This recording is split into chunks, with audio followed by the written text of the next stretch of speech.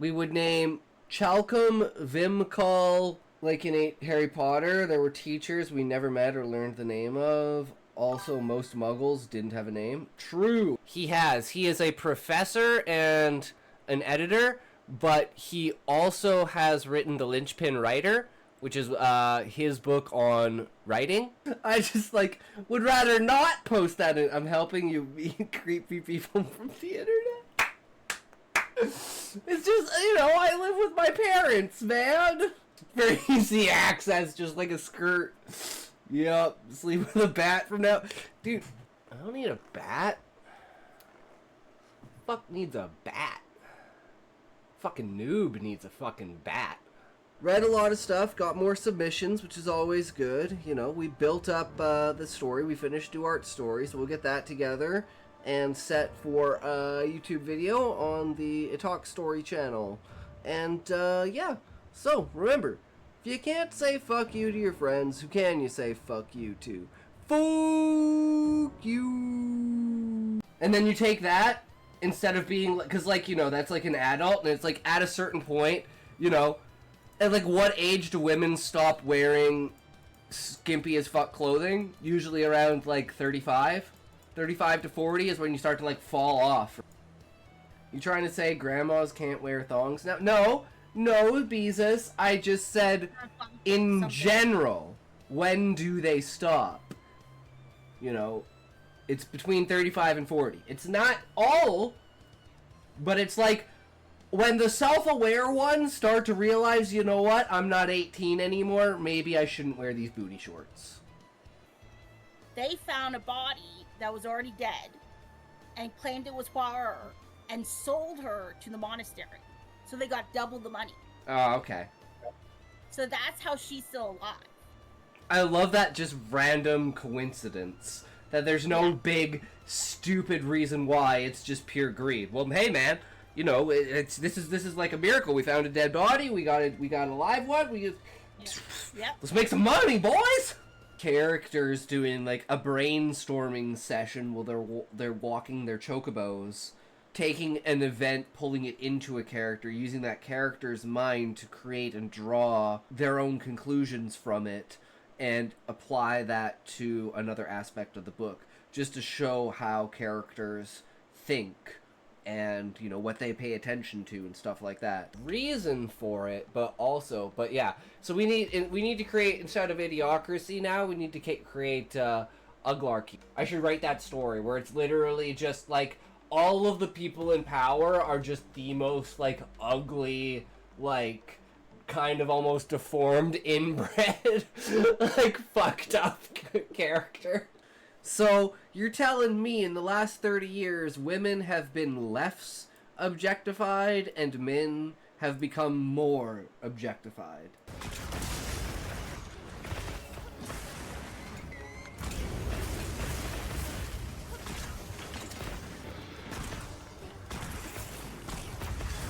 You're doing no damage. I'm doing no damage. I think they fucked up Bowgun, guys.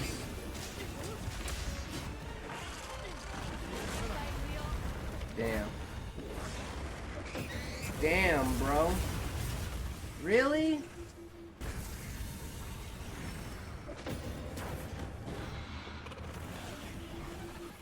Hey, I finally came to where he is. Just as they trap him and kill him. If you can't say fuck you to your friends, who can you say fuck you to? Fuck you! This isn't gonna be fun. It's gonna be bad, guys. It's gonna be really bad. OHHHHHHHHOMYYYYYYGOGOGOFOF. And crackers, I know, right? We're pretty bad, aren't we? Remember, all white people are evil, guys. All white people are evil. Yeah, basically the guy puts, like, the center of a Ferrero Rocher inside of her, and then she shoots it into his mouth. It's a game they used to play back when they were kids. Because the whole story's twist is that they're, like, 65. I just wanted to see if that would help or not. Reach 50 faster than I did, then I will be proud.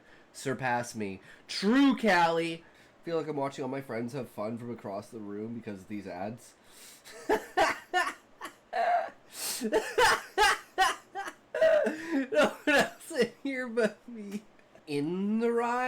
opposed to like along for the ride, or like part of the ride instead of along for the ride. You ever engage with the story and you're like, I don't know if the author wants me to trust this character.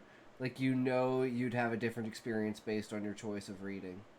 That's the one thing I know how to do. Rice Krispies, butter, marshmallows, mix, oven. Is this like Corn Pops? Dude, this shit's like Corn Pops. Main here is Shreddies, Rice Krispies, and Cheerios. So yeah, if you ever want to go over your book, whether online or offline, hit me up in the Discord or something. I'll NDA and zip my lips on that shit and just throw some ideas at you. Doesn't fit any of my current work in progress, but if I remember it, I think it's super cool. Yeah, I thought it was a great dynamic. Oh my god. That'd be crazy, dude. Be like, dude, I watch your videos via proxy through this streamer that I watch. That's supposed to be the switcheroo, where I'm building it up and then you don't quite get the payoff you deserve, and then it comes in a completely different direction. So it's like a kiss on the cheek is a way better, like, handshake gesture than an actual handshake. That one finger is looking a little, droopy there, bro. He can't quite move his hand like he used to be able to. Thanks for sticking around. You guys are fucking amazing. Always be yourselves. Thanks for sharing your books. I will be so glad to post them in the background and share them with everyone. Maybe even read them. Shifty face, shifty eyes, maybe. You never know. I mean, crazier things have happened, right? But anyways, remember, if you can't say fuck you to your friends, who can you say fuck you to? Fuck you.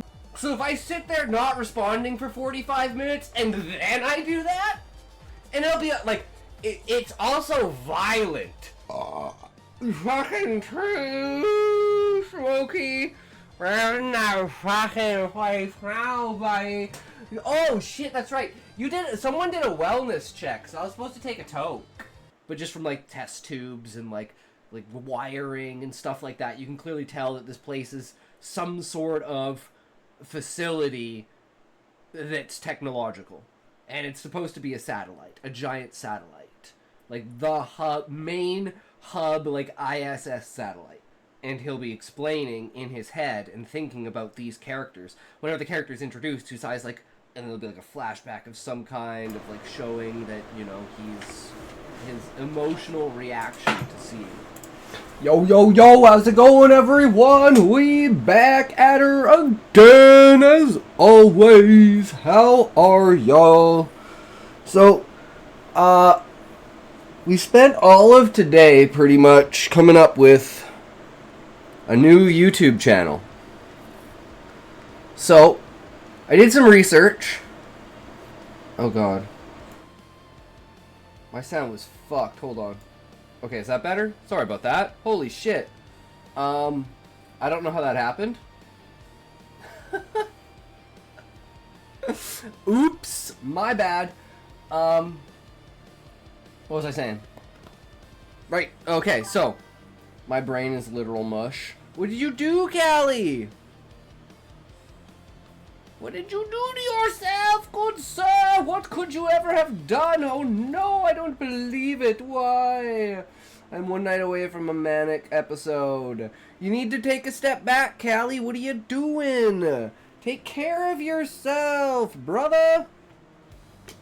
Bean cooking and lurking. The silent outcast. Ooh. Love to see it. What are you cooking? I have, currently, scalloped potatoes and chicken with, Caesar salad. That is my, that's my dinner right now. Slow eating that throughout the stream. Cod and red lobster butter biscuits. Ooh, damn nice. Slept 4 hours and then slept again. Well, how long was the second sleep, Callie? Because that's important too. You know. How long did you go for? Oh, what we were saying is we created a new YouTube channel. We did a bunch of research into the type of horror stories. And there seems to be no, what's the word, structure to them. Not, well, like, that's the wrong word. Like, they may be horror stories, but, you know, one, ooh, hell yeah, horror stories, ooh, exactly, yeah, one will be like, you know, they're like the stupid Reddit stories, like, oh, I was a lighthouse keeper, and these are the rules we have to follow, kind of things, and it's like, you know, haunted lighthouse or something like that, or like a bookstore. That's usually how it's done, and that format is usually the only thing that's, like, universal between it, right? One will, like, oh, it's a radio station, oh, it's a library, oh, it's, okay, you had me at a haunted lighthouse. Yeah, exactly. And, so I was looking at those, and I was like, what is one that someone really hasn't done? And every one of the horrors are all, like, kind of ghost story kind of ones, and I'm like, ghost stories are so overdone. I want to do something different that seems similar to the 1,000 word story I wrote in high school, only it was in a castle. Ooh, that's epic. Haunted castle. You know, it'd be an awesome idea is you go to different castles, like across like the UK or something like that, and you write a story about each of the castles that you go to. And then you have like B-roll of you going through the castle, maybe acting out a couple of little things. That would be fucking epic. But the one thing that there really isn't is like technology-based body horror, i.e., people being turned into cyborgs. Like, most likely chiral clones would actually fall under like this for like psychological horror. So what do you think about this, Outcast? This is one of my stories. So DNA is right-handed in the fact that it folds to the right. So at some point, the government decided to get rid of left-handed people, and they basically took the genetics out of left-handed people, like out of the gene pool. And left-handed people are actually clones, and the government keeps track of basically left-handed people. And they do this through some sort of, like, you know, you get called for, like, jury duty, and they drug you, trail you off, replace you with the clone, and then do experiments on you. And the idea is that it's, like, super insane asylum level stuff, where it's, like, the characters are being turned into animals, like Island of Dr. Moreau, but the people at the insane asylum treat it as if the patients are insane, and they're not actually turning into animals, they just perceive that they are, and they keep all of the individual inmates separated so no one can ever see someone else. And then there's some sort of like incident or accident or something, and then, you know, a couple of people get out and they look at each other like, wait, you're a frog person! It's like, wait, you're a mouse person! They're telling me I'm fucking crazy! This is bullshit! And it's like the whole psychological idea of, you can tell that you're turning into a fucking animal, but everyone around you is gaslighting you into saying, no, you're fucking crazy. And then you find out that it's all because then this is how they've basically learned how to experimental indoctrination with a horror agenda behind, while disguising people as left-handed users. Yes, I love it. Dystopian government 2060. That's like, I have a lot of those kinds of stories. Or like, the other one is Ghost Mentor. And it's kind of like a combination between Beetlejuice and The Sixth Sense. So the first scene is like a middle-aged man falling downstairs. And then it's like, he's like, oh man, you know, that hip problem, that shoulder problem I have is kind of gone. Man, that fall must have cured me of everything. I feel great. And he's like, you know, he had problems with his hands, and he works with, makes like model cars. So he's like, oh my god, and he goes into his room and he hasn't been able to make a model car in like 5 years. So he starts making the model car, and it's like out of the corner of his eye, he keeps seeing these flashes of stuff, and it's like the lights are flickering, and it's like he can see his breath, and he's like, what the fuck is going on? It's just weird shit starts happening. He starts seeing figures out of the corner of his eye, and he starts to hear like faint voices coming out of places, and then he feels like an arm on his shoulder. And it's like slowly this ghost appears, and it's trying to talk to him, and basically trying to tell him that he's dead. But he can't tell the guy that he's dead or he's gonna go like insane. He has to slowly work into the guy coming to his own conclusion that he's dead. Basically just described a normal day for me. And at the end of the story, you find out that the guy's dead and he died when he fell down the stairs. And the last scene is him walking into the foyer, and it's like 2 police officers there staring down at like his dead body. And the ghost is like, yeah, see, I told you. And then he like freaks out and goes crazy because he can't take the fact that he's dead. And then the other ghost has to like exorcise him or something like that. I don't know. We're still in the process of plotting it, but that's a good one. They don't even know what they are under control, which sounds like the book 1984. Yeah, everyone forgets that the scariest part about 1984 is that Winston becomes a lover of Big Brother at the end of the story. That is the scariest part of 1984, is that there is no escape. There's no, oh, we got out of the Matrix. No. You're fucking stuck, bitch.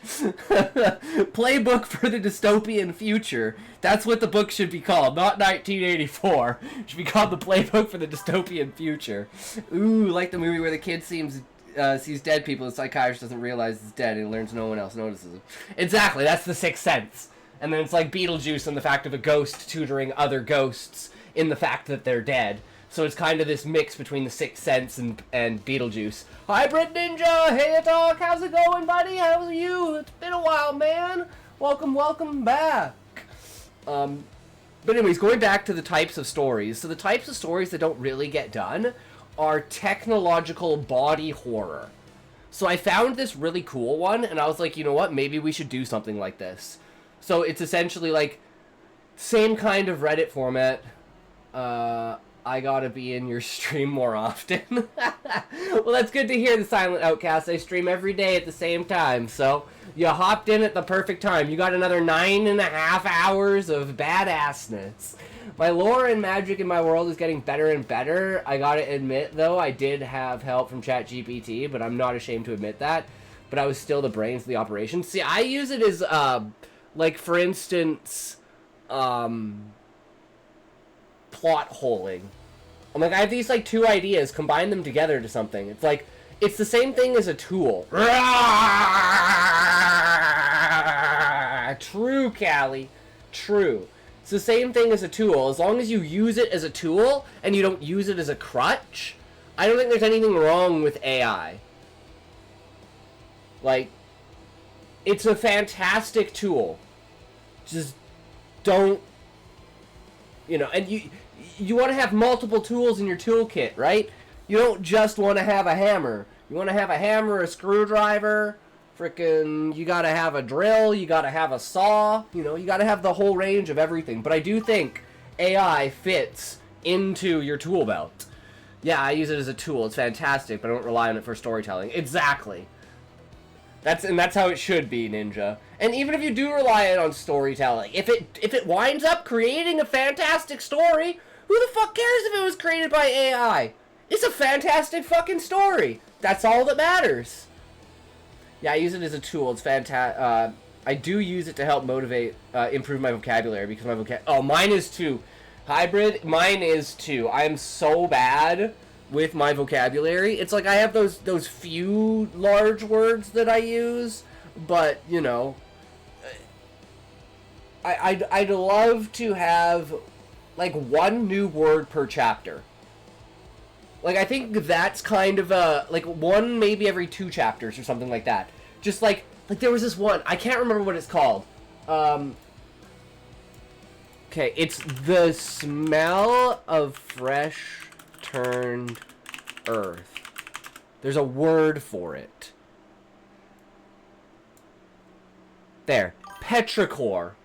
Petrichor. Which is that earthly smell that you get when it's like chemicals being released out of soil. Geosmin. It's like, I love that kind of idea. I use the AI that has similar functions like Jarvis from Iron Man. That's a good way to put it, Silent. Just like absolute feedback and input. Like, most of our stuff is like, do a developmental edit on this and tell us where we need to change things. Like, where does it fall off, right? And one thing is, it's a great tool when no one's really interested in the work that you're doing, right? It's like, I don't really care about the topic that's being discussed in the story or the theme.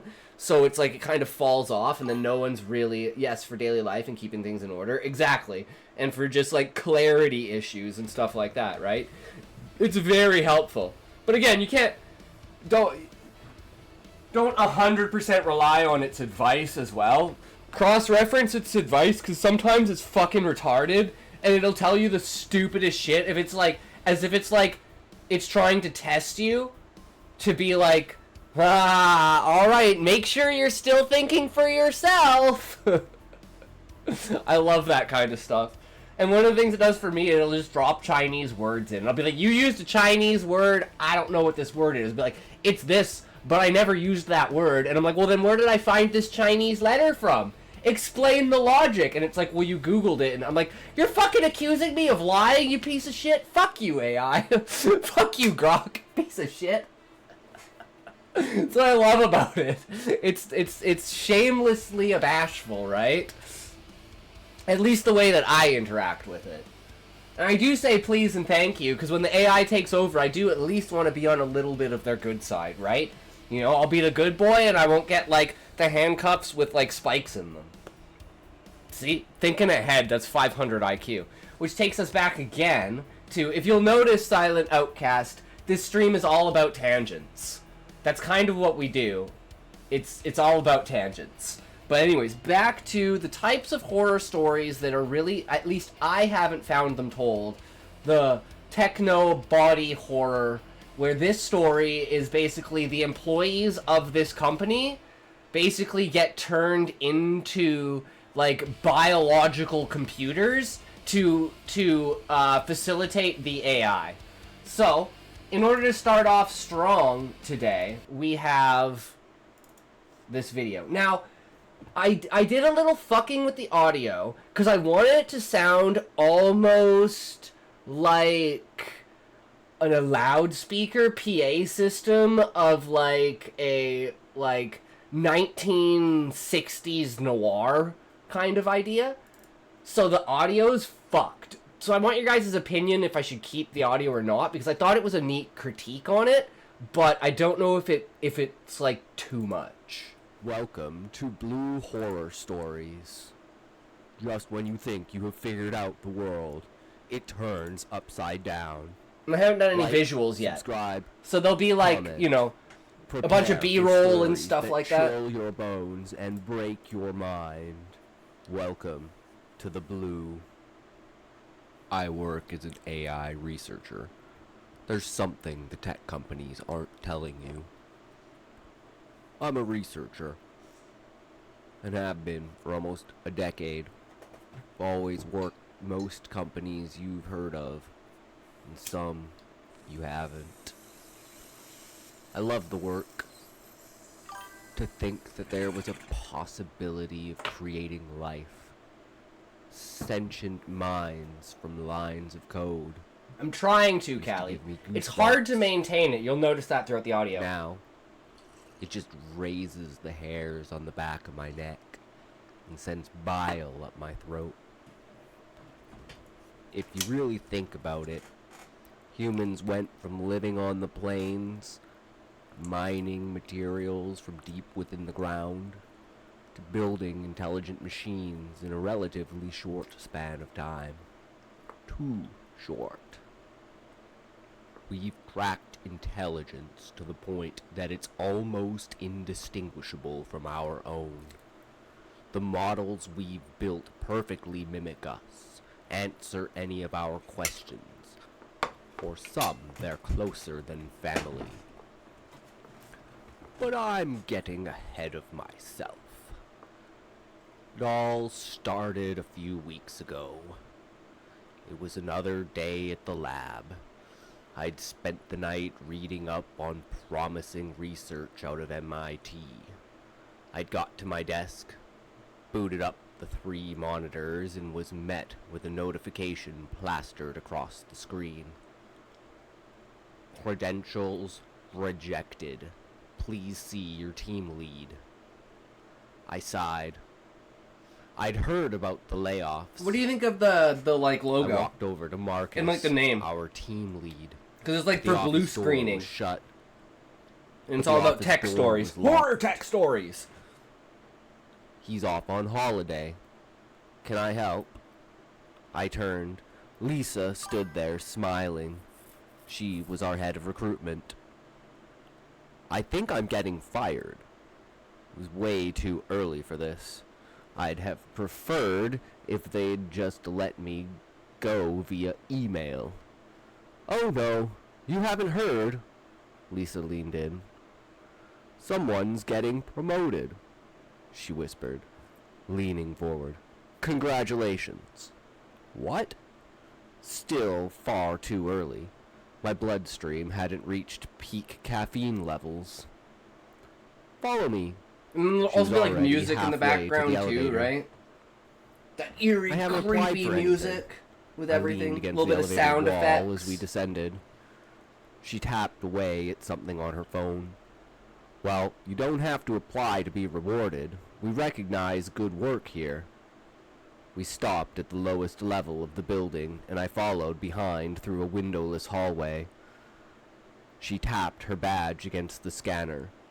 It turned green, and I watched as the metal doors hissed open. We crossed through, and she turned to face me.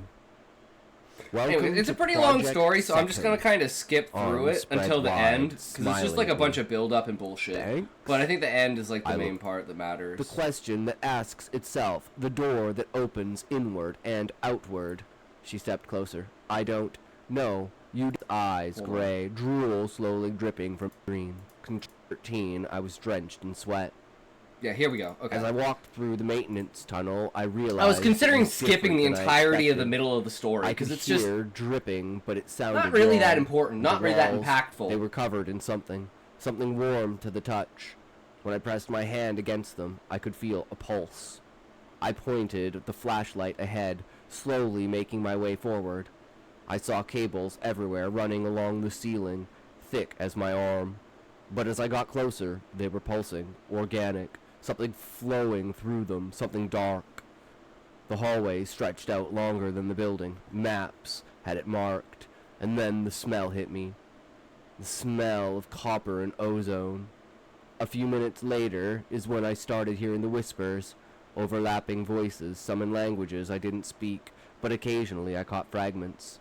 The integration is at 97%. Transfer stable.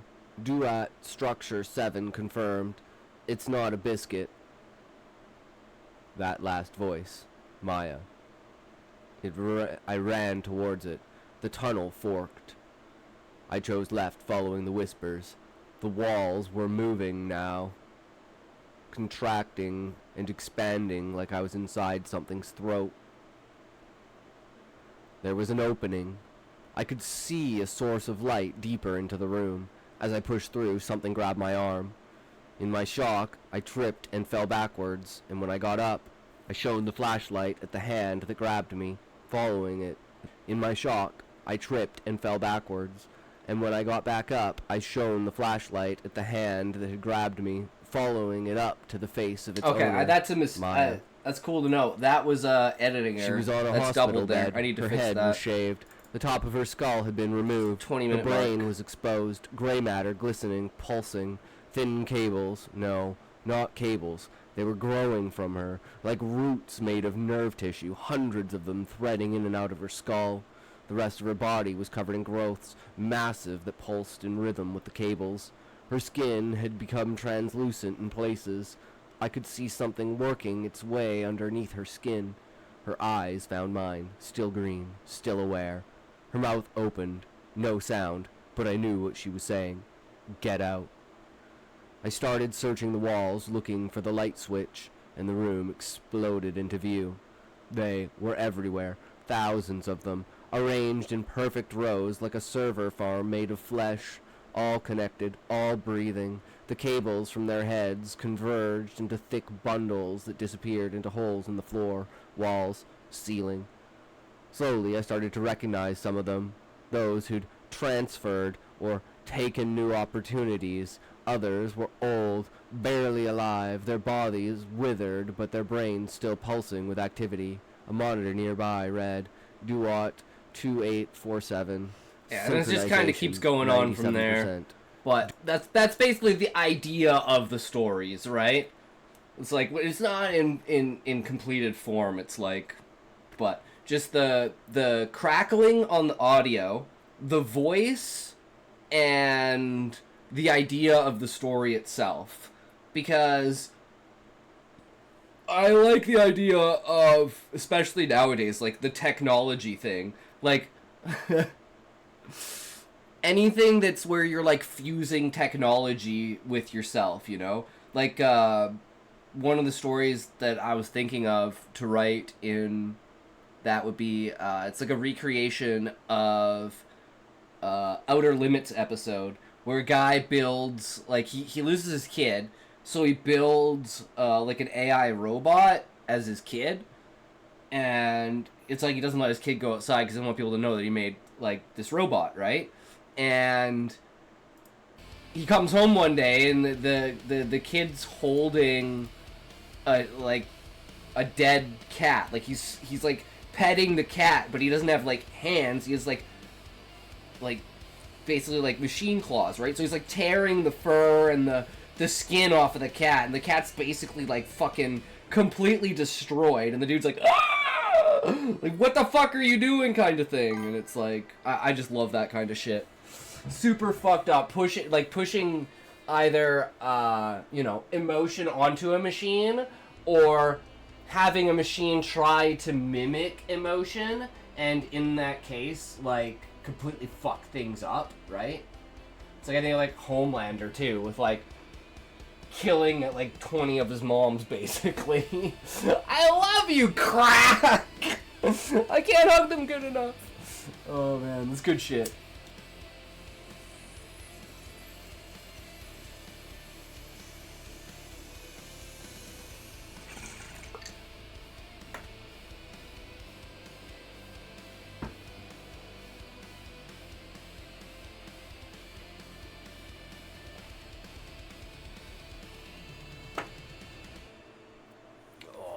Alright, okay.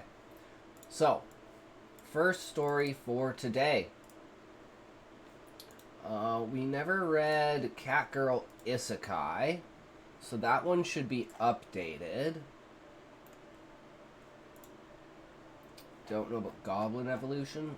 No Goblin Evolution. What about Fox Girl Evolution? Okay, Gamer Girl has a new one, that's cool, and this one still doesn't have a new one. We have another Gamer Girl, which for this one we have this thickened. This is chapter 7? Yes, okay, so we're on chapter 8. We do a little bit of trolling. And we're gaining the supporter class. Okay.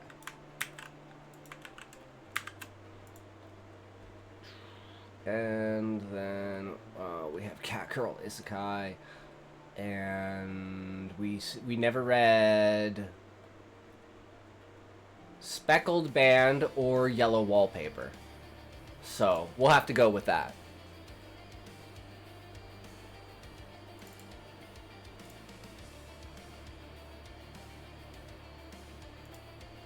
All right.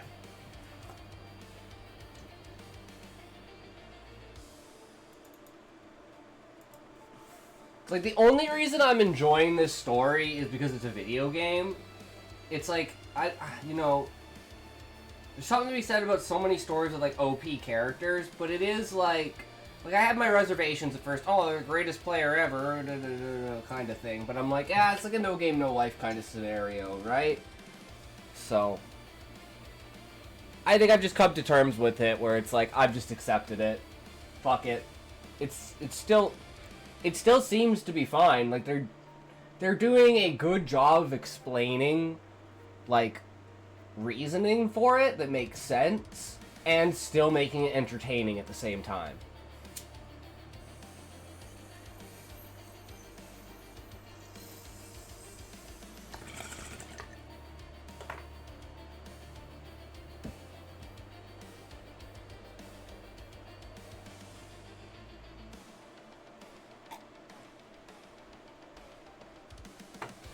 Alright, here we go. Salisa leaned back against the forest trees outside the dungeon, her arms folded as the faint blue menus blinked shut. Her reflection on the blade's surface caught her little smirk. Supporter. She let her mind wander back to those sleepless nights spent on the old forum, scrolling through threads posted by desperate players who swore they had seen something no one else had. She raked a hand through her hair, eyes narrowing. In her last life, she'd clawed her way up from the rankings, yes. But maybe she had only skimmed the surface. Maybe there had always been threads she never pulled, dungeons she never triggered, lore she never uncovered. That idea made her pulse quicken. If this version of the game wasn't exactly the one she knew, every secret she thought she understood might have been rewritten, shuffled like a deck of cards. Because if a supporter existed here, if something this broken, this powerful, this secret could fall into her lap, then who knew what else lurked beyond the stages she thought she'd already mastered?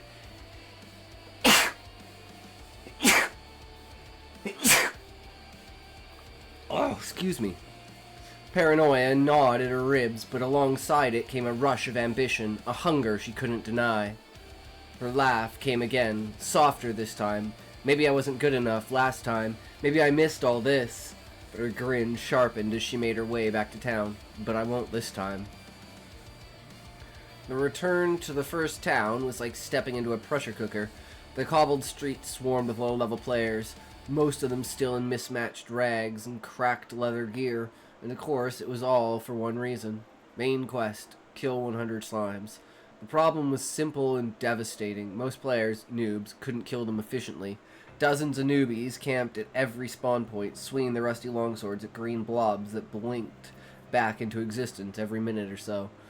More often than not, someone would lunge too early, take a hit, and dissolve into light. The death notices cluttered the air like flies, and the town's overall mood was sour. Respawns are bugged. This game's broken, man. I've been at 0 progress for an hour. I've lost 2 levels just trying to finish the damn slime quest. Whining buzzed like static. Salisa slipped through the crowd, listening intently to their complaints. A part of her wanted to scoff and troll them a bit, but another part felt bad. Cogs turning in her brain, and from these two feelings of wanting to troll and wanting to help, a crazy idea was birthed. She stopped at a gear stall, a black cloak. Simple but theatrical, hung on the rack. The merchant wants coppers. Salisa paid in silver. She pulled it around her shoulders, savoring the way it pooled at her boots. If you wanted to sell a performance, you needed a stage costume.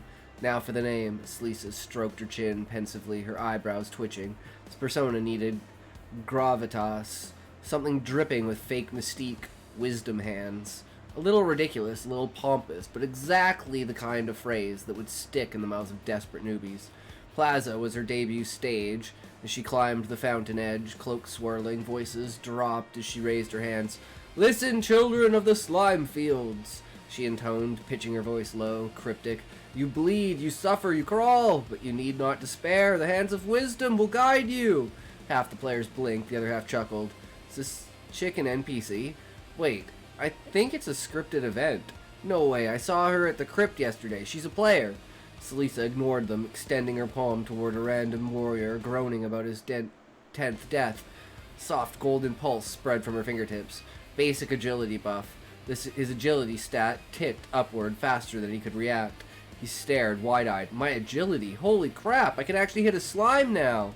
Salisa's lips curved. "The blessing of wisdom is not free. Payment is simple. Spread my name." The crowd rippled. Some laughed, others whispered, and some actually nodded. She dropped buffs like crumbs across the plaza. One a short sword user, one on a thief-like character. "Cubano, got you tabbed up for working. Hope you have an amazing stream." "Hell yeah, Cubano, thank you, good sir. Enjoy the work. Hopefully the day flies by and you're just back at home again, ready to play games, good sir. Enjoy." One, a desperate warrior, clutching his broken longsword, each time the same words. "Remember wisdom hands. Speak it to others." The effects were immediate. Slimes began melting faster under coordinated parties. People stopped wiping every 2 minutes. Progress crawled forward, thin but steady, and gratitude buzzed like fireflies. Theories sparked. She talks like a quest NPC. Maybe she unlocks hidden content? Nah, she's a high-level player trolling us. Either way, her buffs work. I killed 3 slimes in 5 minutes. Selisa's grin hid beneath her hood.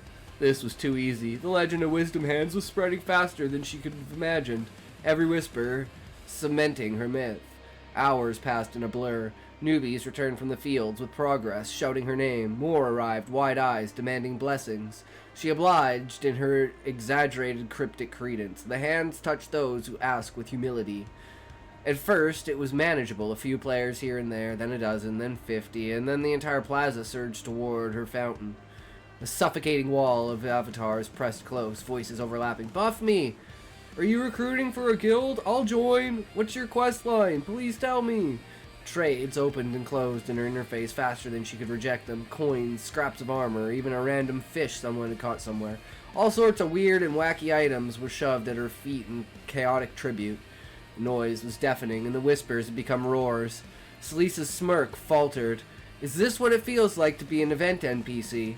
For a moment she froze on the fountain's edge, swaying under the heat of too many eyes.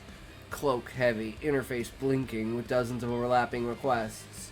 She felt her stage collapsing. Her lips parted as a short but dry laugh escaped from them. I've bitten off more than I can chew. The words were lost in the frenzy, but the weight of them settled in her chest.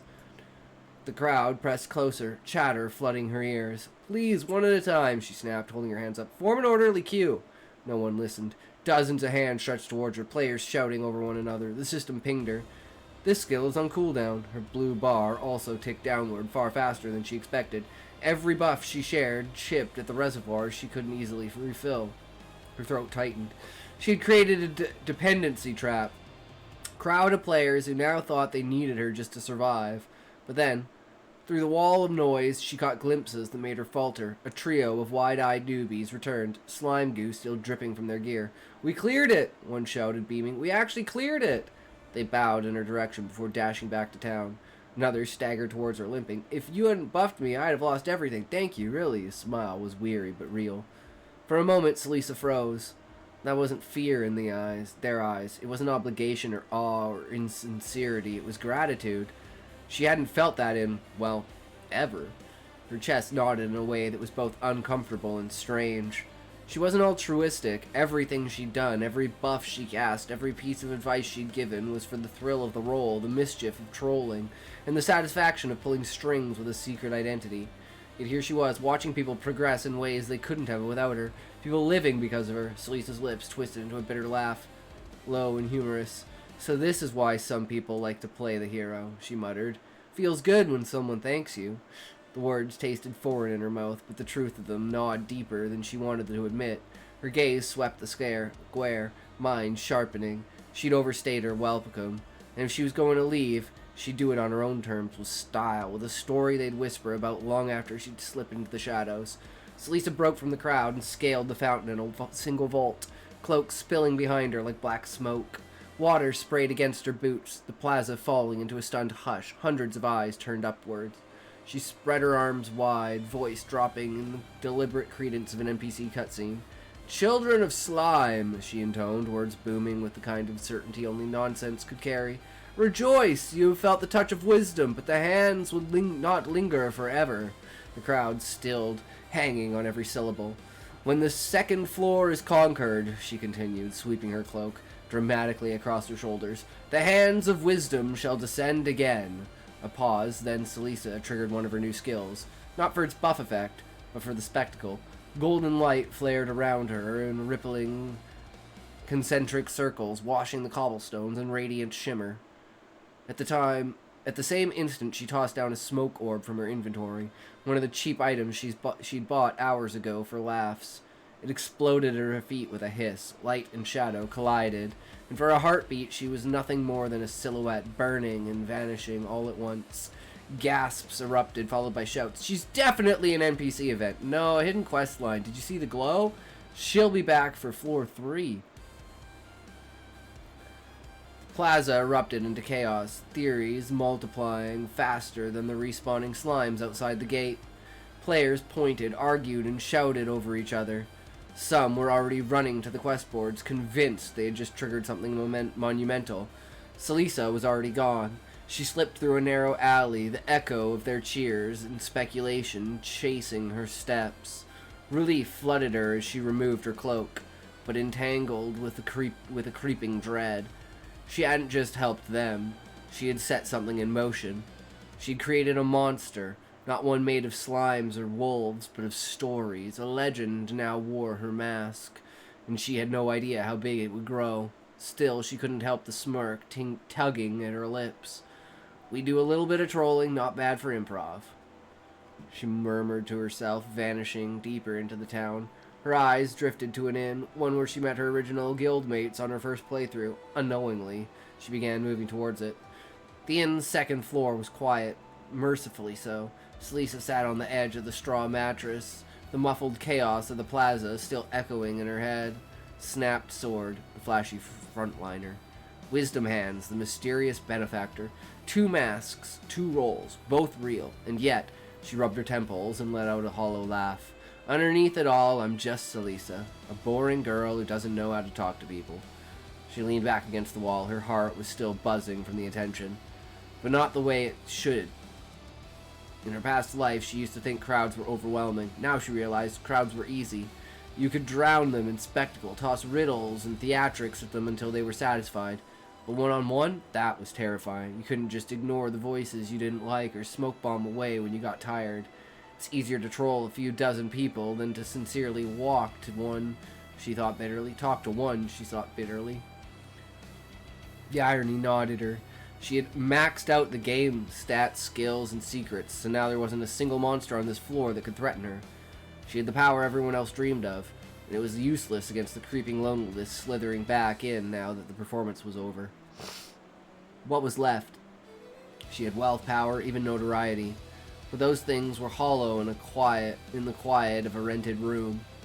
What she wanted, what she was terrified to admit, was something as mundane as friends to fool around with, at least before she inevitably drowned herself in constant grinding for drops when the game got harder. She closed her eyes, thinking of her old guild from a decade ago.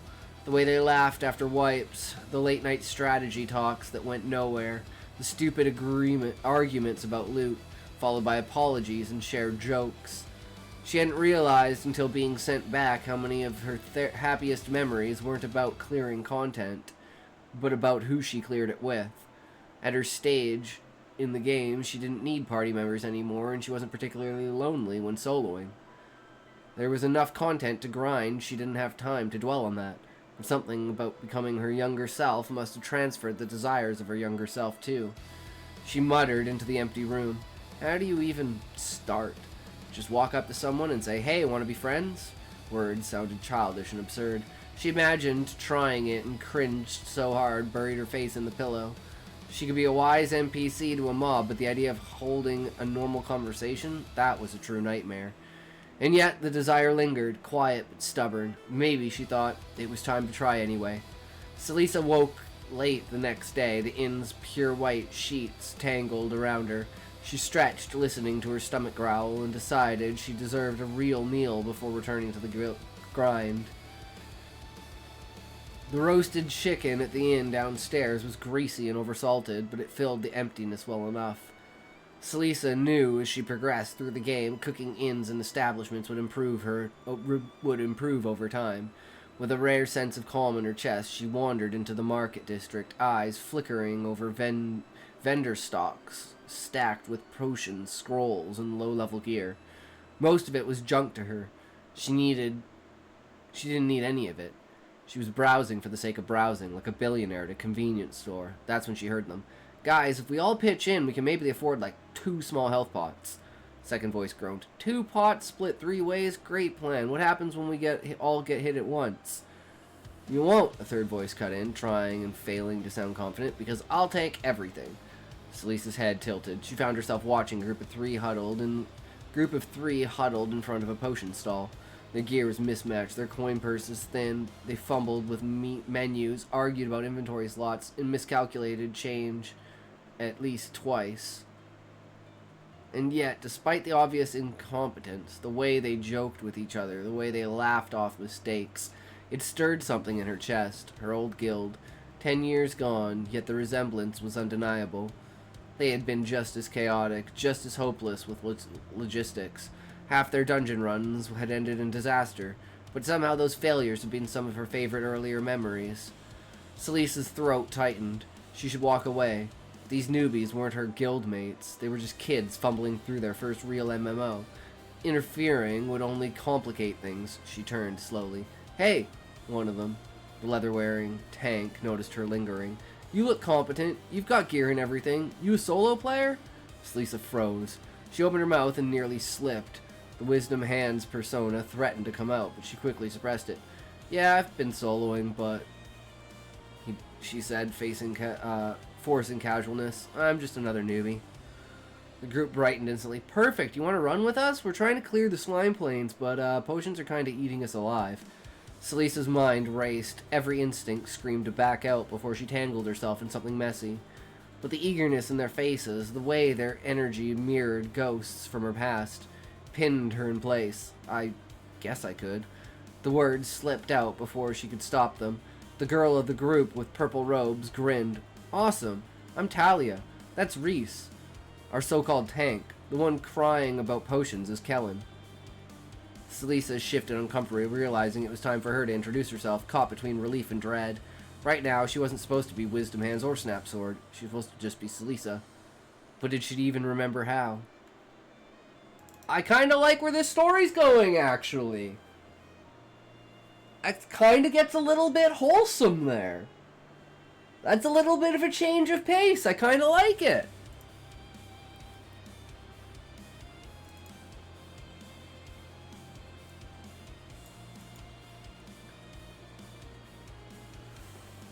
Oh, back to Cat Girl Isekai. I think we're pretty much grown up now, so we're out of the baby and toddler stages, so maybe we can learn something about the fucking world now that we're captured.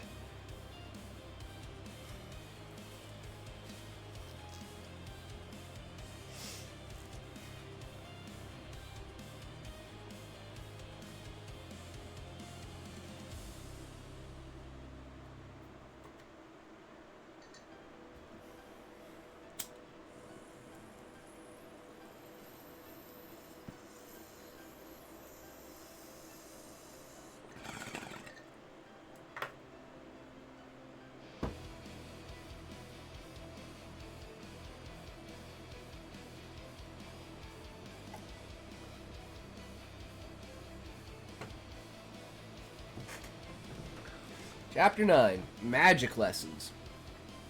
Clamshell lay still, offensively inert.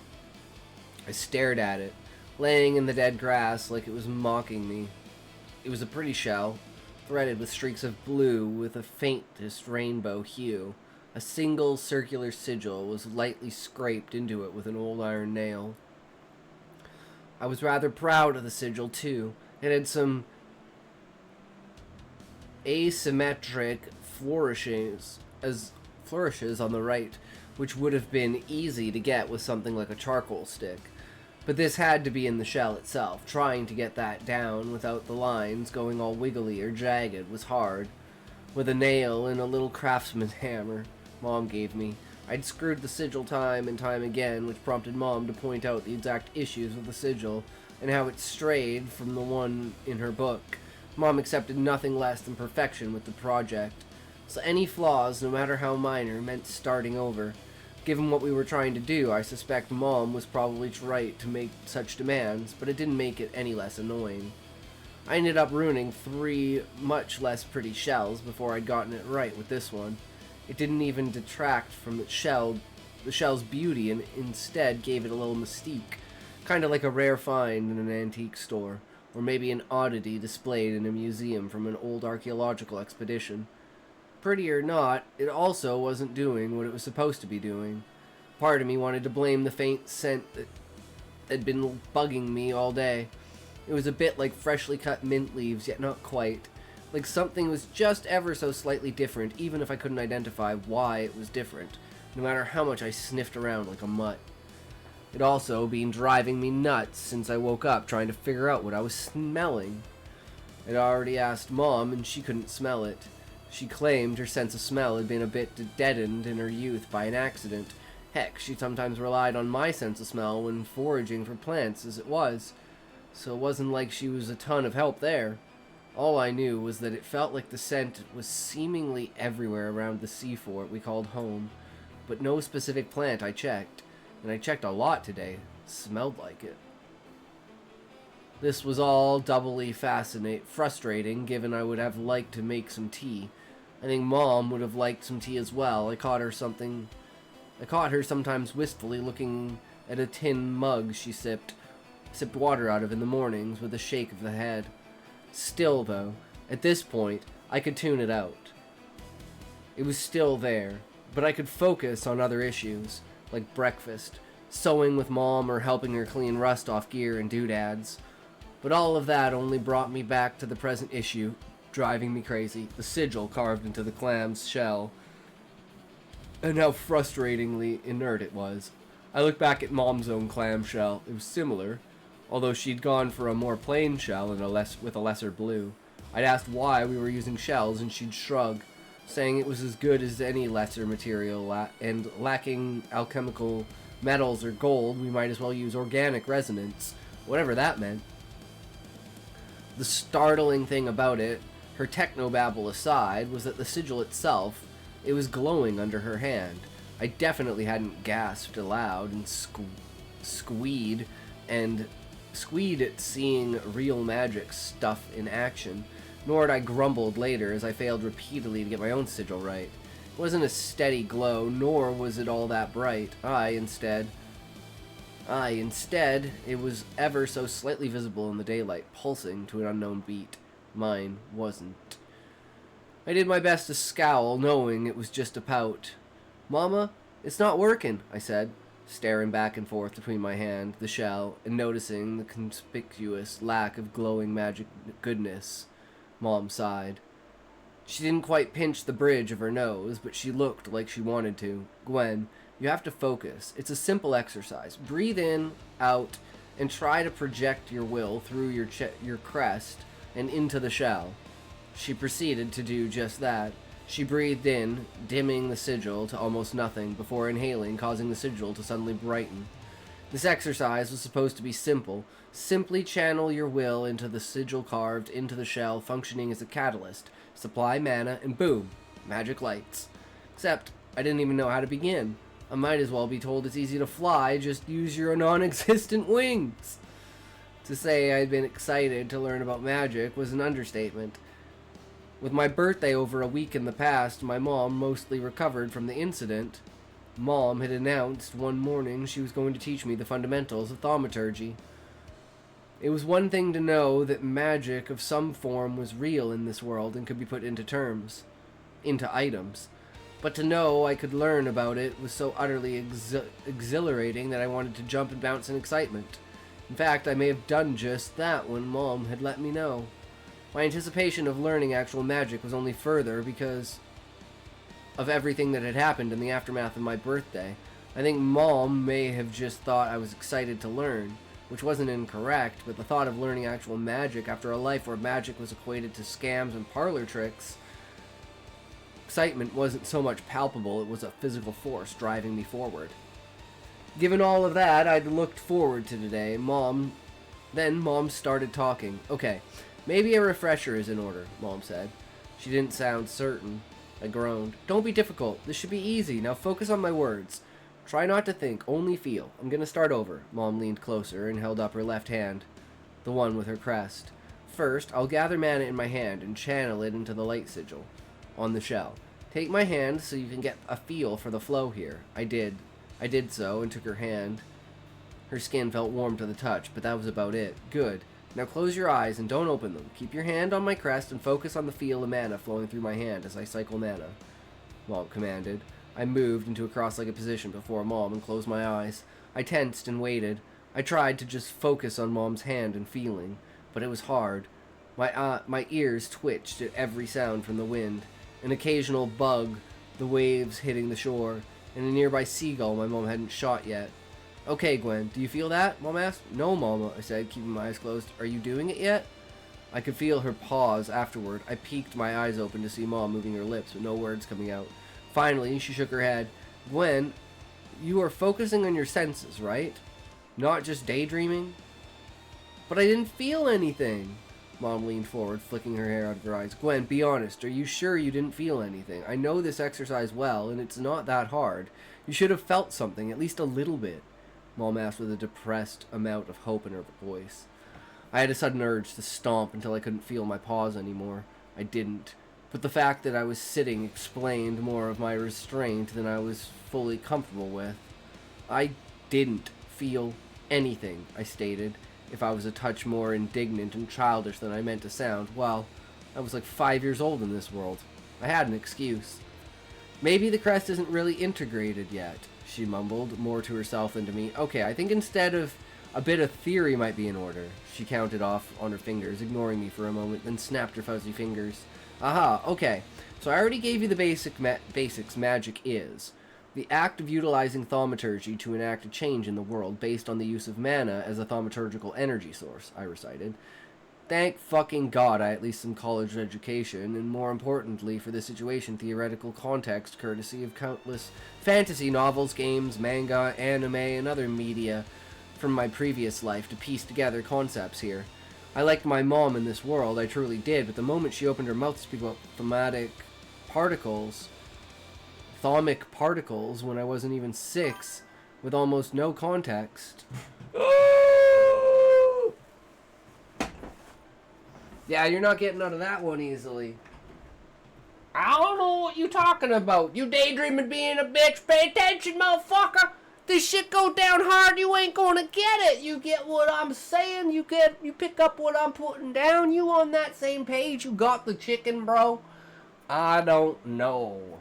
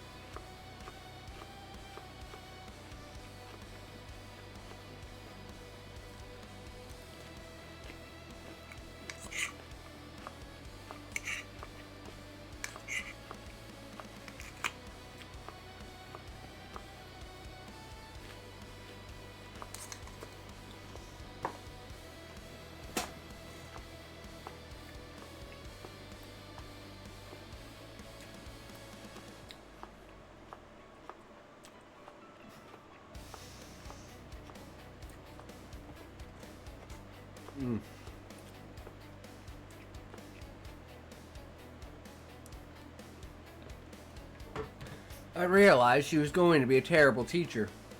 I had to remind myself at times that she really was trying to explain magic with the complexity of higher level mathematics, like she was someone who, as far as I knew, was 5. Or she knew was 5. When I said I didn't understand the formula she tried to show, she sheepishly paused and pivoted to this entire exercise, which I was also failing at, for completely different reasons. Mom didn't say anything, all her ears stood up. Yes, that's right, she saw brightly. Tools are the best way to conduct thaumaturgy. And our primary tools for thaumaturgy are runes. The crest is effectively just a really complicated, multi-layered rune. See? Mom said, taking my hand and tracing her finger along her own crest. Your crest is a little complicated right now to discuss, though, Mom said sadly, her eyes even drooped.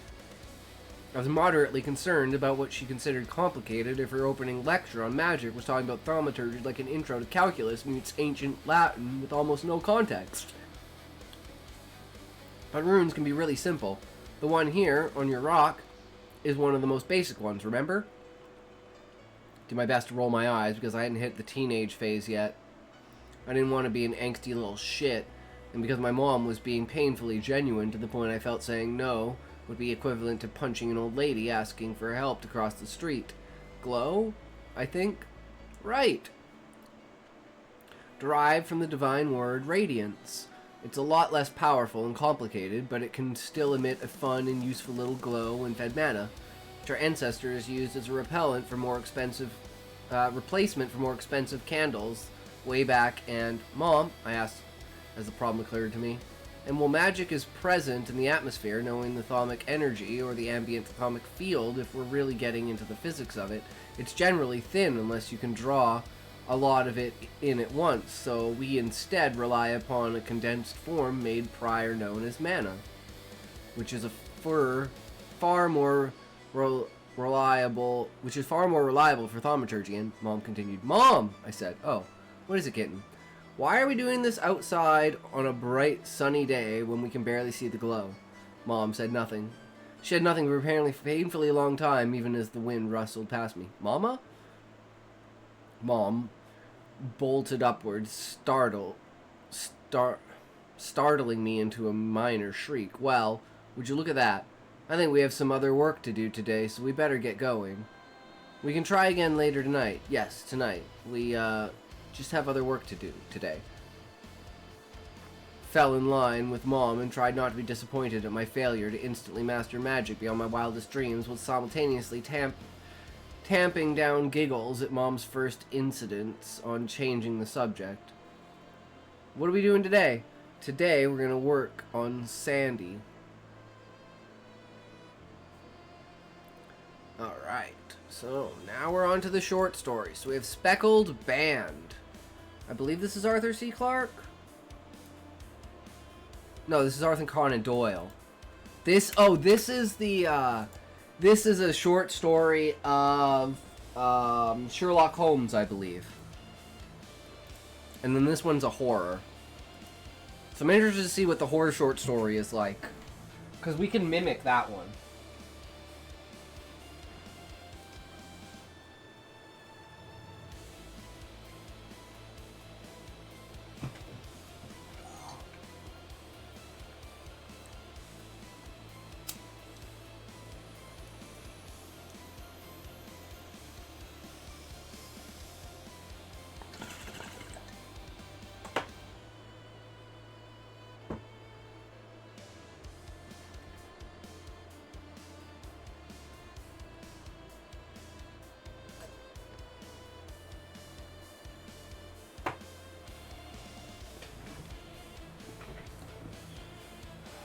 Sorry to wake you, Watson, whispered Holmes as he stood over me. But we have a visitor. There's a young woman in the sitting room who wants to see us. I'm sure it's important if she's come to this hour. Would you care to join me?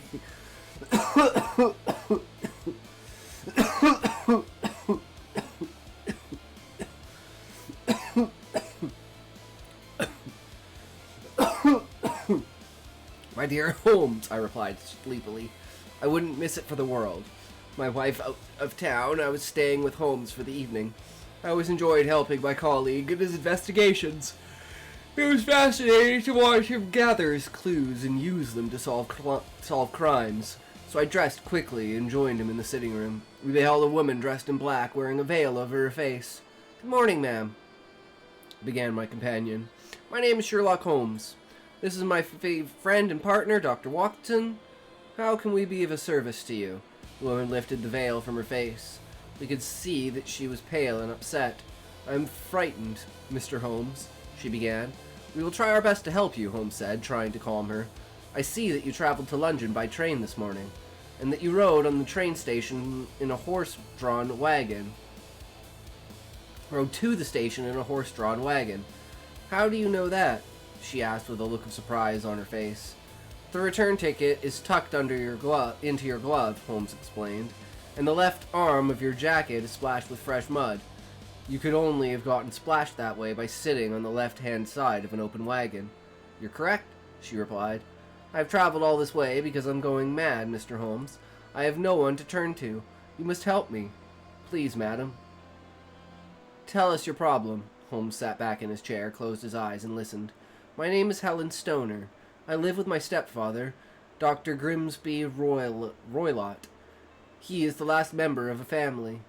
They were wealthy once, but over the years, the Roylotts lost their fortune. All that remains is the family home, Stoke Moran. Years ago, my stepfather lived in India and had a successful medical practice. That is where he met and married my mother. My twin sister Julia and I were only 2 at the time. It was in India that my stepfather's troubles began, she said. In a fit of anger, she got into a fight, killed someone, and spent many years in prison. He got into a fight, killed someone, and spent many years in prison. When my stepfather was released, we moved back to England, where he returned to being a doctor. But he was a changed man by then. Shortly after our return, my mother passed away, leaving all her money to my stepfather. My sister and I would receive some money of our own, but only when we got married. With my mother gone, we left London and went to live at Stoke Moran. Miss Stoner grew more upset as she continued her story. My stepfather became even more troubled after that. His temper grew, and later he was arrested by the police for fighting. People became afraid of him. His only friends were a group of poor travelers who roamed the countryside and sometimes visited Stoke Moran. He would often tell them camp in the woods near the house, often let them camp in the woods but near the house. His behavior grew stranger with every passing day, she continued. He loves wild animals, so he brought a wild cheetah and a baboon from India, letting them run wild in the woods around our home. My sister Julia and I became very unhappy. No servants would stay with us, so my sister and I took care of that big house by ourselves. It was very hard for us. Julia was 30 when she died, but she looked much older. Your sister is dead? Asked Holmes. Yes, our visitor replied. She died 2 years ago, and it is her death that I wish to speak to you about. Just before that sad event, Julia became engaged. My stepfather did not object, but just before the wedding, a terrible thing happened. When Holmes heard this, he opened his eyes and looked at our visitor.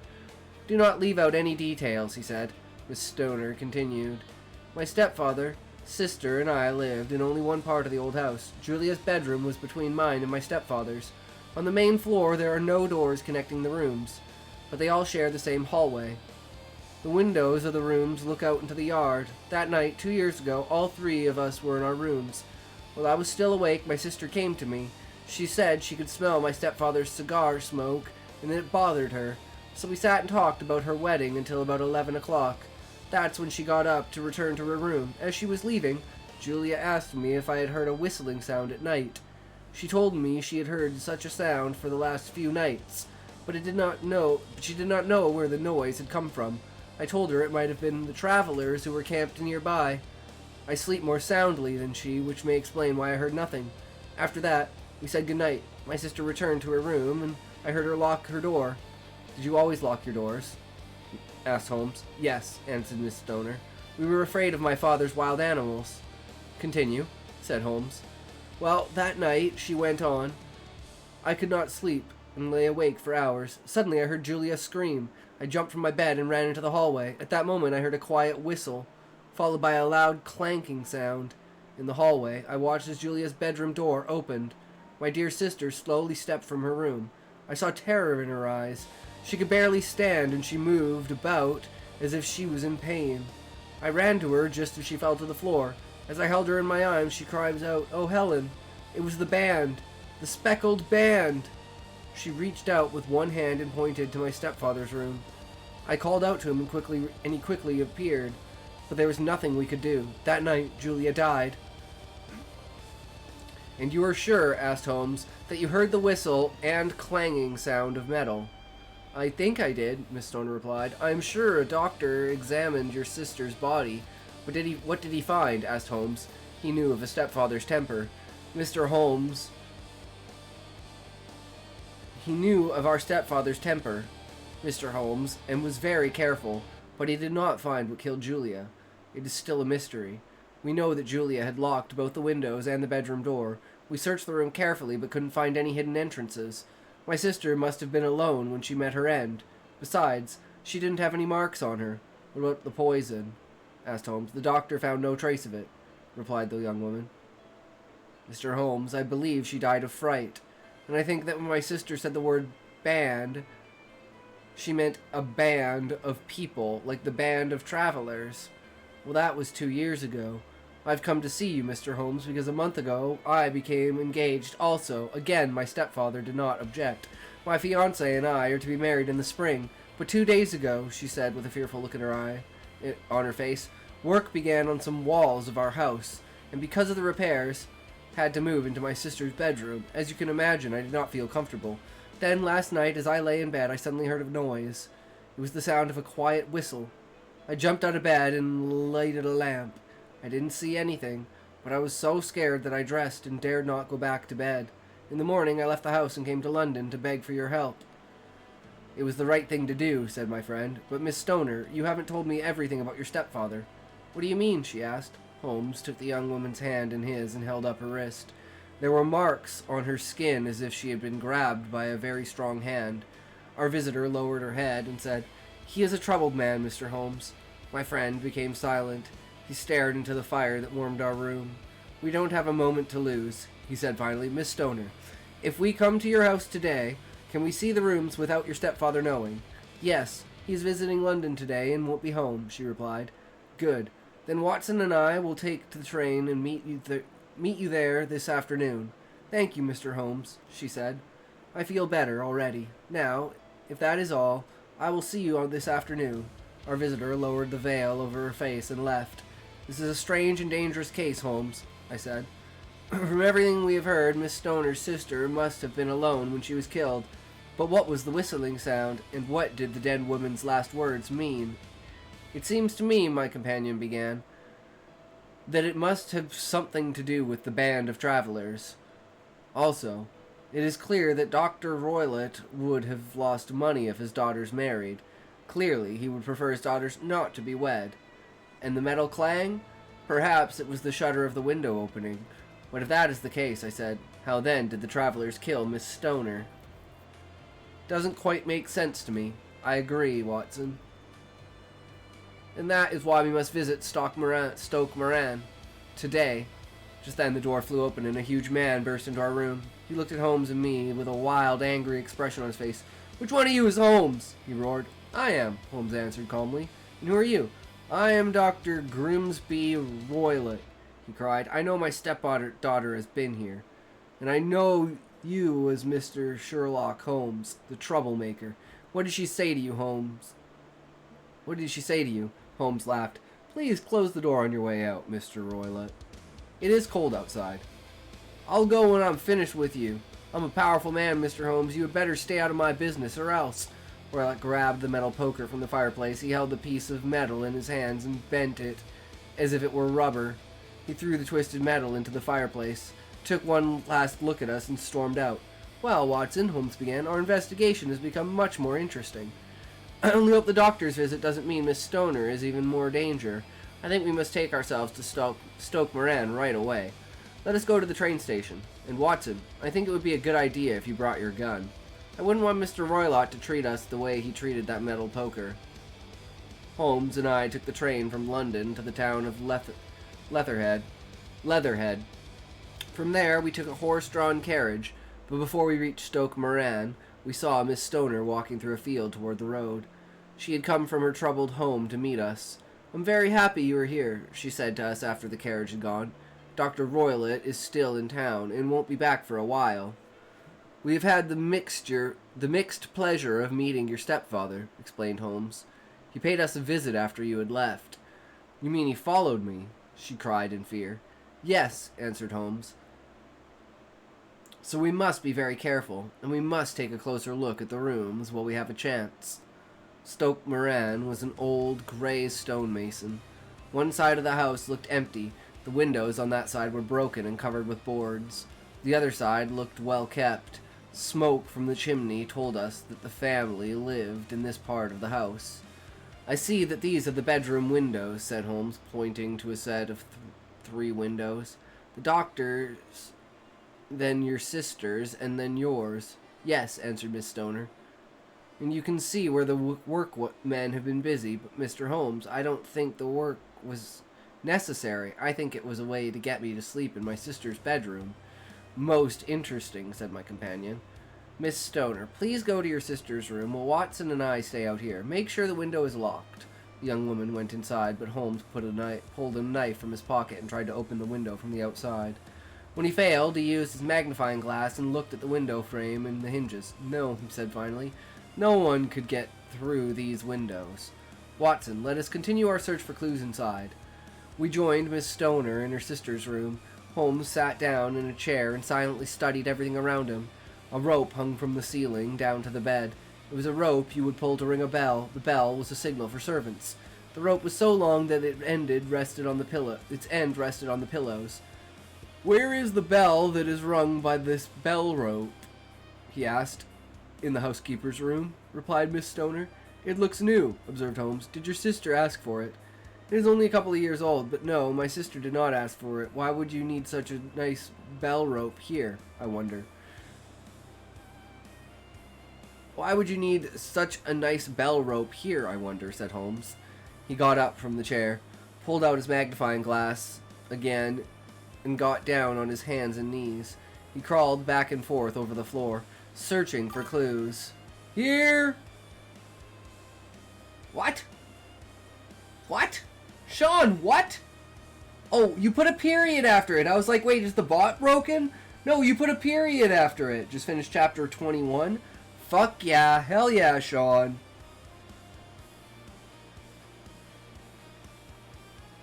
I was like, wait, is the bot fucked? But no, you just put a period after it. That's why it didn't work.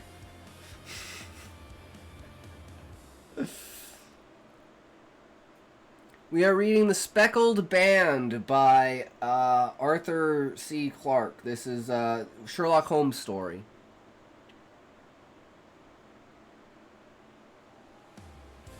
Why would you need such a nice bell rope here, I wonder, said Holmes.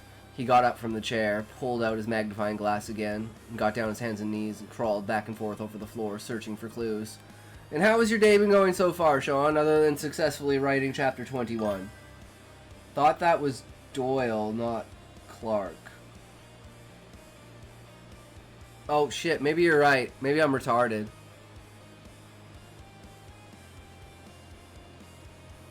Yeah, you're right. It's Sir Arthur Conan Doyle. My bad. No, I'm really bad with names.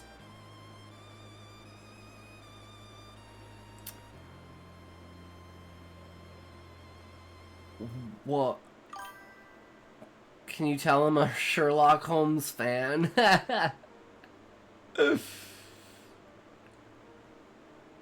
Holmes walked over to the bed and studied the bell rope. He then examined the walls in the same way. Holmes walked over to the bell and studied the bell rope. Finally, he grabbed it and pulled. Why? It doesn't work, he said. Is it attached to the hook on the ceiling and doesn't ring a bell at all? This is most interesting. Also, the air vent on the ceiling is unusual. Holmes pointed to a small opening next to where the bell rope reached the ceiling.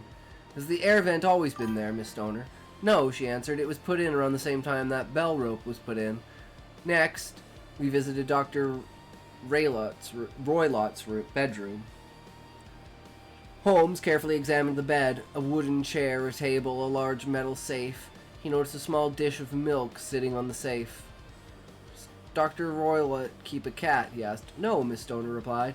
My friend then bent down and studied the wooden chair. Yes, that's it then, he said, as he stood up. But wait, what's this?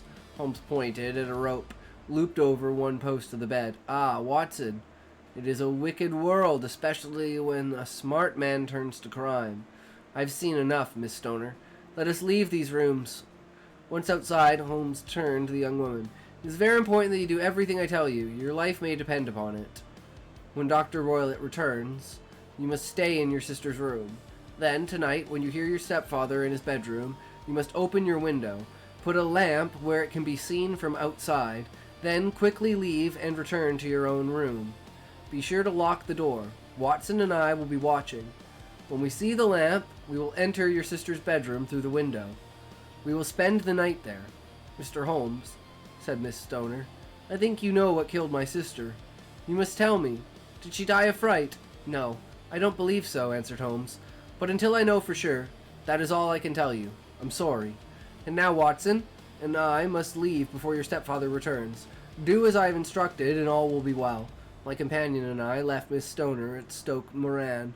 There was an inn not far from the house where we were able to take a room. From there, we could look across the field and see the bedroom windows. We waited for night to fall. Watson, said Holmes as he sat looking at the house, I must warn you that we could be in danger tonight. Danger? But how? I asked. I didn't see anything this afternoon that suggested danger. You have clearly seen more than I have in these rooms. No, I have seen the same things, replied Holmes, but I have reasoned out what those things mean. Tyler! Yo, yo! Danger! Danger! Stranger danger! How's it going, Tyler? How are you, good sir? We are reading a Sherlock Holmes short story, The Speckled Band.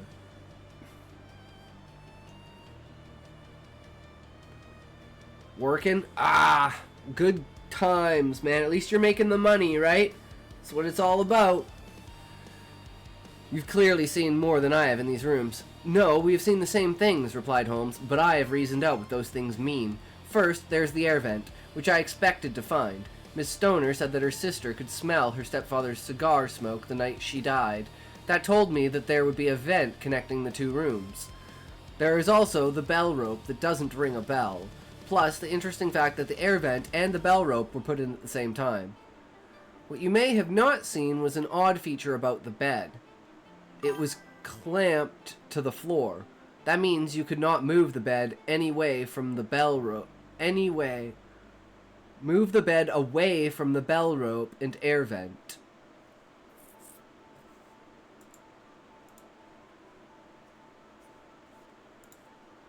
Yes, Watson, we are dealing with a dreadful criminal. We may have a night of horrors ahead of us. As the hours passed, the two of us watched the distant, dark house. Finally, a light appeared at a window. It was our signal. We left the inn and made our way through the fields. Suddenly, as we were crossing the lawn, a dark figure darted from the bush. Creature's arms and legs flew wildly as it ran off into the shadows. My word, I gasped. What was that? Holmes laughed quietly. This is a strange case indeed, Watson. That was the doctor's baboon. Now, quickly, let us climb in the bedroom window before we see the cheetah as well. We crawled in through the window and closed it behind us. Once inside, Holmes whispered to me, Do not make a sound, Watson. I will sit on the bed. You sit in that chair. Have your gun ready. Holmes had brought a cane with him, and he placed it on the bed. We must sit in the dark. We do not want Mr. Roylott to see anything. He turned out the lamp, and we were in total darkness. The hours passed as we waited silently. A church bell echoed in the distance. A bird called in the night. Then we heard a sound that could only come from a large wildcat. It was the cheetah walking by the bedroom window. After a long wait, my eyes caught a dim flicker of light from the air vent above the bed. The light quickly disappeared and was followed by the odor of burning oil. Someone had lighted a lamp in the next room. Next came the sound of movement, followed by silence. A half hour passed before I heard something else. It was a quiet hissing sound, like steam from a boiling kettle. Suddenly, Holmes jumped from the bed. He struck a match, grabbed his cane, and swung it at the bell rope. At the same time, I heard a low whistling sound. Did you see it, Watson? Yelled Holmes. Did you see it? My companion was looking up at the air vent just then.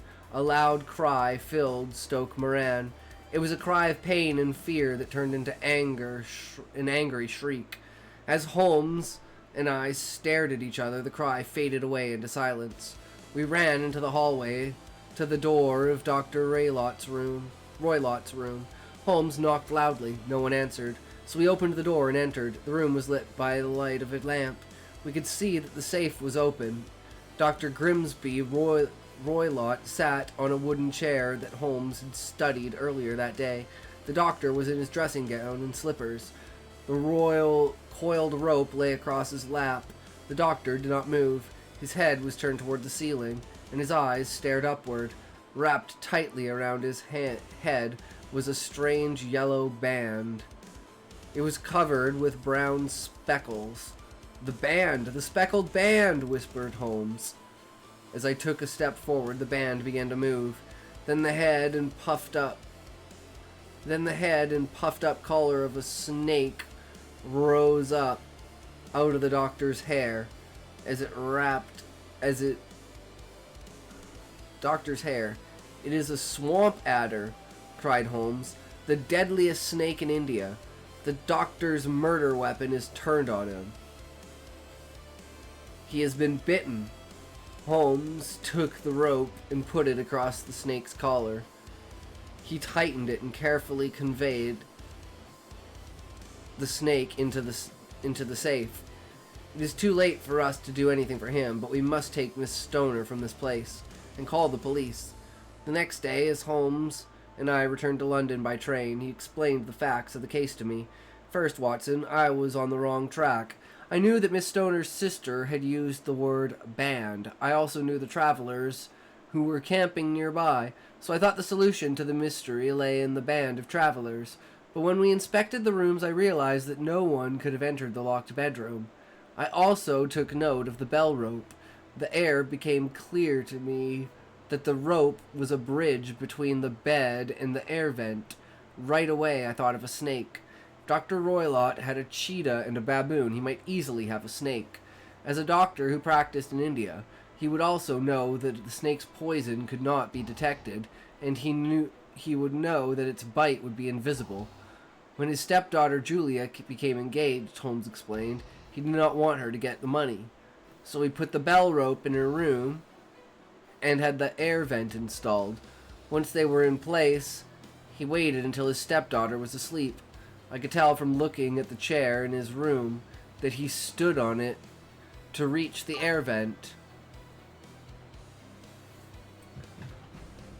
Damn, man. Maniacal as fuck, eh? Love it.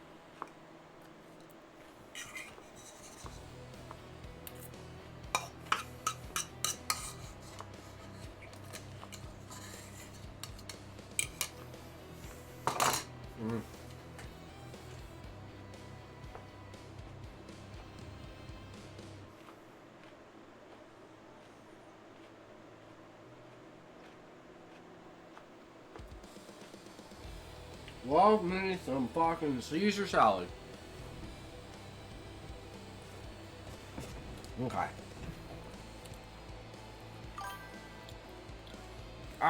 Back from ads. Welcome back, Sean.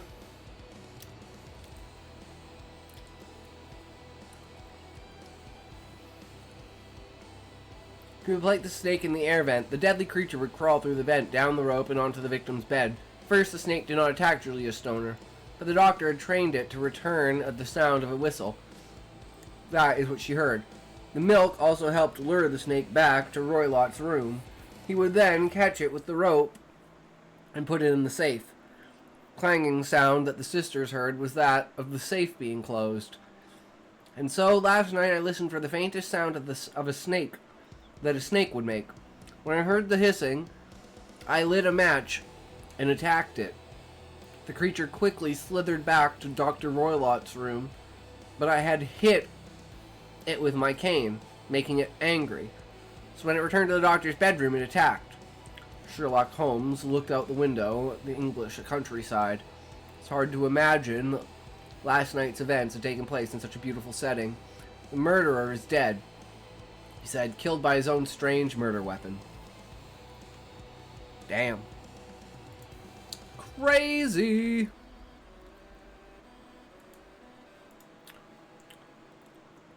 So, Sean, we did a thing today. We made a new YouTube channel specifically for biotech specific type stories. So think of horrors that have to do with like computers, right? So like being turned into like a human computer, you know, being brought to back to life as a cyborg and being under the military's control, like that kind of stuff, right? Like the Matrix kind of stuff. So I want to call it Blue Horror Stories. Blue for like blue screening.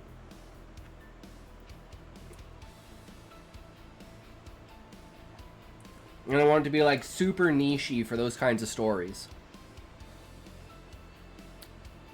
And I was thinking cyborgs, gene splicing, biological computer cores and such. Yeah.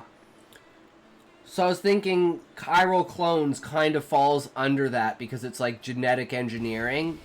And like it's not necessarily as cyborg, but it's like using computers, right? Especially with like the program and the AI that Linda is using in order to try to solve the gene sequencing, right?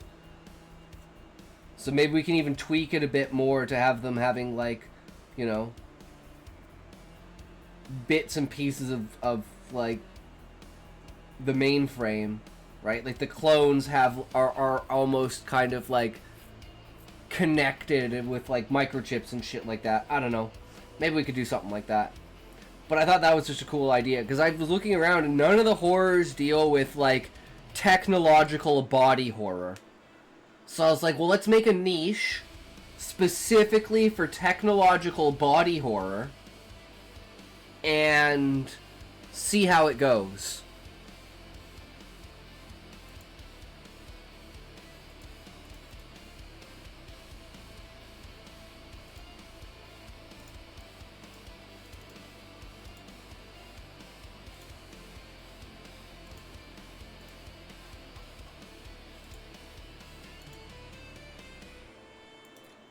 Chapter 18, Construction and Forestry.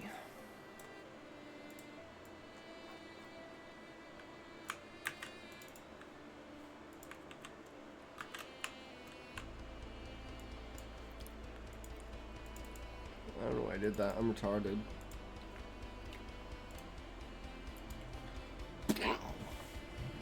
Boy.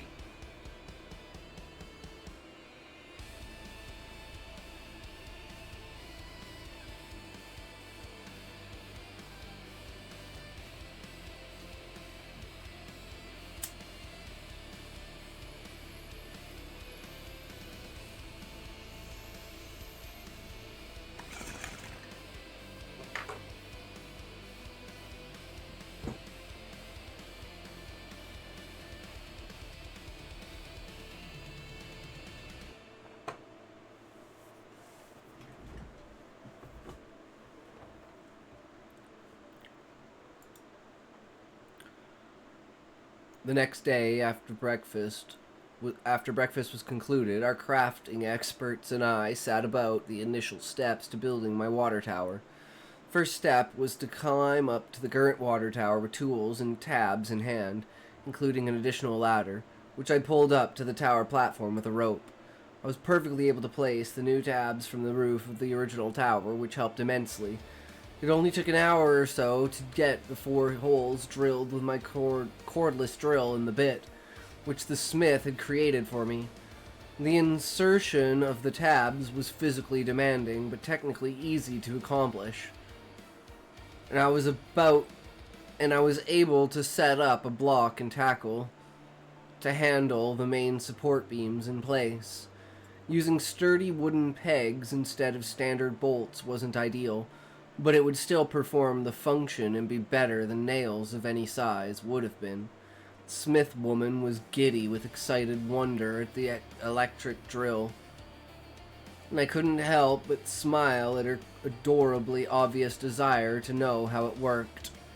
Forestalling her queries by informing her that the technical aspects of how the device worked were far beyond my knowledge, and the materials themselves required technology even more advanced in sourcing of the raw substances, which would take centuries for anyone to ever figure out.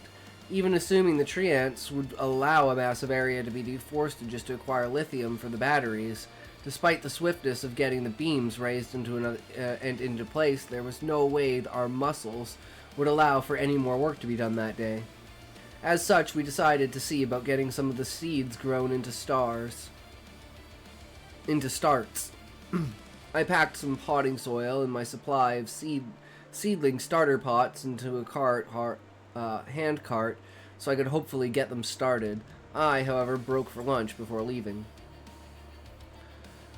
Having learned more or less how the kitchen worked, Marta and Cora had managed to prepare a decent meal using a decent portion of the produce reclaimed from the bandits. I did notice the lack of any meat on the table and simply couldn't let that stand. This all looks great. Let me just grab the steaks out of the fridge and get them cooking. If anyone wants their steak cooked past rare, better speak up. I dusted the steaks with barbecue, dry rib, and set about frying them in a skillet. What is that clear stuff that was on the outside of the meat? Nayla had asked curiously. Plastic. It's an artificial substance that makes so many steps to produce it, it isn't funny. It takes so many steps to produce it, it isn't funny. Originally, it was considered a waste product of making something else, until someone realized they could form it into solid shapes. The uses increased as we learned new methods to process the substance. What we needed at first was a liquid fuel, but there were countless other byproducts of making that fuel. I think it's over 20 different substances all told, but I'm not sure. How remarkable, 20 different products out of one source. Tesla was quite impressed. I chuckled. No, I said substances. If you're talking products, then it's thousands. Fuels, fertilizers, medicines, building materials, granted, all but comes with some massive pollution issues, which is why, even if I knew how to do it, I wouldn't even start. Nayla nodded. Indeed, even if the products themselves are wondrous, if it means destroying what we have, it's not worth it. I expect these products had long since been developed before you were even born. Nodded my head. Sadly, yes, had I any ability to have prevented it, I would have, despite all the things it made possible, including flight. Only certain birdkin can fly. The rest of us can't, Cora declared with certainty. I chuckled. Honey, my people built machines of metal that could carry 100 passengers plus luggage and travel for hundreds of miles in minutes. A journey that would take weeks on foot would only take minutes. We could reach anywhere in our world the same day we left home. We could make steel float on water, too. Eerie now, ain't that impossible? Steel don't float. Smith was adamant. Took out a couple metal mixing bowls and my stainless steel descending bar. I filled the larger bowl with water, then had everyone hold the smaller bowl and the bar, which I knew weighed the same. Is everyone satisfied that the bowl and the bar weigh the same? Everyone nodded in affirmation. I then dropped the bar into the water, and naturally it sank. Then I put the bowl on top, and it floated without issue. See? It's the shape, not the weight, that matters.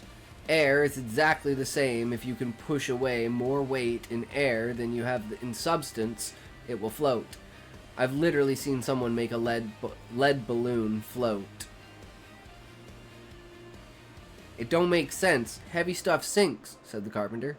A ship is heavy, but it displaces more water than the combined weight of the ship, crew, and cargo. Were you to take the exact same amount of wood, but make the ship narrower, it would likely sink. The wider the base, the more water is pushed to the side, and that's what allows it to float. Once our lunch was concluded, we returned to the town and the manor itself. Upon arriving, I sought out the gardener. He saw me and looked rather sheepish. I must apologize for my previous behavior. You're right, I had no reason to act how I did. I'm not used to anyone treating me with respect straight away, but you're just as much a man as I am, and I don't take any grief from anyone. It's somewhat infuriating that I'm being honest. Still, I expect you came for a purpose and not to hear me blathering on. I did indeed. Do you have anyone in the gardening staff possesses plant affinity magic? Several thousand seeds for trees you'd never seen before, with one type being a fruit tree. I need someone to make some seedlings out of the seeds I've brought, and to manage getting the rest distributed for planting. I imagine 3 should be planted in the gardens here. You need 3 for cross-pollination. One tree is great for construction. Another can be for furniture, or paper. Then there's oak, which is a great shade tree, and makes fine furniture due to it being a hardwood. Then there's the fir tree. It's best average firewood. I showed him the seeds and the seedlings pots. He marveled over the potting soil. It's so rich still. These are trees. How can such a tiny pot let them grow? It's only until they are seedlings. Then they get planted in the ground in an ideal setting. We need to get some seedlings so we know which box of seeds is what. The tree ant made these seeds, and until I can see the seedlings, I can't say which seed is what tree. This one here is the oak, I can tell that for sure, but the others would be interchangeable. I also want to plant myself out in the forest area. I want some to plant. Jesus, I can't fucking talk. I also want some to plant myself out in the forest area. So you'll leave the remaining seeds with me? I nodded. With a deal struck, we set about planting the seeds. From one box at a time, growing them to seedling size, identifying the tree and labeling the seedlings, the crate the seeds came from. It was a tedious but rewarding process. When we were finished, there were 20 of each type of seedling on the cart, stored securely, and 3 apple trees planted in the gardens. Nice. Alright. And now the last short story. The horror story! The Yellow Wallpaper by Charlotte Perkins Gilman. I'm pretty sure I have read this one before, but I'm sure it's still good. And we need to do more research on, like, horror stories and stuff like that, I think. But I don't know. Haven't quite decided what direction I'm gonna go, because I have ideas, but we might try something else. Title just makes me think elementary school, boys' room, stall walls. Yellow wallpaper, yeah.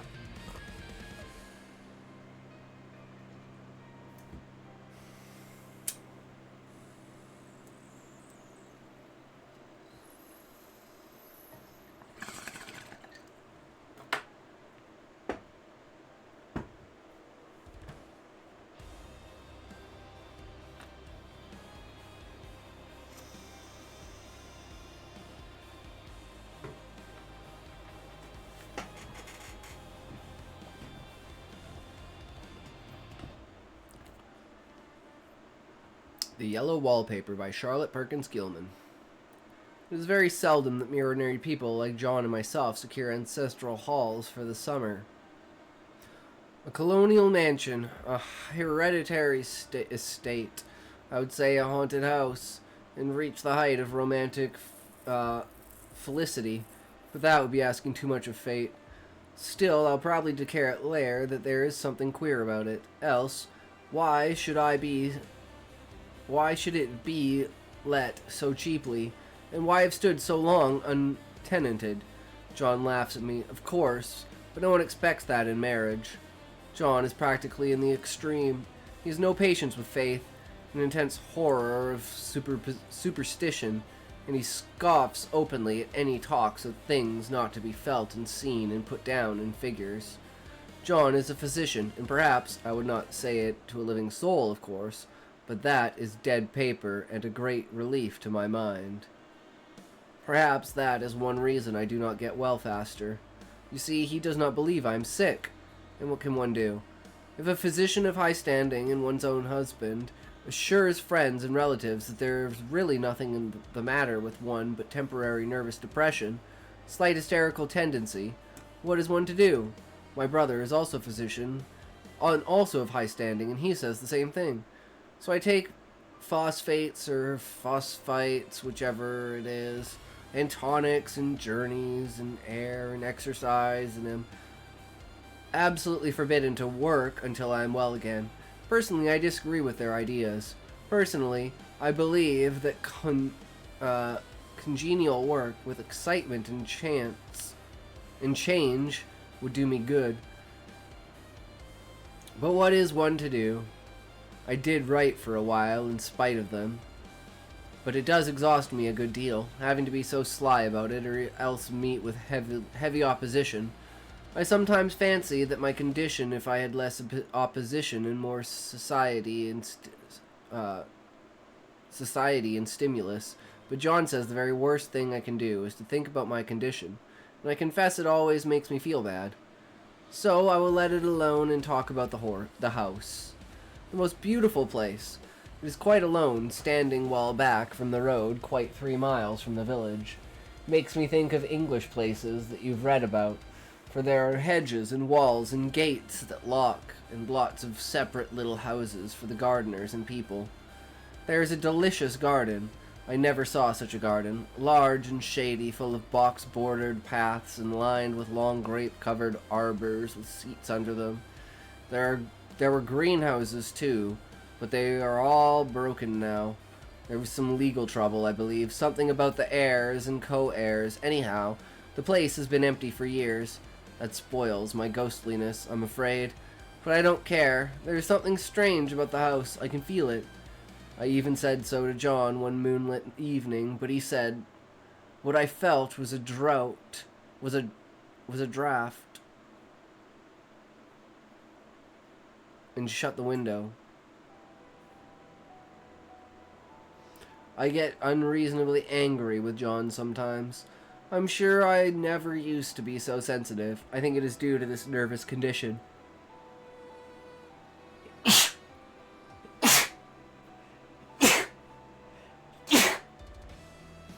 Oh, ugh.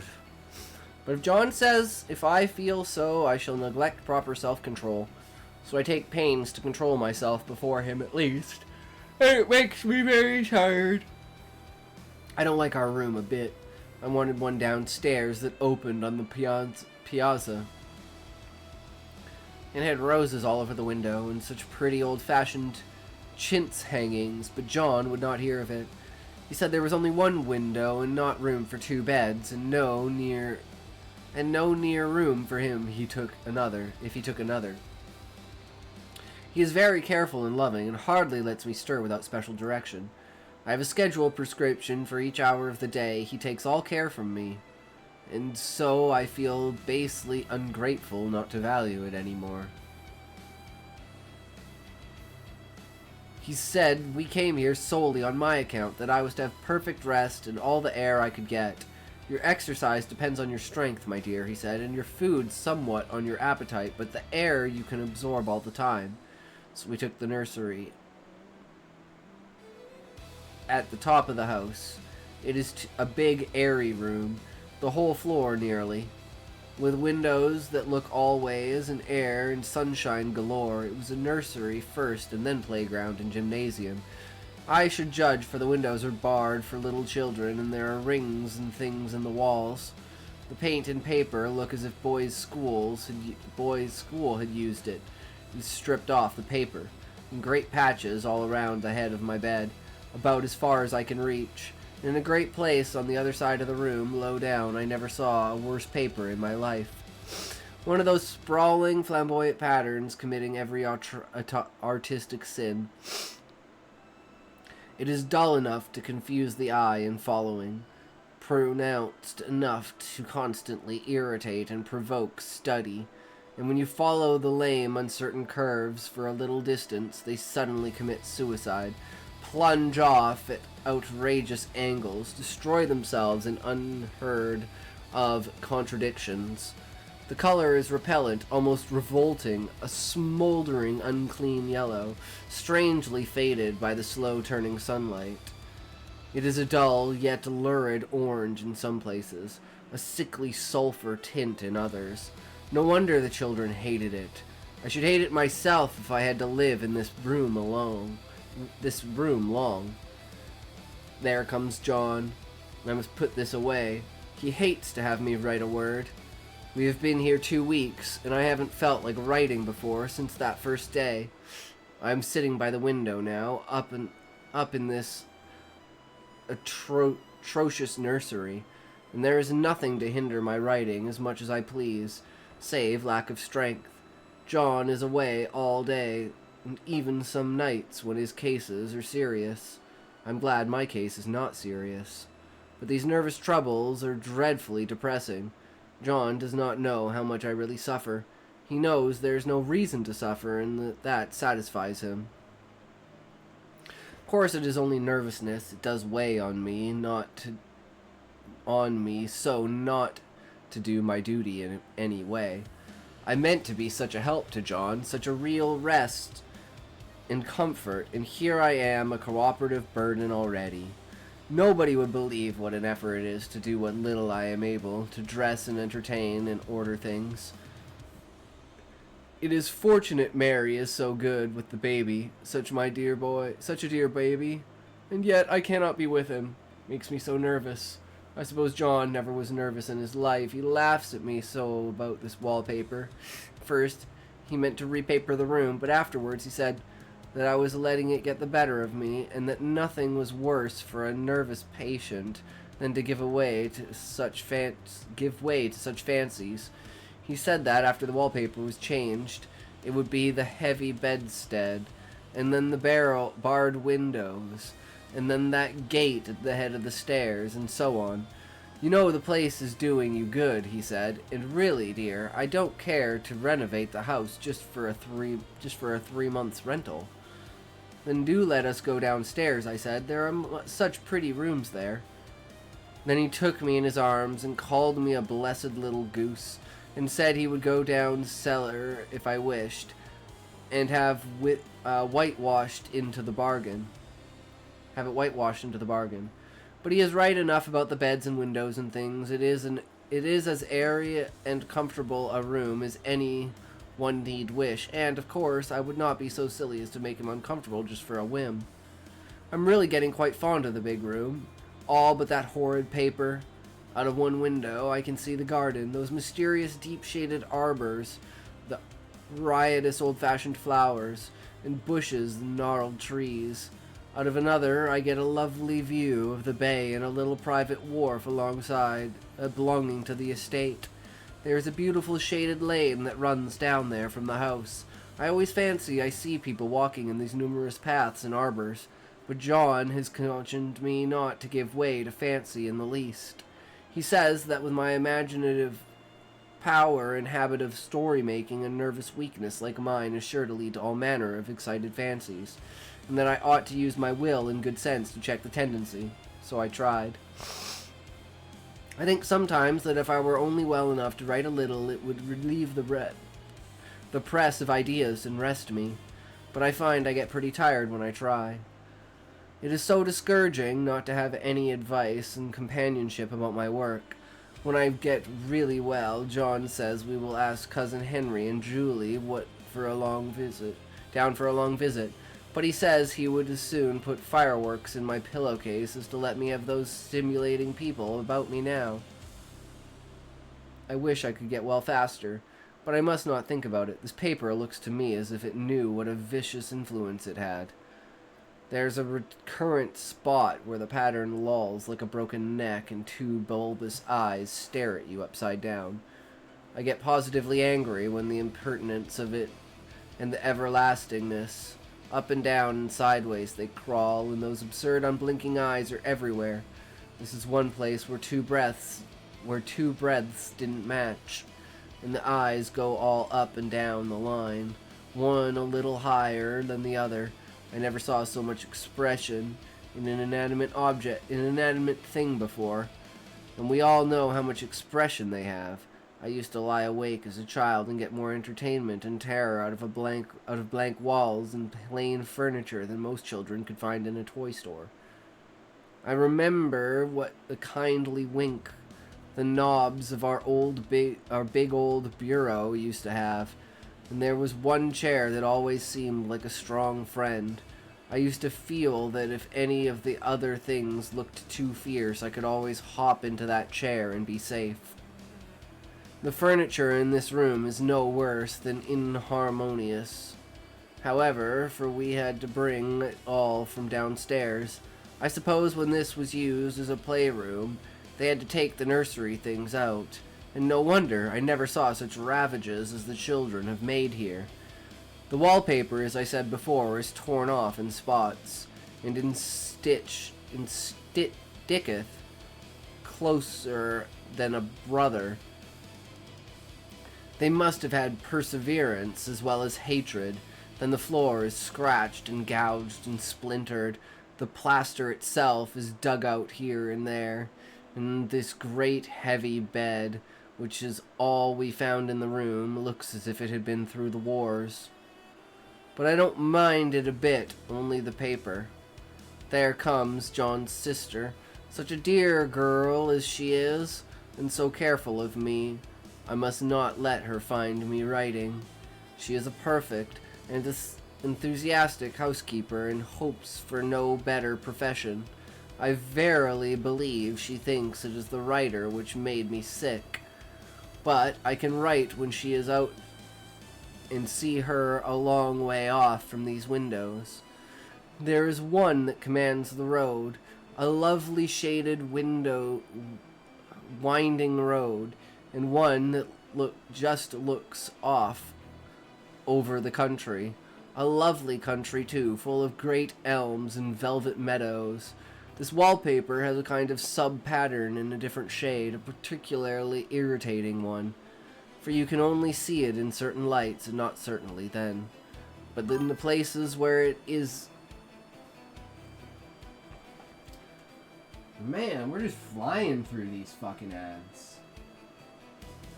Ad for you, an ad for you, an ad for you, an ad for you, an ad for you, an ad for you. Don't forget an ad for you, an ad for you. Guys, there's ads for everyone. No one worry, there's ads all around. Ads for all. Up and down, all around, all over. Get your ads. Guys, we got ads. Ads here, ads there, ads up, ads down, ads over, ads back, ads wherever you need ads. We got ads. Here's an ad, there's an ad. You're an ad, I'm an ad, it's an ad. Let's go ads. I believe in ads. I believe in ads. Ads are great. We love ads. Ads are the future. Let's go ads. Ads. Ads are good. Let's all clap for the ads.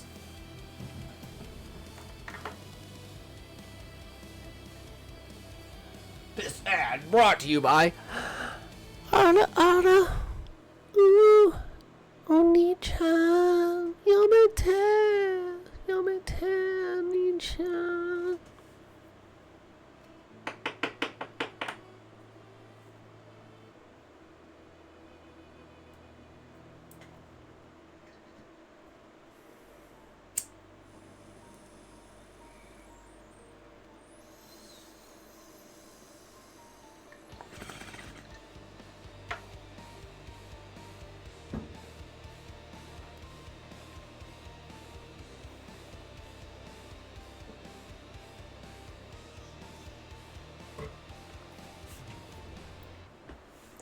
But in the places where it isn't faded and where the sun is just so, I can see a strange, provoking, formless sort of figure that seems to sulk about behind that silly, inconspicuous front design.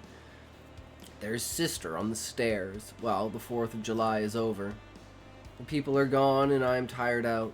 John thought it might do me good to see a little company, so we just had Mother and Nellie and the children down for a week. Of course, I didn't do a thing. Jenny sees to everything now. But it tired me all the same. John says if I don't pick up faster, he shall send me to the Weir Mitchell in the fall. But I don't want to go there at all. I had a friend who was in his hands once. She says he is just like John and my brother, only more so. Besides, it is such an undertaking to go so far.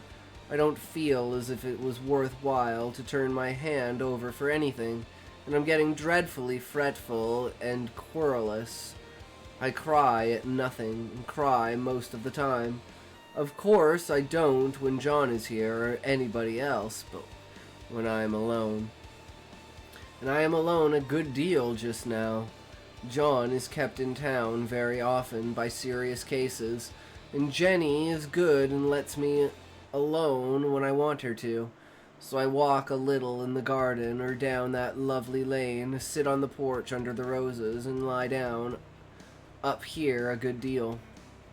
I'm getting really fond of the room in spite of the wallpaper. Perhaps because of the wallpaper, it dwells in my mind so. I lie here on this great immovable bed, it is nailed down, I believe, and follow that pattern about by the hour.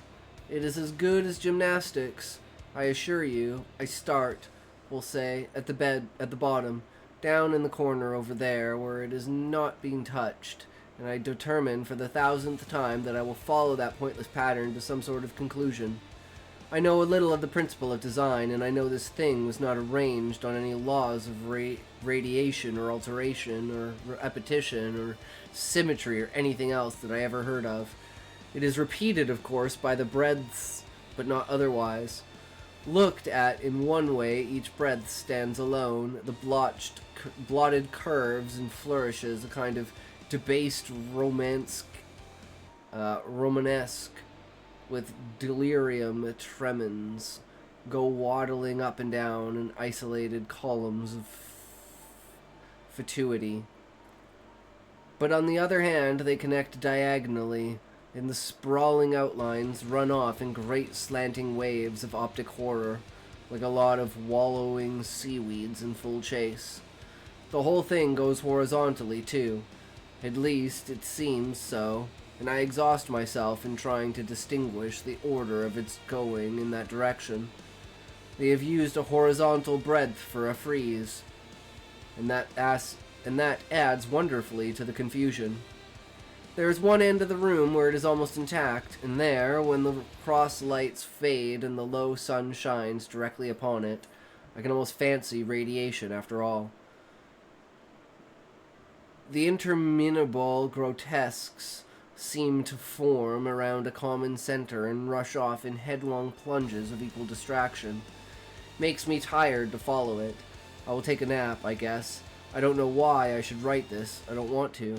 I don't feel able. And I know John would think it absurd, but I must say what I feel and think in some way. It is such a relief. But the effort is getting to be greater than the relief. Half the time now I am awfully lazy and lie down ever so much.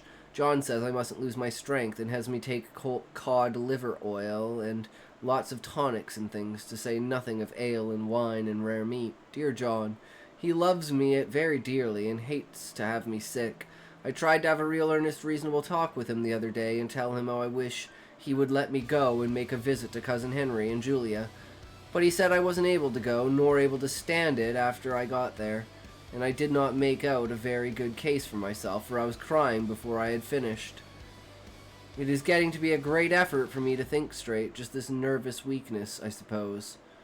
And dear John gathered me up in his arms, and just carried me upstairs and laid me on the bed, and sat by me and read to me till it tired my head.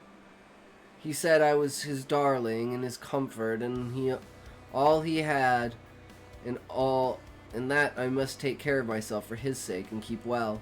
He says no one but myself can help me out of it, and that I must use my will and self-control and not let any silly fancies run away with me. There's one comfort, the baby is well and happy, and does not have to occupy this nursery with the horrid wallpaper. If we had not used it, that blessed child would have.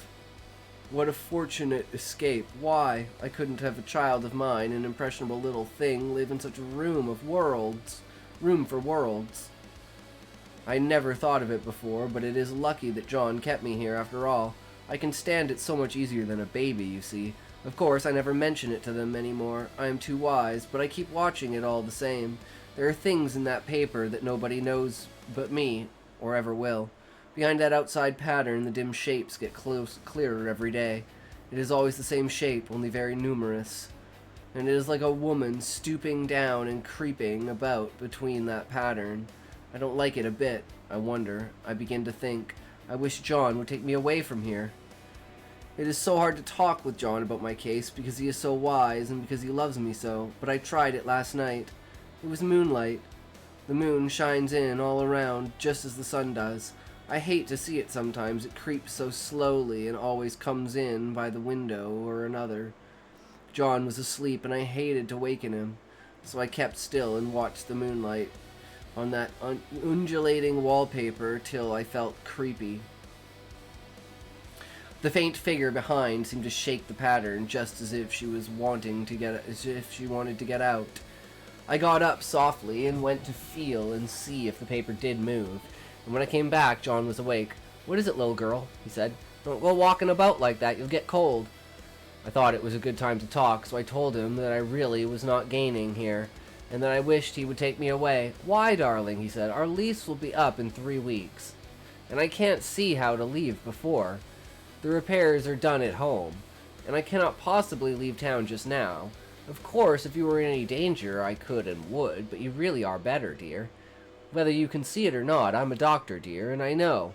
You are gaining flesh and color. Your appetite is better. I feel really much easier about you." "I don't weigh a bit more," I said, "nor as much.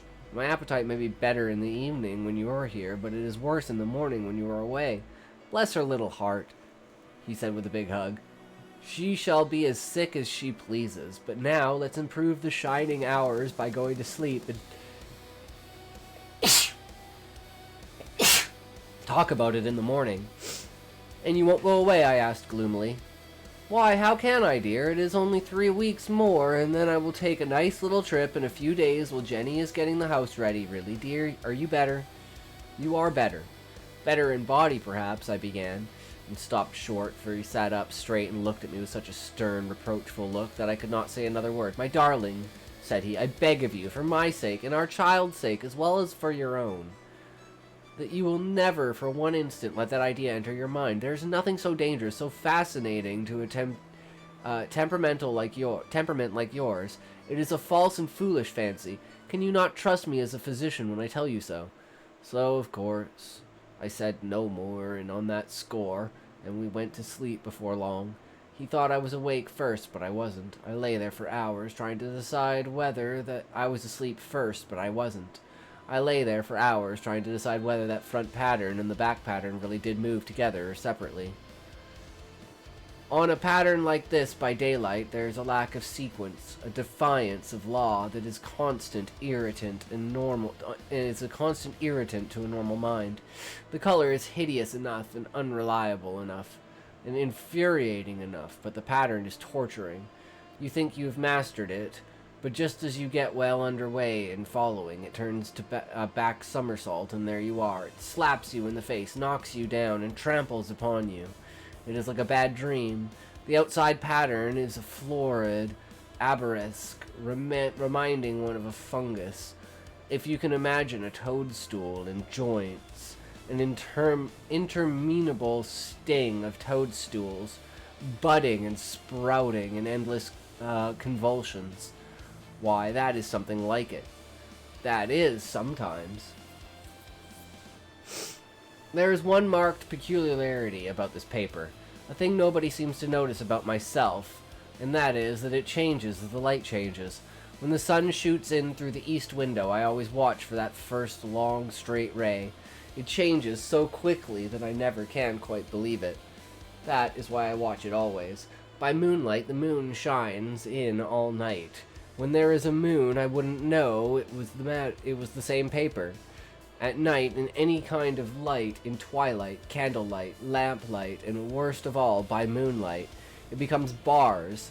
The outside pattern, I mean, and the woman behind it is as plain as can be. I didn't realize for a long time that the thing was that I didn't realize for a time that the thing was that showed behind me. What the fuck? I can't read the sentence. I didn't realize for a long time what the thing was that showed behind that dim sub-pattern, but now I'm quite sure it is a woman. By daylight, she is subdued, quiet. I fancy it in the pattern and keeps her... I fancy it is the pattern she keeps her so still. It is so puzzling, it keeps me quiet by the hour.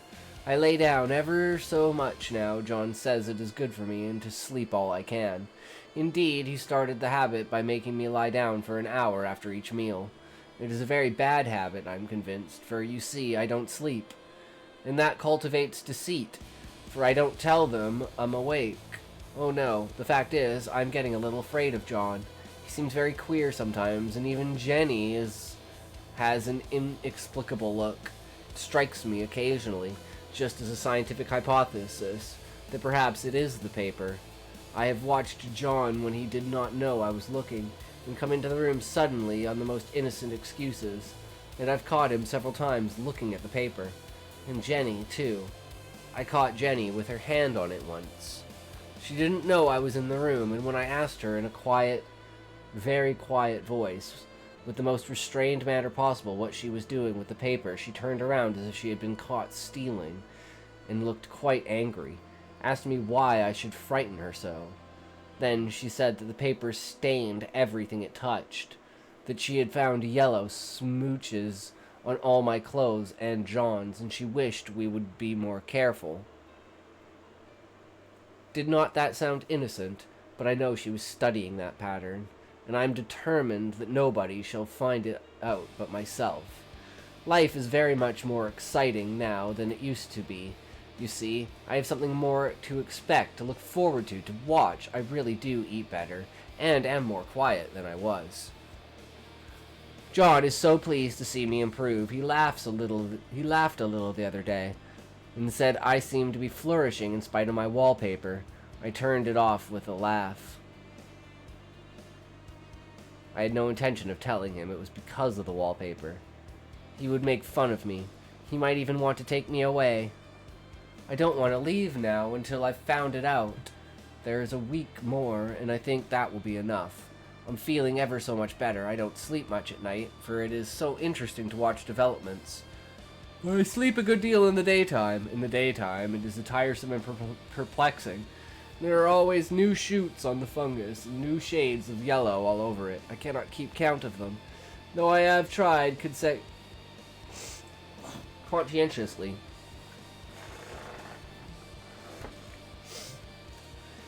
It is the strangest yellow, that wallpaper. It makes me think of all the yellow things I ever saw. Not beautiful ones like buttercups, but old, foul, bad yellow things. But there is something else about that paper, the smell. I noticed it the moment we came into the room, but with so much air and sun it was not bad. Now, we have had a week of fog and rain, and whether the windows are open or not, the smell is here. It creeps all over the house. I find it hovering in the dining room, skulking in the parlor, hiding in the hall, lying in wait for me on the stairs. It gets into my hair. Even when I go to ride, if I turn my head suddenly and surprise it, there is that smell. Surprise it. There's that smell. Such a peculiar odor, too. I've spent hours in trying to analyze it, to find out what it smelt like. It is not bad at first, and very gentle, but quite the subtlest, most enduring odor I have ever met. In this damp weather, it is awful. I wake up in the night and find it hanging over me. It used to disturb me at first. I thought seriously of burning the house to reach the smell. But now I'm used to it. The only thing I can think of is that it is like the color of the paper, a yellow smell. There is a very funny mark on this wall, low down and near the mopboard, a streak that runs around the room. It goes behind every piece of furniture except the bed, a long, straight, even smooch, as if it had been rubbed over and over. I wonder how it was done and who did it, and what they did it for. Round and round and round, round and round and round. It makes me dizzy. I really have discovered something at last. Through watching so much at night when it changes so, I've finally found it. I finally found out. The front pattern does move, and no wonder the woman behind shakes it. Sometimes I think there are a great many women behind it, and sometimes only one, and she crawls around fast. and her crawling shakes it all over. Then, in the very bright spots, she keeps still. In the very shady spots, she just takes hold of the bars and shakes them hard. And she is all and she is all the time trying to climb through, but nobody can climb through that pattern. It strangles so. I think that is why it has so many heads. They get through, and then the pattern strangles them off and turns them upside down and makes their eyes white. If those heads were covered or taken off, it would not be half so bad. I think that woman gets out in the daytime. And I'll tell you why, privately. I've seen her. I can see her out of every one of my windows. It is the same woman, I know, for she is always creeping, and most women do not creep by daylight. I see her on that long, shaded lane, creeping up and down. I see her in those dark grape arbors, creeping all around the garden. I see her on that long road under trees, creeping along, and when a carriage comes, she hides under the blackberry vines. I don't blame her a bit. It must be very humiliating to be caught creeping by daylight. I always lock the door when I creep by daylight. I can't do it at night, for I know John would suspect something at once. And John is so queer now that I don't want to irritate him. I wish he would take another room. Besides, I don't want anybody to get that woman out at night but myself. I often wonder if I could see her out of all the windows at once, but turn as fast as I can. I can only see out of one at one time, and though I always see her, she may be able to creep faster than I can turn. I have watched her sometimes away off in the open country, creeping as fast as cloud shadow in a high wind. If only that top pattern could be gotten off from under one. I mean to try it, little by little. I have found out another funny thing, but I shan't tell it this time. It does not do to trust people too much. There are only 2 more days to get this paper off, and I believe John is beginning to notice. I don't like the look in his eyes. And I heard him ask Jenny a lot of professional questions about me. She has a very good report to give. She said I slept a good deal in the daytime. John knows I don't sleep very well at night. For all I'm so quiet. He asked me all sorts of questions too, and pretended to be loving and kind, as if I could see through him. Still, I don't wonder he acts so, sleeping under this paper for 3 months. It only interests me, but I feel sure John and Jenny are secretly affected by it. Hurrah! This is the last day, but is it enough? John is to stay in town overnight, and won't be out until this evening. Jenny wants to sleep with me, the sly thing, but I told her I should undoubtedly rest better for a night all alone. That was clever, for really I wasn't alone a bit. As soon as it was moonlight and that poor thing began to crawl and shake the pattern, I got up and ran to help her. I pulled and she shook. I shook and she pulled, and before morning we had peeled off yards of that paper. A strip about as high as my head and half around the room, and then, when the sun came and that awful pattern began to laugh at me, I declared I would finish it today. We go away tomorrow, and they are moving in all my furniture down again to leave things as they were before. Jenny looked at the wall in amazement, but I told her merrily that I did it out of pure spite at the various thing. She laughed and said she wouldn't mind doing it herself, but I must not get tired. How she betrayed herself that time. But I am here, and no person touches this paper but me, not alive. She tried to get me out of the room. It was too patient. It was too patent. But I said it was so quiet and empty and clean now that I believed I would lie down again and sleep all I could.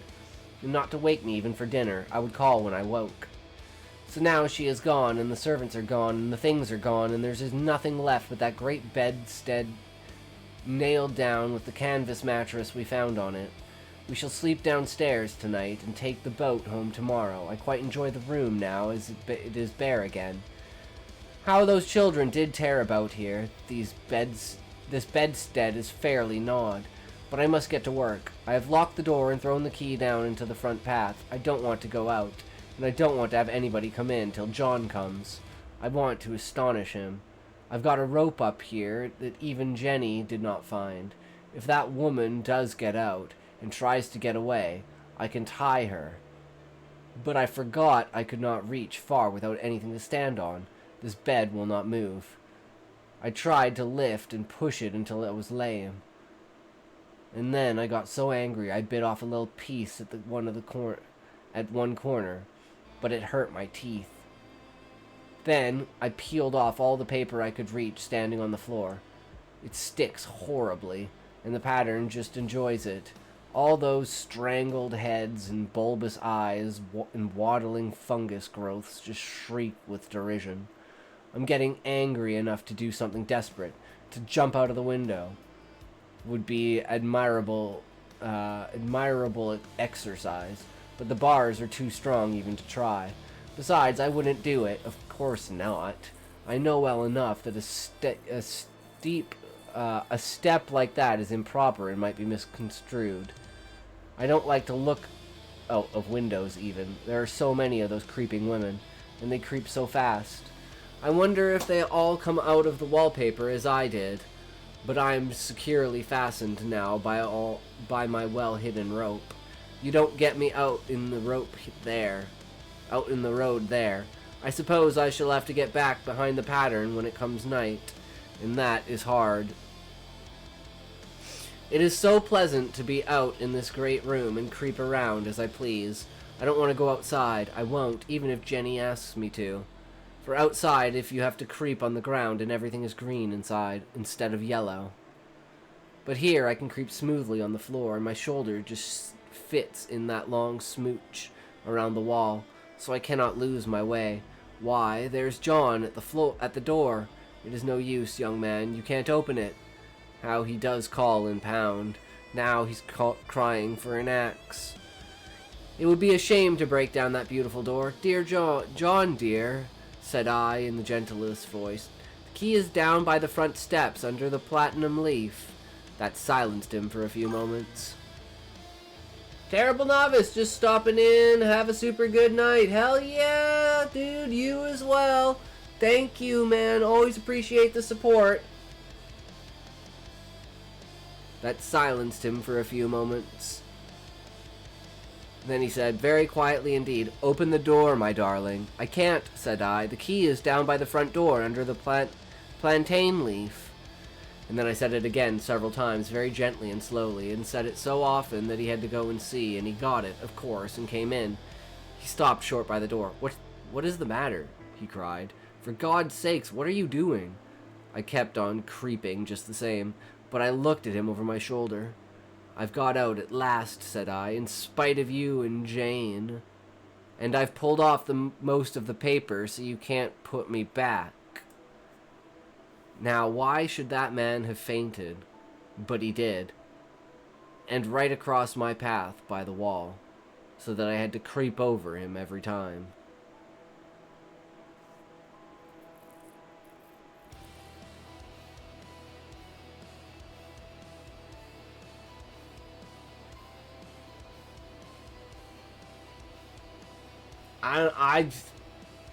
I'm confused.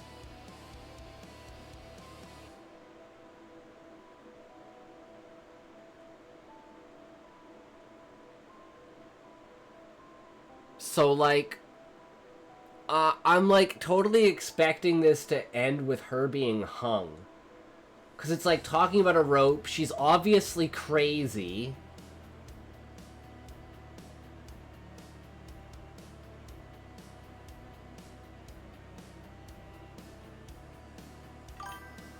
What I get from this is that she is insane, but like all insane people, she doesn't know she's the crazy one. Yeah. And I'm like, the reason why he fainted because she hung herself? Like, she waited for him to open the door, and as soon as he opened the door, she jumped off the bed? Like, now why should that man have fainted? But he did. And right across my path by the wall. So that I had to creep over him every time. either that or it's like her creeping is like, I'm imagining like fucking, you know, like upside down like this with her head upside down. You know, basically doing like the bridge and skittering across the ground like she's fucking crazy. But I just don't... I don't know. I don't feel that was a very good end. I don't know what it was trying to say.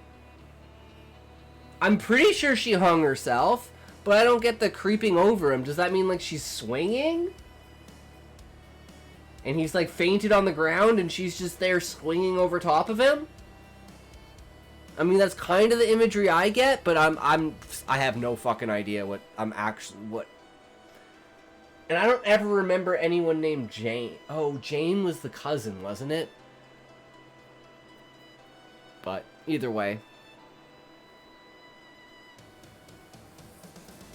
I don't know. I don't feel like this like evoked any kind of horror in me. So for being the #1 horror short story that Grok chose, I'm not impressed. Let's just say that. I'm not impressed.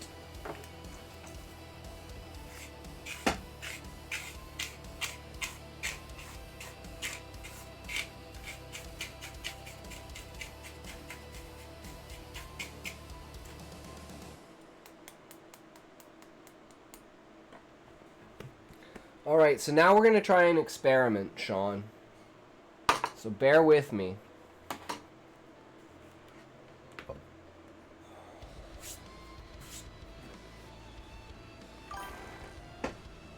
Hey, Queen, how's it going?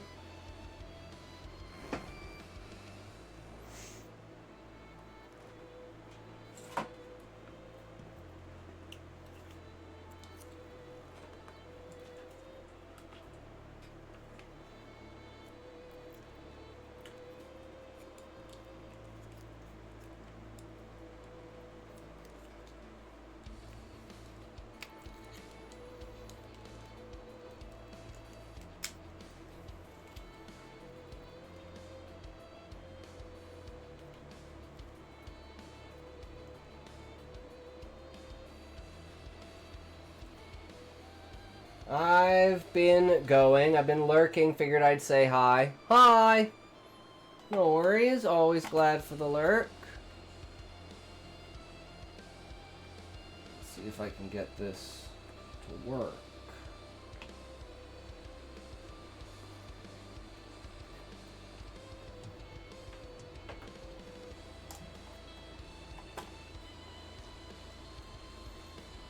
Okay, first things first.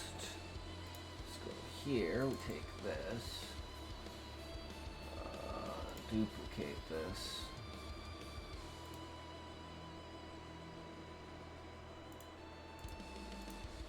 okay, and, well actually no, we don't need to do that, we just want this, and we want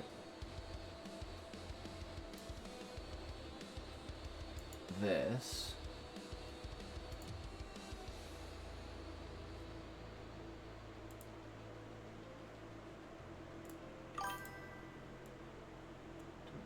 Here.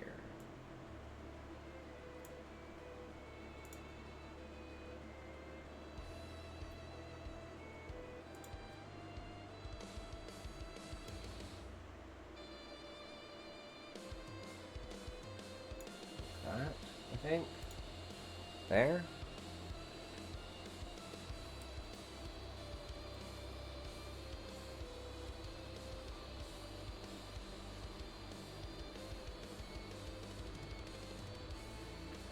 And then he has the book, so you guys can see while I'm reading.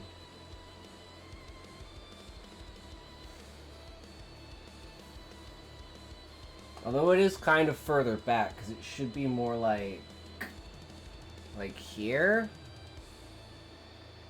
So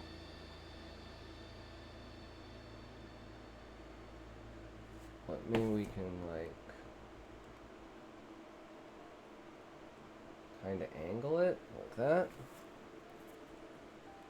Or is that like I don't know, it feels a little weird. Like, it feels like eye-wobbly weird.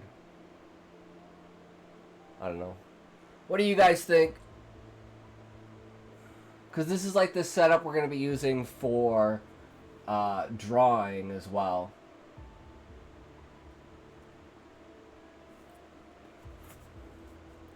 But I want the Wizarding War in the Harry Potter universe. The rise and fall of Voldemort. How the dark arts flashed in the pan. That would be crazy. You know what would be cool is if they did something on any of the other schools besides Hogwarts.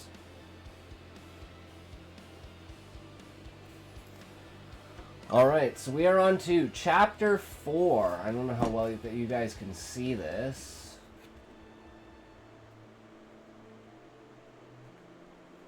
I feel like this is not, like, gonna work for reading. Stall, not fall.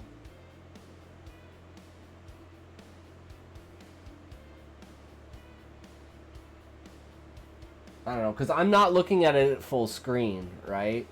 So to me, looking at it on OBS, this just looks like a... because he doesn't fall until Harry disarms him at the end. Well, he dies at the end. He falls, he doesn't die. I don't know, I guess it's semantics on words, but I would say it's a fall, but I understand what you mean. I feel like this is a bust, because I don't think... I don't know, what do you guys think? Is it just like the homey idea of like having the book in front of you despite the fact that like you can't read it? Just knowing that the book's there?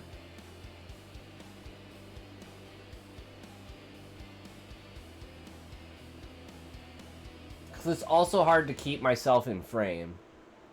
So, I really don't think this is going to work, but I'm glad that I at least tried it. We're going to need to, like, move it back slightly to here, though.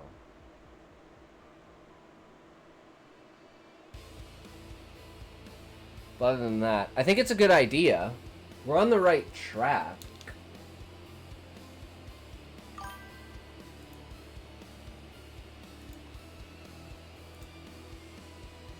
And this for now, we can just turn this off and bring up the bitches.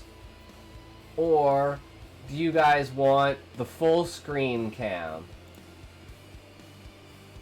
Do you guys want the full screen cam? Or do you guys want the bitches for me reading this? It at least visibly proves the existence of the book, though that could work for toe cam if toe ever came back. Toe connoisseur ever came back. Well, see, Sean, actually here, I'll give a demonstration. This is how the foot cam would work. Keyboard back. Go over here.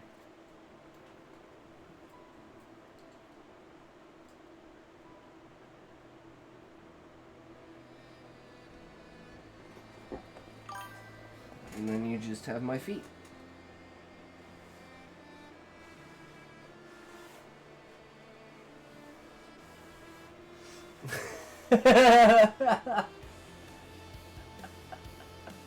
Degenerate as fuck.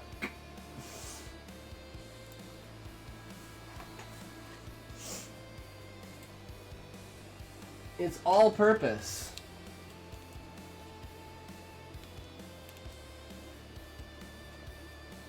Which reminds me, I gotta order my maid suit for the Halloween stream.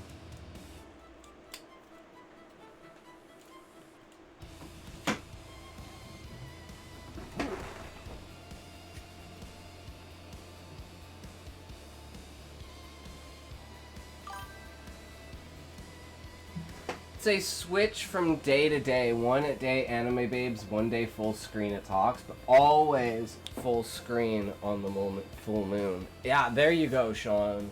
That's an idea. Okay, so since last time we did anime bitches, today we're gonna do full screen. So here we are, guys. Chapter 4, Gleeman of Eye of the World, Chapter 1, Book 1 of The Wheel of Time by Robert Jordan. The door of the inn banged shut behind the white-haired man, and he spun around to glare at it. Lean, he would have been tall if not for a stoop in his shoulders. But he moved in a spry fashion that belied his apparent age. His cloak seemed a mass of patches in odd shapes and sizes, fluttering with every breath of air, patches in 100 colors. It was really quite thick. Rand saw, despite what Master Alvear had said, with the patches merely sewn on like decorations. "The Gleeman!" Egwin whispered excitedly. The white-haired man whirled, cloak flaring. His long coat had odd, baggy sleeves with big pockets. Thick mustache, as snowy as the hair on his head, quivered around his mouth, and his face was gnarled like a tree that had seen hard times. He gestured imperiously at Rand and the others with a long-stemmed pipe, ornately carved, and trailed a wisp of smoke. Blue eyes peered out from under bushy white brows, drilling into whatever he looked at. Rand stared at the man's eyes almost as much as at the rest of him. Everybody in the Two Rivers had dark eyes, and so did most of the merchants, and their guards, and everyone else he had ever seen. The Congars and the Coplans had made fun of him for his gray eyes, until the day he finally punched Ewell Copland in the nose. The wisdom had surely gotten onto him for that. He wondered if there was a place where nobody had dark eyes. Maybe Lan comes from there too. Oh yeah, I also had an idea for a HP Universe TV series.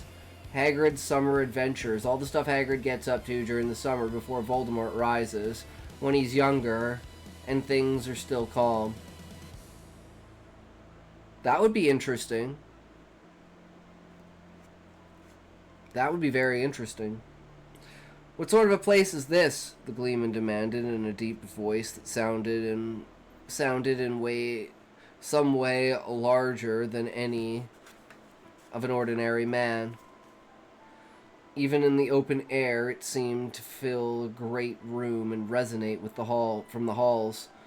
"The yokels in that village on the hill tell me I can get here before dark," neglecting to say that was the only if I left well before noon. "When I finally do arrive, chilled to the bone and ready for a warm bed, your innkeeper grumbles about the hour, so if I were a wandering swineherd, and your village council hadn't begged me to display my art at this festival of yours, and he never even told me he was the mayor." He slowed for a breath, taking them all in with a glare. But he was off again on the instant. "When I came downstairs to smoke my pipe before the fire and have a mug of ale, every man in the common room stares at me if I were his least favorite brother-in-law seeking to borrow money. One old grandfather starts ranting at me about the kind of stories I should or should not tell. Then a girl child shouts at me to get out and threatens me with a great club when I don't move quickly enough for her. Who ever heard of treating a Gleeman so?" Ewan's face was a study. Her goggle-eyed amaze at a Gleeman in the flesh, marred by the desire to defend Nynaeve. "Your pardon, Master Gleeman," Rand said. He knew he was grinning foolishly himself. "That was our wisdom, and that pretty little slip of a girl," the Gleeman exclaimed. "A village wisdom. Why, at her age, she'd better be flirting with the young men than fortune-telling the weather and curing the sick." Rand shifted uncomfortably. He hoped Nynaeve never overheard the man's opinion, at least not until he had done with his performance. Perrin winced at the Gleeman's words, and Matt whistled soundlessly, as if both had had the same thought as he had. "The men were the village council," Rand went on. "I'm sure they intended no discourtesy. You see, We just learned that there's a war in Gleeden, and a man claimed to be the dragon reborn, a false dragon. Aes Sedai are riding there from Tar Valon. The council is trying to decide if we might be in danger here. Old news, even in Baerlon, the Gleeman said dismissively. And that is the last place in the world you hear anything. Paused, looking around the village, and dryly added, almost the last place. Then his eyes fell on the wagon in front of it, the inn, standing alone now with its shafts on the ground. So, I thought I recognized Padden Fane in there? His voice was still deep, but the resonance had gone, replaced by scorn. Fane was always one to carry bad news quickly, and the worse the faster. There's more raven in him than man. Master Fane has come often to Edmondsfield, Master Gleeman, Egwin said, a hint of disapproval finally breaking through her delight. He is always full of laughter, and he brings much more good news than bad. The Gleeman eyed her for a moment, then smiled broadly. Now you're a lovely lass. You should have rosebuds in your hair. Unfortunately, I cannot pull roses from the air. Not this year, but how would you like to stand beside me tomorrow for part of my performance? Hand me my flute when I want it, and certain other apparatuses. I always choose the prettiest girl I can find as my assistant. Perrin snickered, and Matt, who had been snickering, laughed out loud. Rand blinked in surprise. Egwin was glaring at him, and he had not even smiled. She straightened around and spoke in a too calm voice. Thank you, Master Gleeman. I would be happy to assist you. Thom Marilyn, the Gleeman said. They stared. My name is Thom Marilyn. Not Master Gleeman. He hatched the multi-hued cloak up to his shoulders and abruptly his voice once more seemed to reverberate in a great hall. Once a court bard, I am now indeed risen to the exalted rank of Master Gleeman. Yet my name is plain Thom Marilyn. And Gleeman is the simple title in which I glory. And he swept a bow so elaborate with flourishes of his cloak that Matt clapped and Egwin murmured appreciatively. Master Marilyn, Matt said, unsure exactly what form to address, to take out of what Thom Marilyn had said. What is happening in Gleeden? Gildan? Do you know anything about this false dragon, or the Aes Sedai? Do I look like a peddler boy? The Gleeman grumbled, tapping out his pipe and on the heel of his palm. He made the pipe disappear somewhere inside his cloak, or his coat. Rand was not sure where it had gone or how. I'm a Gleeman, not a newsmonger, and I make a point of never knowing anything about Aes Sedai, much safer that way. But the war, Matt began eagerly, only to be cut off by Master Marilyn. In wars, boy, fools kill other fools for foolish causes. That's enough for anyone to know. I am here for my art. Suddenly he thrust a finger at Rand. You, lad, you're a tall one. Not with your full growth on you yet, but I doubt there's another man in the district with your height. Not many in the village with eyes that color either, I'll wager. The point is, you're an axe handle across the shoulders and tall as an Ailman.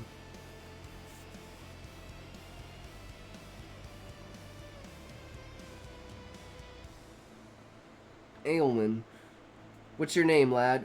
Rand gave hesitantly, not sure whether or not the man was making fun of him, but the Gleeman had already turned his attention to Perrin. And you have almost the size of an ogier?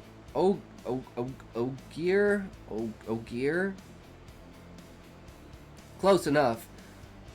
How are you called? Not unless I stand on my own shoulders, Perrin laughed. I'm afraid Rand and I are just ordinary folk, Master Marilyn. Not made-up creatures from your stories. I'm Perrin Abara. Thom Marilyn tugged at one of his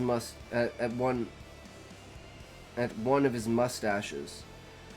Well now, made-up creatures from my stories, is that what they are? You lads are widely traveled then, it seems. Rand kept his mouth shut. Certainly they were a butt of a joke now. Perrin spoke up. Well, we've all of us been as far as Watch Hill and Devon Ride. Not many around here have gone as far. He was not boasting. Perrin seldom did. He was just telling the truth. We've all seen the mire, too, Matt added, and he did sound boastful. That's the swamp at the end of the Waterwood. Nobody at all goes there. It's full of quicksands and bogs, except us. Nobody goes to the Mountains of Mist either, but we did, once. To the foot of them, anyway. As far as that, the Gleeman murmured, brushing at his mustaches, now continuously. Rand thought he was hiding a smile, and he saw that Perrin was frowning. It's bad luck to enter the mountains, Matt said, as if he had to defend himself for not going further. Everybody knows that. That's just foolishness. Matron Cawthorne. Egwin cut in angrily. Naveen says... She broke off, her cheeks turning pink, and the look she gave Thom Marilyn was not as friendly as it had been. It's not right to make. It isn't. Her face went redder as she fell silent. Matt blinked as if he was just getting a suspicion of what had been going on. You're right, child, the Gleeman said contritely. I apologize humbly. I'm here to entertain. Ah, my tongue has always gotten me into trouble. Maybe we haven't traveled as far as you, Perrin said flatly, but what does how tall Rand is have to do with anything? Just this, lad. A little later I will let you try to pick me up, but you won't be able to lift my feet from the ground. Not you, nor your tall friend there, Rand, is it? Nor any other man. Now, what do you think of that? Perrin snorted a laugh. I think I can lift you right now. But when he stepped forward, Thom Marilyn motioned back. Later, lad, later, when there are more folk to watch. An artist needs an audience. Score of folk had gathered on the green since the Gleeman appeared from the inn, young men and women down to children who peeked, wide-eyed and silent from behind old onlookers. All looked as if they were waiting for miraculous things from the Gleeman.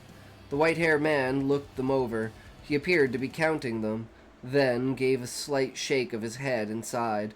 I suppose I had better give you a small sample, so you can run tell the others, eh?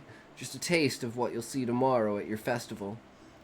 Took a step back and suddenly leapt into the air, twisting and somersaulting to land facing them atop the old stone foundation. More than that, 3 balls, red, white, and black, began dancing between his hands even as he landed. A soft sound came from the watchers, half astonishment, half satisfaction. Even Rand forgot his irritation. He flashed Egwin a grin, and got a delighted one in return. Then both turned to stare abashedly at the Gleeman. You want stories, Thom Marilyn declaimed. I have stories, and I will give them to you. I will make them come alive before your eyes. A blue ball joined the others from somewhere, then a green one, and a yellow.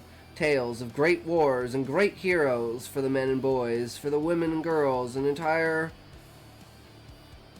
Aptarigine cycle.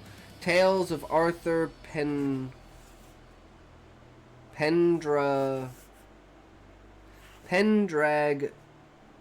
Tenriel, Arthur Hawkwing, Arthur the High King, who once ruled all the lands from the Aral Waste to the Aether Ocean, and even beyond.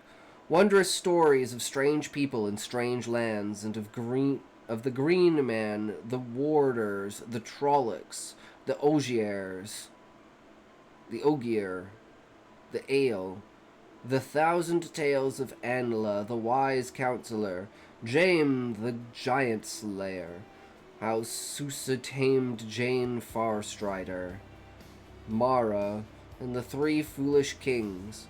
Tell us about Len, Egwin called, how he flew to the moon in the belly of an eagle made of fire. Tell about his daughter Salya walking among the stars.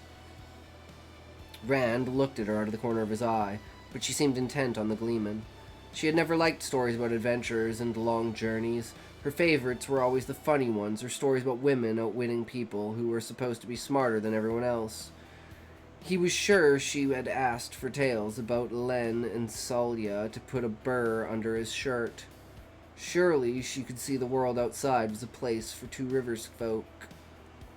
Was no place for Two Rivers folk. Listening to tales of adventures, even dreaming about them, was one thing. Having them take place around you would be something else again. Old stories, those, Thom Merrilin said, and abruptly he was juggling 3 colored balls in each hand. Stories from the age before the age of legends, some say. Ugh, I couldn't sleep after 6 a.m. Now I can't keep awake. Another short run for me. Enjoy. No worries, Sean. Enjoy the rest of your night. Take care, good sir. We'll see you again in the next one, brother. Perhaps even older, but I have all stories, mind you. Now, of ages that were and will be. Ages when men ruled the heavens and the stars, and ages when man roamed as brother to the animals. Ages of wonder and ages of horror. Ages ended by fire raining from the skies, and ages doomed by snow and ice covered the land and sea. I have all stories, and I will tell all stories. Tales of Mosk the Giant, with his lance of fire that could reach around the world, and his wars with Elsbeth, the queen of all. Tales of Metrice, the healer, mother of the wondrous Ind. The balls now danced between Thom's hands in 2 intertwining circles. His voice was almost a chant, and he turned slowly as he spoke, as if surveying the onlookers to gauge his effect. I will tell you of the end of the Age of Legends, of the dragon and his attempt to free the Dark One into the world of men. I will tell of the time of madness when Aes Sedai shattered the world, of Trolloc wars when men battled Trollocs for rule of the earth, of a war of 100 years, when men battled men, and the nations of our day were wrought.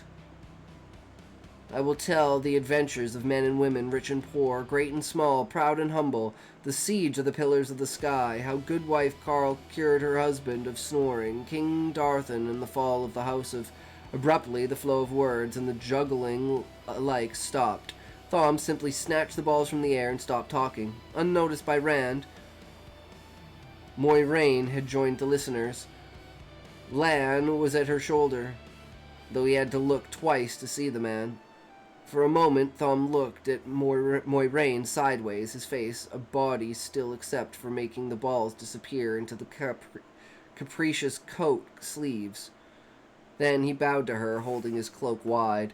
Your pardon, but you are surely not from this district. Lady, Eowyn hissed fiercely. The Lady Moiraine.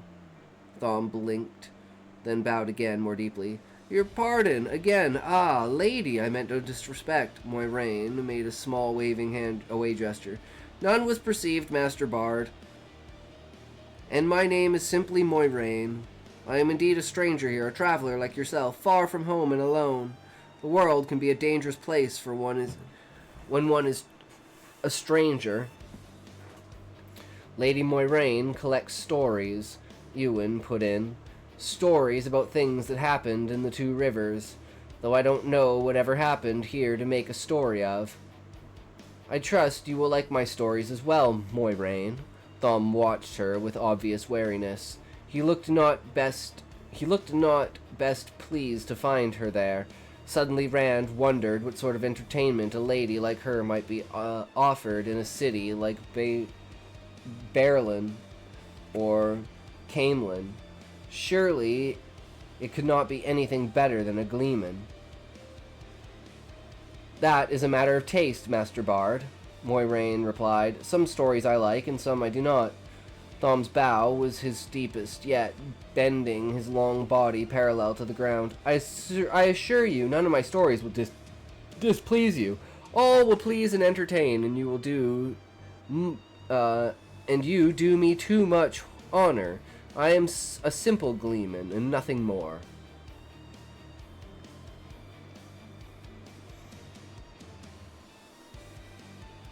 Moiraine answered his bow with a gracious nod. For an instant she seemed even more the Lady Eowyn and had named her, accepting an offering from one of her subjects. Then she turned away and Lan followed, a wolf heeling a gliding swan. Thom stared after them, bushy brows drawing down, stroking his long mustaches with a knuckle, until they were halfway up the green.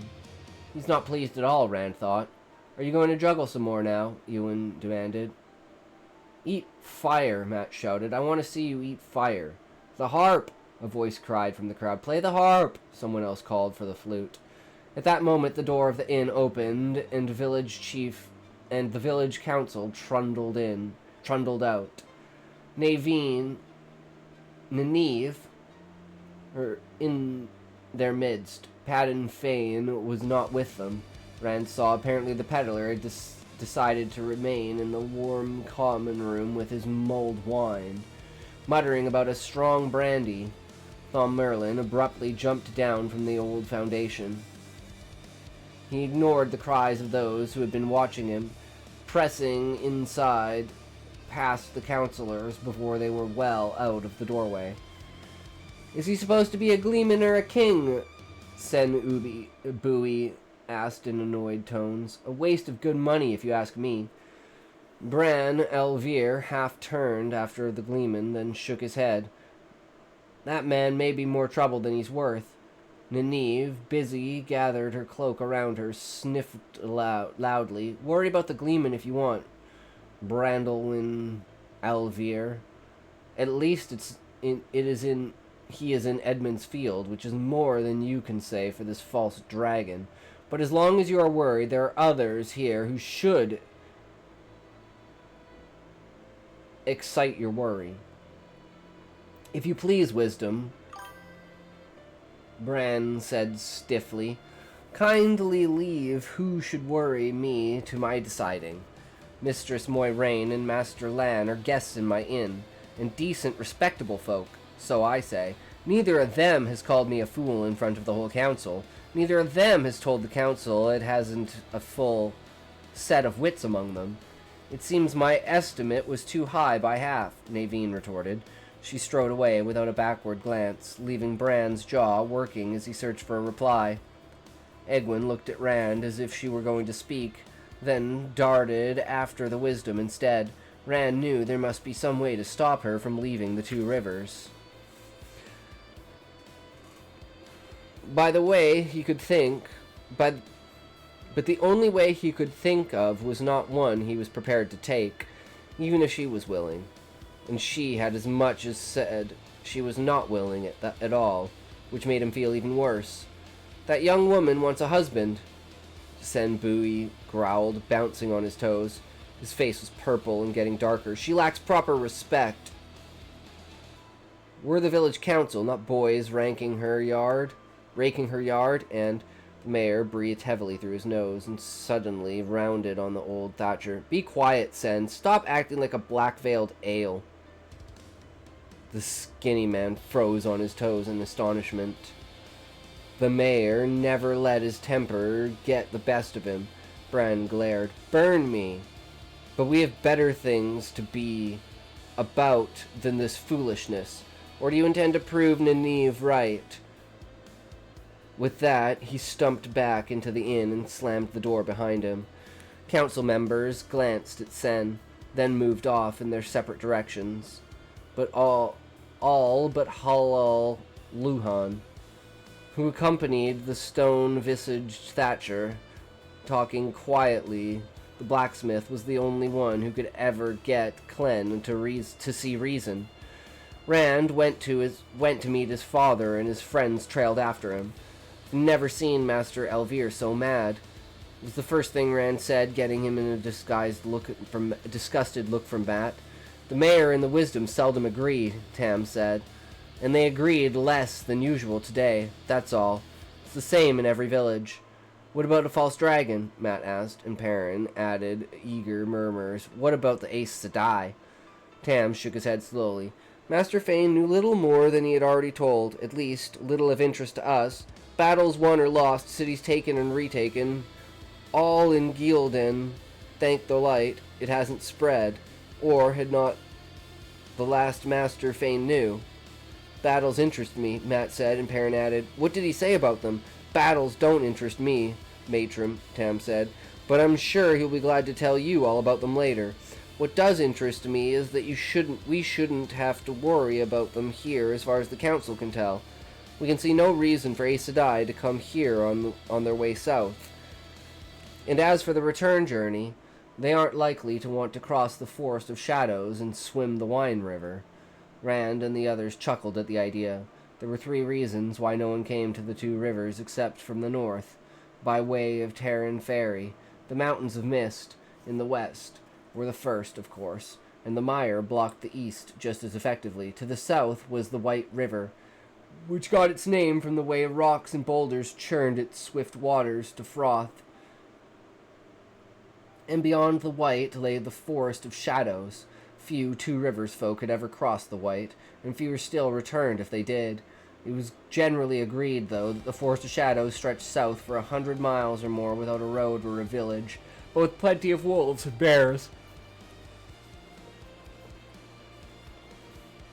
So that's an end to it for us, Matt said. He sounded at least a little disappointed. Not quite, Tam said. Day after tomorrow, we will send men to Devon Ride and Watch Hill and Terran Ferry, too, to arrange for a watch to be kept. Riders along the White and the Terran, both, and patrols between. It should be done today, but only the mayor agrees with me. The rest can't see asking anyone to spend Beltane off riding across the 2 rivers. But I thought you said we didn't have to worry, Perrin said, and Tam shook his head. I said should not, boy. Not did not. I've seen men die because they were sure that what should not happen would not. Besides, if the fighting will stir up all sorts of people. Most will just be trying to find safety, but others will be looking for a way to profit from the confusion. We'll offer any of the first a helping hand, but we must be ready to send the second type on their way. Abruptly, Matt spoke up. Can we be part of it? I want to, anyway. You know, I can ride as well as anyone in the village. You want a few weeks of cold boredom and sleeping rough, Tam chuckled. Likely that's all there will be in it. I hope that's all.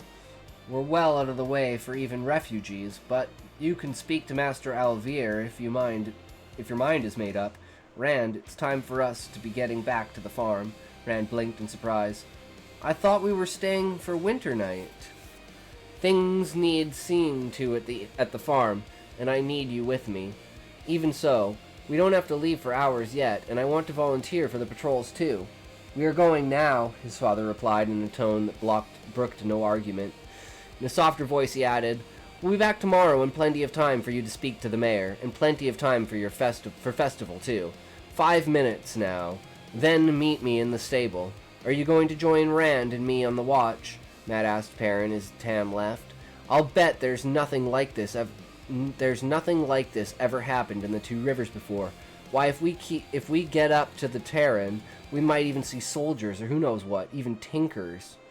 I expect I will, Perrin said slowly. If Master Luhan doesn't need me, that is. The war is in Gildan, Rand snapped with an effort. He lowered his voice. The war is in Gildan, and the Aes Sedai are the light knows where. But none of it is here. The man in the black cloak is. Or have you forgotten him already? The others exchanged embarrassed looks. Sorry, Rand, Matt muttered. But a chance to do something besides milk my dad's cows doesn't come along very often. He straightened under their startled stares. Well, I do milk them, and every day, too. The Black Rider, Rand reminded them. What if he hurts somebody? Maybe he's a refugee from the war, Perrin said doubtfully. Whatever he is, Matt said, the watch will find him. Maybe, Rand said, but he seems to disappear when he wants to. It might be better if they knew to look for him. We'll tell Master Alvier We'll tell Master Alvier when we volunteer for patrols, Matt said. We'll tell the council, and they'll tell the watch. The council, Perrin said incredulously. We'd be lucky if the mayor didn't laugh out loud. Master Luhan and Rand's father already think the 2 of us are jumping at shadows. Rand sighed. If we're gonna do it, we might as well do it now. He won't laugh any louder today than he will tomorrow.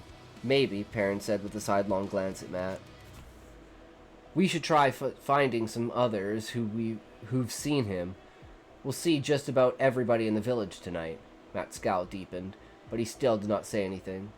All of them understood that Perrin meant they should find witnesses who were more reliable than Matt. He won't laugh any louder tomorrow, Perrin added when Rand hesitated.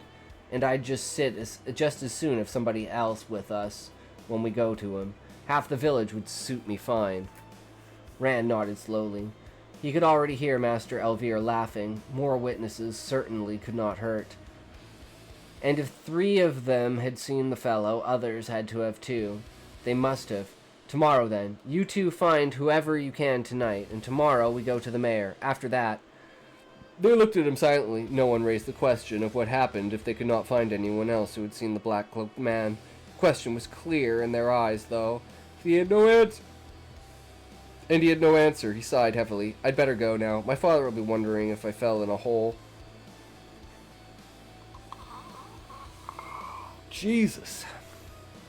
Followed by their goodbyes, he trotted around to the stable yard where the high-wheeled cart stood propped on its shafts. Stable was a long, narrow building, toppled by high-peaked thatched roof. Stalls, their roofs covered with straw, filled both sides of the dim interior, lit only by the double doors at either end.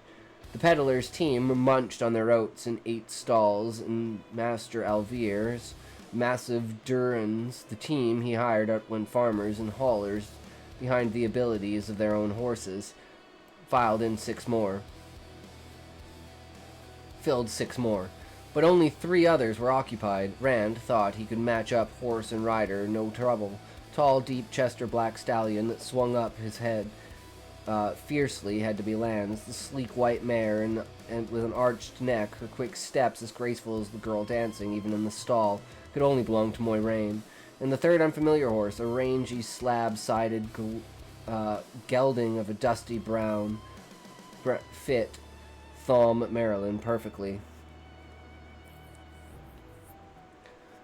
Tam stood in the rear of the stable, holding Bella by a lead rope and speaking quietly to Hu and Tad. Before Rand had taken 2 steps into the stable, his father nodded to the stableman and brought Bella out, wordlessly gathering up Rand as he went.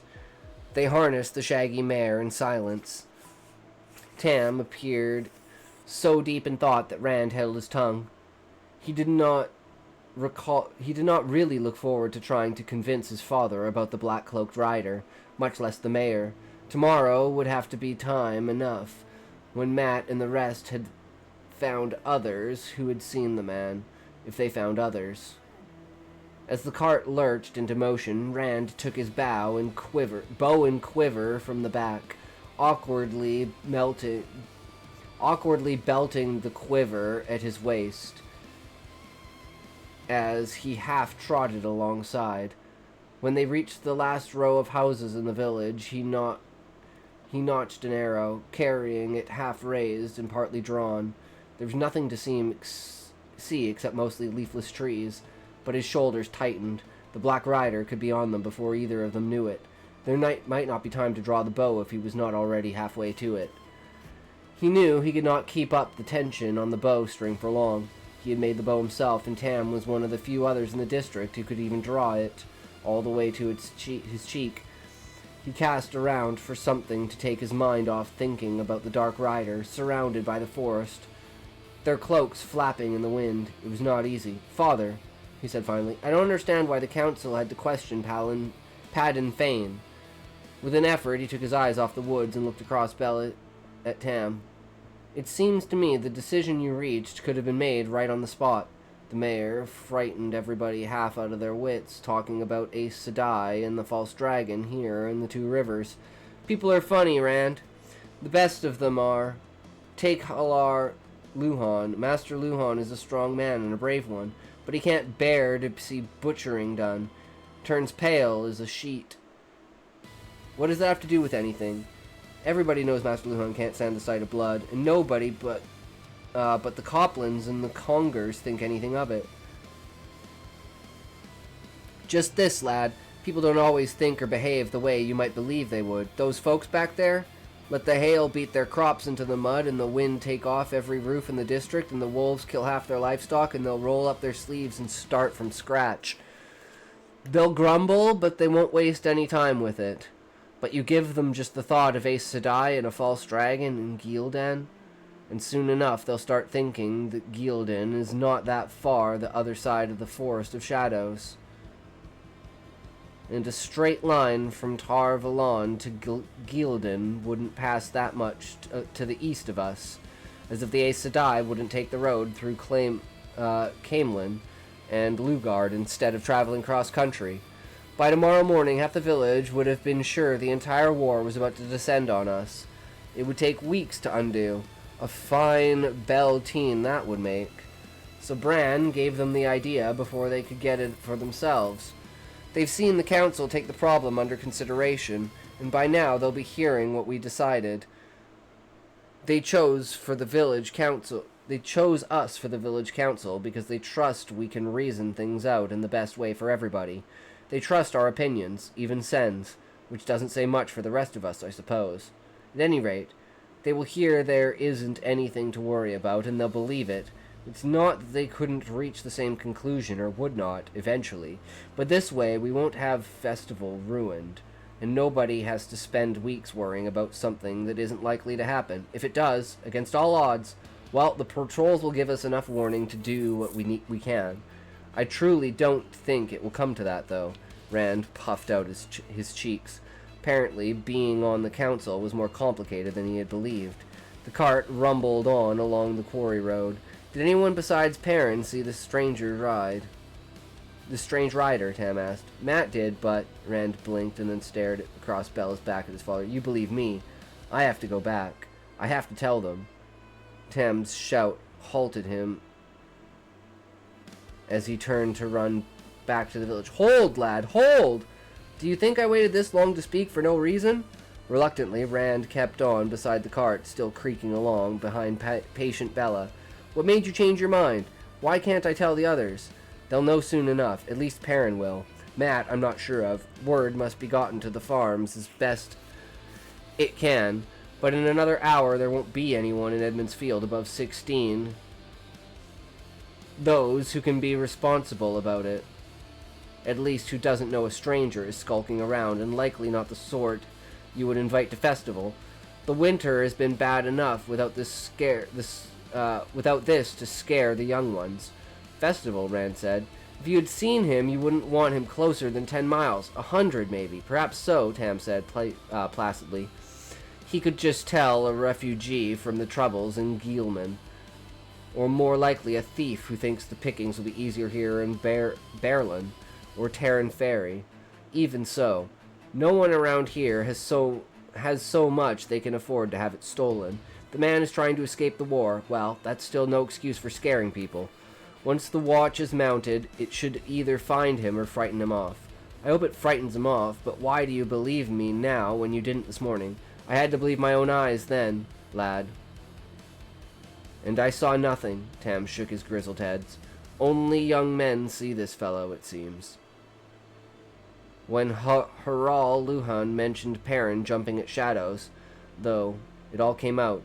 John Thane's oldest son saw him too, and so did Samuel Crosboy, Baudry. Well, when 4 of you say you've seen a thing, and solid lads all, we start thinking maybe it's there, whether we can see it or not. All except Sen, of course. Anyway, that's why we're going home. With both of us away, this stranger could be up to any kind of mischief there. If not for festival, I wouldn't come back tomorrow, either. But we can't make ourselves prisoners in our own homes just because this fellow is lurking about. I didn't know about Ban or Lem, Rand said. The rest of us were going to go to the mayor tomorrow, but we were worried we wouldn't believe us, either. Gray hairs don't mean our brains have curdled, Tam said dryly. So you keep a sharp eye. Maybe I'll catch sight of him, too, if he shows up again. Rand settled down to do just that. He was surprised to realize that his step felt lighter. The knots were gone from his shoulders. He was still scared, but he was not as bad as it had been. Tam and he were just as alone as the quarry road, and they had been as the quarry road had been that morning. But in the same way, he felt as if the entire village were with them. That others knew and believed made all the difference. There was nothing the black-cloaked horseman could do that the people of Edmund's Field could not handle together.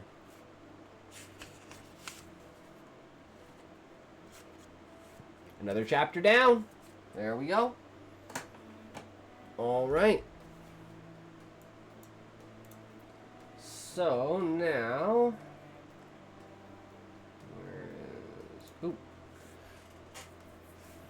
DARPA, let's get on with it. So I don't fucking lose that thing. Okay, so all these are done. So, how a monarchy really dies. Well, I wonder, guys, how does a monarchy die? And it's actually kind of getting cold in here, so thank God, finally, put my sweater on.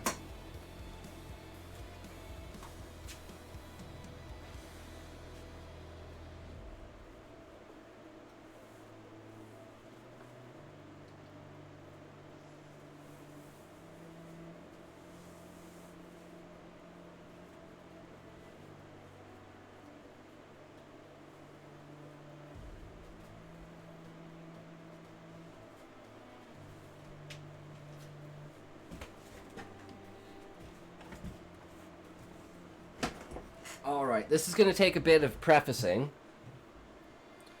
because this is very important to us. Because that's kind of exactly what happens. But my monarchy is very different than what you would think of like a normal monarchy. Because the monarchy itself is just in control of the military, but they don't have any say over, like, civic law. So everything is a democracy aside from the essence of what the military is. And the military is essentially just the power of the monarch. At least that's, like, what people think, which the power of the monarch is actually a celestial being. But they think it's the power of the tree. Because if they knew it was a celestial being, they'd be like, what the fuck? So, the very beginning of the book with the Viceroy declaring that Beastmen are equal to all the other species basically upends the entirety of the inner workings of the monarchy. Because the way that it works is, I mean, I'm probably gonna have to graph this out because it's kind of fucking complicated.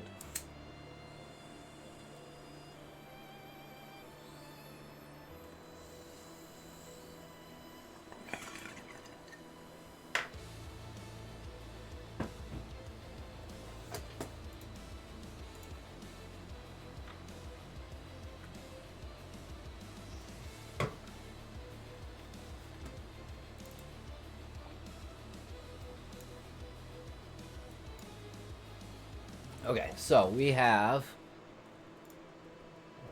let's just do,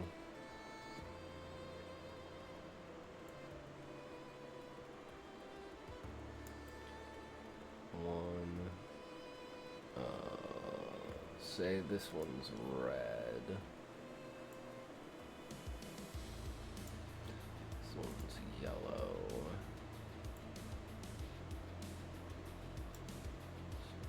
Blue, and this one can be green. Okay, so we have Monarch. So actually we'll say current Monarch, should say.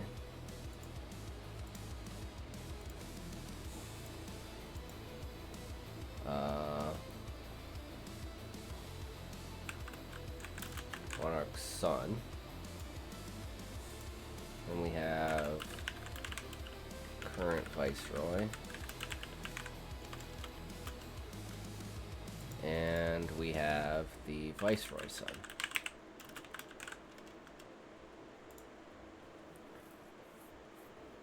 So, the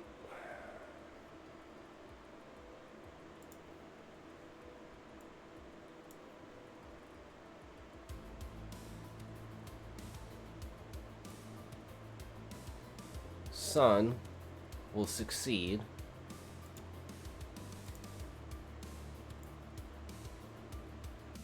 and become the monarch.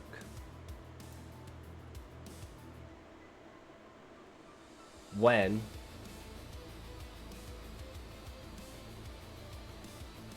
okay, so the most complicated part I'm trying to remember is how it starts the chain.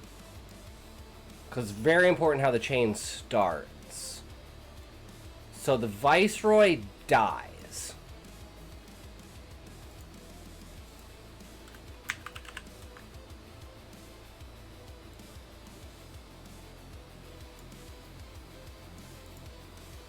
Which makes the Viceroy's son become the Viceroy.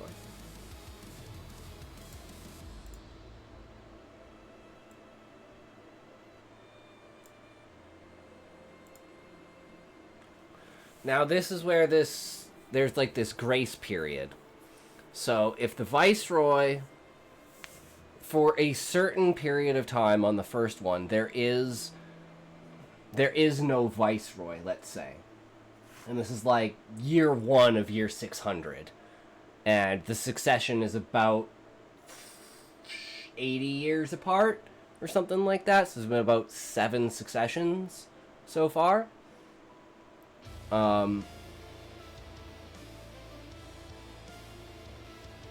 Then the Viceroy, so current Viceroy is dead. Then so starting off with the very first one, so this Viceroy's son is now the current Viceroy. And he gets a concubine.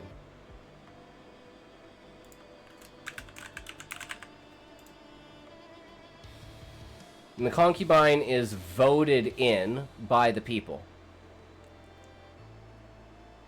And after they're voted in, they're killed.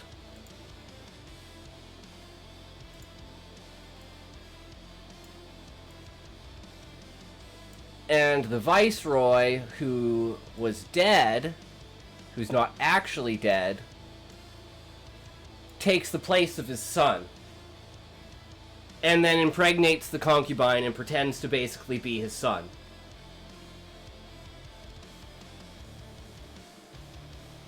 And then there's the monarch dies. Because the Viceroy is older than the monarch. So the Viceroy dies first.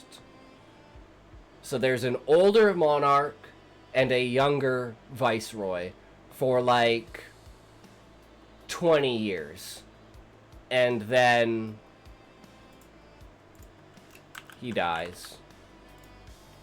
And the monarch's son becomes the monarch, gains the concubine. And before, because there's like the grace period before.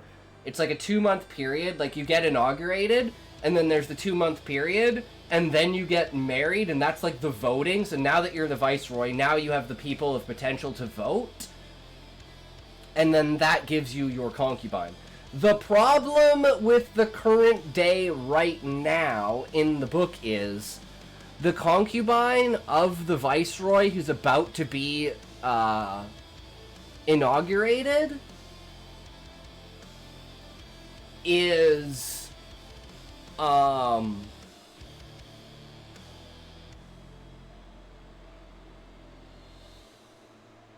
like she's a plant, kind of like she's part of the anti-beastman or like the pro-beastman thing, like the anti-racist, like we want beastmen to be able to be adventurers and stuff like that. And then there's the conspiracy theory and prophecy that if Beastmen ever get inside of the tree, it'll start another Beastman war. Because that was the whole reason why the Beastman war stopped, is because they couldn't get inside of the tree. So then it becomes this whole issue with that. And...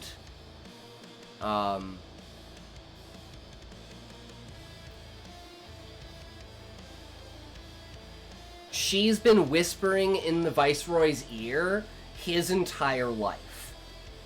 Like, they've already, like, fucked when they're, like, not supposed to, since they were, like, basically, like, able to, pretty much. And no one knows this. They know they're really close, but, like, their status makes them kind of, you know, it's the reason why they're friends in the first place, so it kind of makes sense. But as soon as he gets inaugurated as the Viceroy, before fucking anything, he's just like, boom, okay, yeah, we're now declaring Beastmen equal. And he's not the monarch, he's just the Viceroy. So it's like, there's a clash in the monarchy now because of this dissonance. And not only that, the Viceroy who stepped down is like, I'm fucking out of here. Peace, bitches. And he fucks off with the main character to leave the tree. So, like, the entirety of what's happening on the outside world is reflected on, like, political status of what's happening inside of the tree, while Husai and everyone is figuring everything out on the outside. So, in order for... Jesus, that's huge. In order for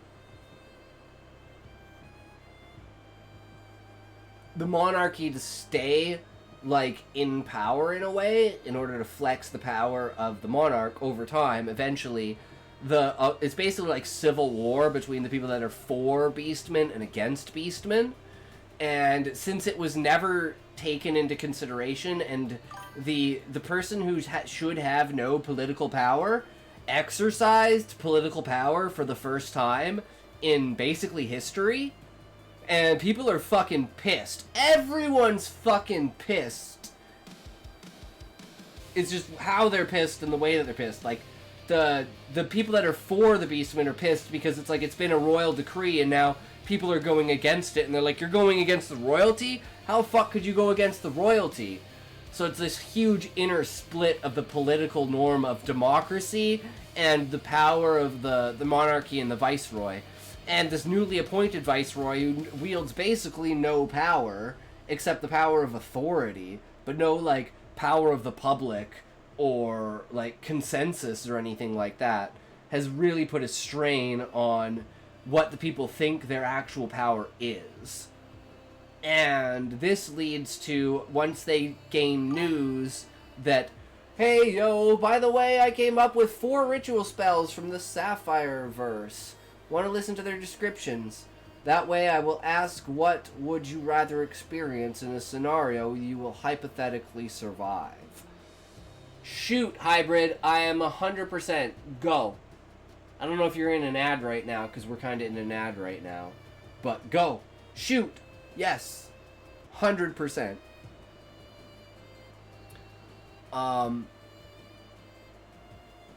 When they gain word about the Adventurers Guild failing to defend Garuda, the Beastmen fanatics are like, okay, a war is actually starting. We need to, like, kick the Adventurers out of the guild.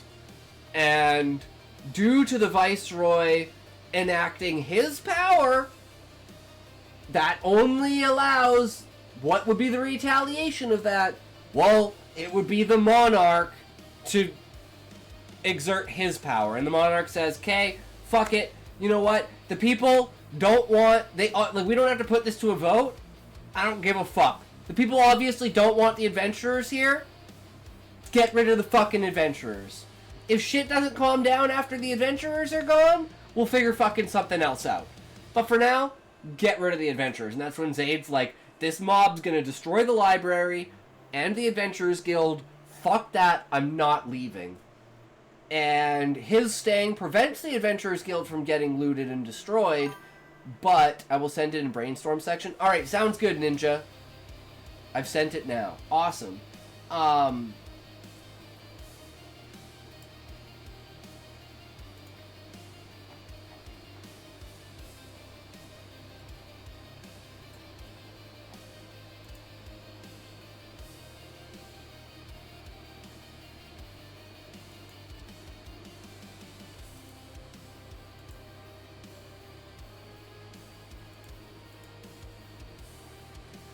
When you're done reading, let me know what poison you'd pick to survive out of the 4.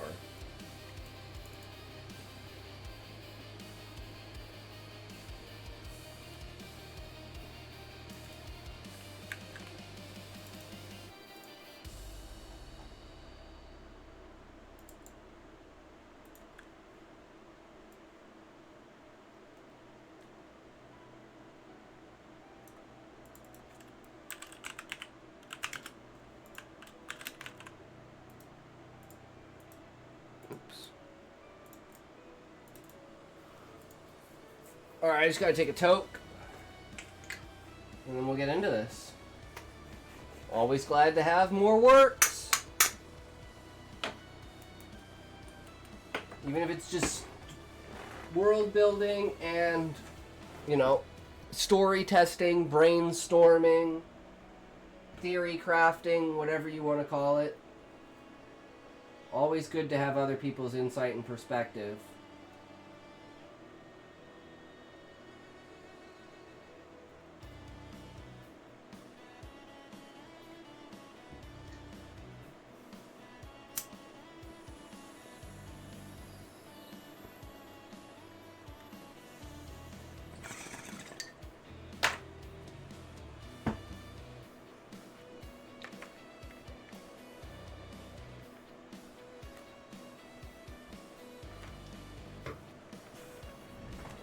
Primordial darkness, witch's effect. Summons a void of absolute nothingness, a Terran reality that mimics the birth of the cosmos. All caught within or drawn inward, their bodies crushed by infinite pressure while stretching across eternity before ceasing to exist. Nature, gravity, spiritual collapse, secondary effect. Victims experience the sensation of being pulled apart and consumed alive, conscious until the final instant. Weakness. Requires immense preparation and synchronization. Once the collapse begins, almost nothing can resist it. Stellar Genesis, Sages. Effect. Conjures a new horn star into existence, whose blinding brilliance overwhelms perception and whose eruption annihilates all nearby matter. The heat and radiation rival the heart of creation itself. Nature. Stellar creation. Radiation, secondary effect. The victim's mind collapses when attempting to comprehend the star's birth, melting consciousness before the blast consumes the body. Weakness. Distance and distribution of the rune network can prevent ignition. Once formed, survival is nearly impossible. Eternal radiance. Priestesses. Effect. Manifests a divine wall of light that sweeps across the battlefield, purifying all it touches. Matter, soul, and even willpower are incinerated in a blaze of unyielding holiness. Nature, purification, annihilation, secondary effect. Victim loses not only their bodies, but also their will to resist. Consumed by serenity before being reduced to ash. Weakness, sustaining the wall demands constant focus. Rare void magics or severing the priestess's choir can halt its advance. New, Final Symphony, Awakened. Effect. A ritualized performance of perfect rhythm and harmony weaponizes music itself. First chords lull victims into calm euphoria, but the climactic crescendo ruptures their bones, organs, and very essence in a storm of resonant sound. Nature, resonance, vibration, secondary effect. Victims are deceived by comfort, only to suffer catastrophic internal collapse as every note tears them apart from within. Weakness, dependent on flawless synchronization of performers and instruments. Jamming, silence, or disrupting the resonance breaks the effect.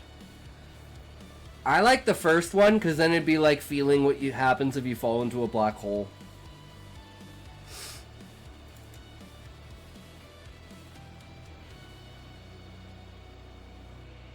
Is that a fair answer?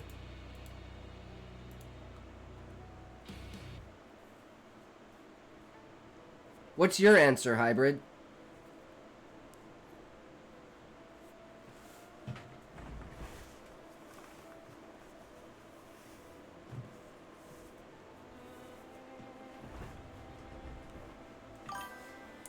So your most favorite is the Primordial Darkness, I assume. Yes.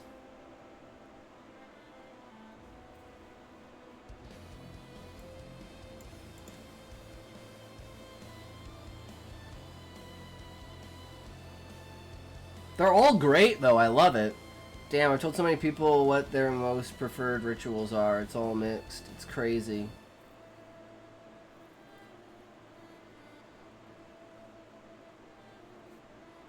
Nice.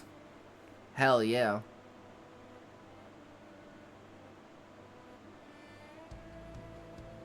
Makes sense, you know. The music one second.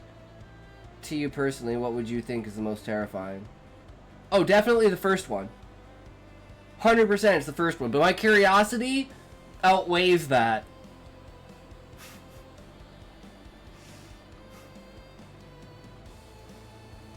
Other than that, the music one sounds great.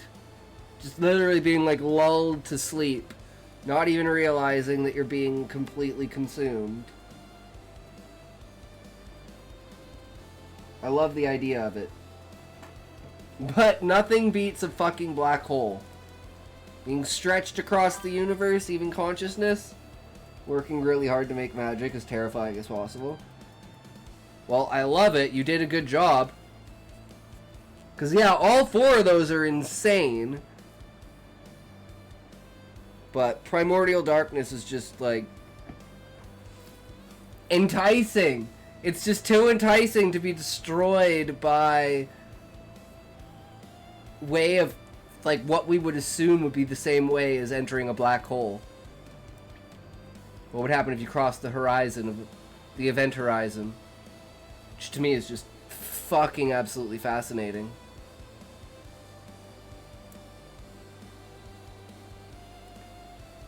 But anyways, so even after the adventurers leave and get kicked out,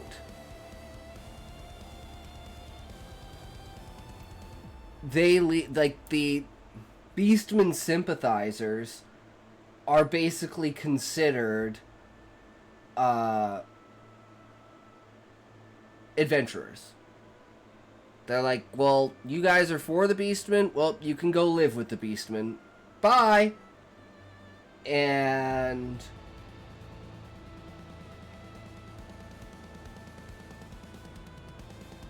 I'm thinking something about making the bottom 15 actually important to the story. And maybe we could use the bottom 15 as like a home base for some sort of I don't know, some sort of rebellion or something. What I am doing now is adding artwork to my origin lore to make it more fun to read. Nice! I drank 2 glasses of wine and I'm gonna dominate the world. Let's go, plotters. Go, conflicts and MacGuffins, boys. Well, hold on. Let me see if I can do it. This might be really bad, but let me see if I can do it. What are we gonna do tonight, Brian? The same thing we do every night, Pinky. Try to take over the world.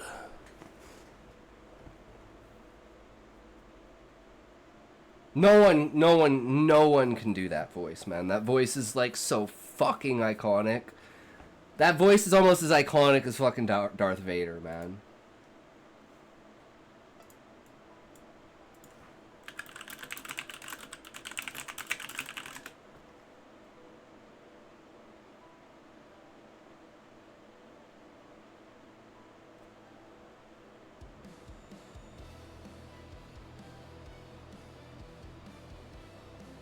But Chronicles, how are you? Have you written any more Chronicles?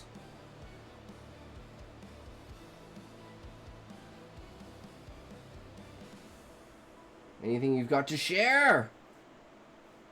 If not, we move on to how a monarchy really dies, and let's see how my idea of the death of a monarchy holds up to what, I guess, the death of a real monarchy is. A dilemma. Imagine you sit on the throne of Momolopolis, a growing medieval-esque feudal power. You rule by divine right, but the world is changing. Your cities are growing, trade all across the world, and with that, merchants and guilds are becoming wealthy and powerful. People are starting to talk about freedom and rights, and they're getting titchy about not getting a say in how things are run like the lords are, even though they provide a lot of your taxes. I'm your king. Well, I didn't vote for you. What do you do? Don't This vote is for a the king! monarch's dilemma. How do you hold on to power while meeting the needs of an increasingly complex society? Giving them power risks your authority, but not giving it to them... See, yeah, maybe this doesn't really work for us because our monarchy doesn't wield authority. Our monarchy wields power, as in military might, as in force. But they have allowed democracy to be a thing. Problem is deeper, comrade. I have to deal with corruption, fascist, billionaires, and ignorance all at the same time. However, go Power Well, Ranger. faced with rising unrest, maybe you consider an historic move, creating a parliament, because that'll keep them happy and keep them on your side, and surely it won't spark a chain of events which might lead to the downfall of the monarchy itself. Fantasy and sci-fi loves to think of monarchies ending with these dramatic revolutions, but monarchies were just as often outpaced by new systems, like democracy, with the monarch's dilemma often slowly eroding their power as they try to hold on to their authority in the face of rising complexity. We like these simple stories where you get rid of the evil king and then suddenly, magically, there's democracy, but the reality is, history is complicated. But first, we've got to rewind. We've got to go back to understand how all of this starts. Well, I didn't vote for you. Monarchs, kings and queens are not just people, they are systems. They're built on a set of political and economic and religious and ideological foundations and assumptions like divine right and that power comes from owning land and resources or the influence of the church. The Thai and British monarchies have very different philosophical justifications and responsibilities owing to their religious differences, Christian versus Buddhist, and the Vatican monarch, the Pope, owns a lot of land. Like 177 million hectares worth, but it's incredibly dispersed and it's not particularly connected with resource production, like wheat or mines or whatever, like monarchies often were. Instead, that land provides influence on a global scale through things like schools and hospitals and so on. Like the Catholic Church was the largest landowner in southern Vietnam when it was ruled as part of French Indochina. But we're creating fictional worlds here. We can be creative with these assumptions, and you already know that because you've bought and read my books. Like in the Elder Scrolls, the Khajiit, you know, those cat-like people, they develop physically depending on the phase of the moon they're born under. Different types could look wildly different. We don't even see most of them in the games. From basically being no bigger than a house cat to being these giant bipedal creatures. I wish we could see them. And some, like the quadrupedal Alfigrat, were said to make the best leaders, the natural kings. And when sometimes a very rare alignment of the two moons happened, it meant that a mane was born, a single spiritual leader for the Khajiit. Maybe power doesn't stem from land, but the caste you're born into. Maybe it comes from a magical sword, or the stars you're able to see in the sky from your land. Or wielding the power of consciousness. Distributing swords is no basis for a system of government. In Frank Herbert's Dune, the Padishah Emperor's authority isn't so much built on the power of the feudal lords beneath him. In fact, arguably, it's possibly in spite of the amount of power that these lords beneath them have. Instead, it's more about the powerful spacing guild who control faster than light travel between the feudal planets. He gives them a monopoly, they support him. Then there's the Bene Gesserit, this order of women with mind powers who are married off as wives and are meant to support this system. In Andrzej Sapkowski's Witcher universe, magic users like Triss and Yennefer are kept as powerful advisors to all the kings and queens of the world. These factions are incorporated into the monarchical system instead of making them an enemy. They become the pillar which upholds it all. Be creative with what underpins your monarch's power in this system. What pillars hold them up? Because that is where the king's Fraud. It starts when civilizations advance and grow more complex, more interconnected, more economically prosperous with new resources, new technologies, new demands, and what exactly... But at the end of the day, I mean, wielding the power through one thing or wielding it through another. It's like, if I say, oh, I have military might that could wipe you off the map, does it matter if it's a nuke or, like, 100,000 missiles or 10 million infantry? The end result is you're wiped off the map.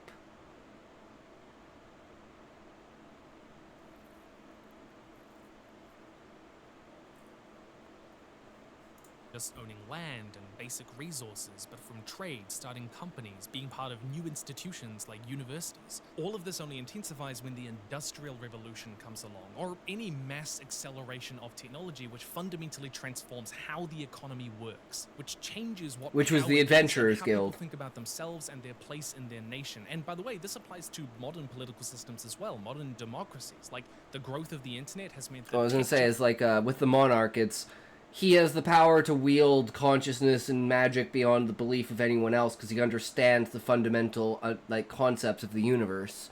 So whether that comes from the tree or the fact that he's anima himself doesn't matter. The outcome is he wields enough power to literally pull the tree out of the fucking ground and crush everyone inside of it. Science and the people who run them are increasingly important political players that modern governments still need to think about and take care of. Trade routes expand with faster ships which travel further, more wealth flows into the cities instead of rural lordly castles, more people are getting educated, the birth of the stock market, massive companies beginning to wield private armies abroad, new technologies making your average peasant more capable than ever. And suddenly there's this new class of wealthy elites who have all this free time to be pissed at the government and the resources to do something about it. And this is where we need to talk about two different concepts of power. There's de jure power, who has the legal authority within the system, and then there's de facto power, who actually has power in your society. Like, you could argue that your average Congress... So the de jure power would be the democracy. The de facto power would be the monarch and the viceroy. The monarch and the viceroy allow the democracy to exist because in the long run, it is a better way to rule. Because all they care is the complacency of the people. Man has more de jure power, but someone like Mark Zuckerberg has more de facto power in society.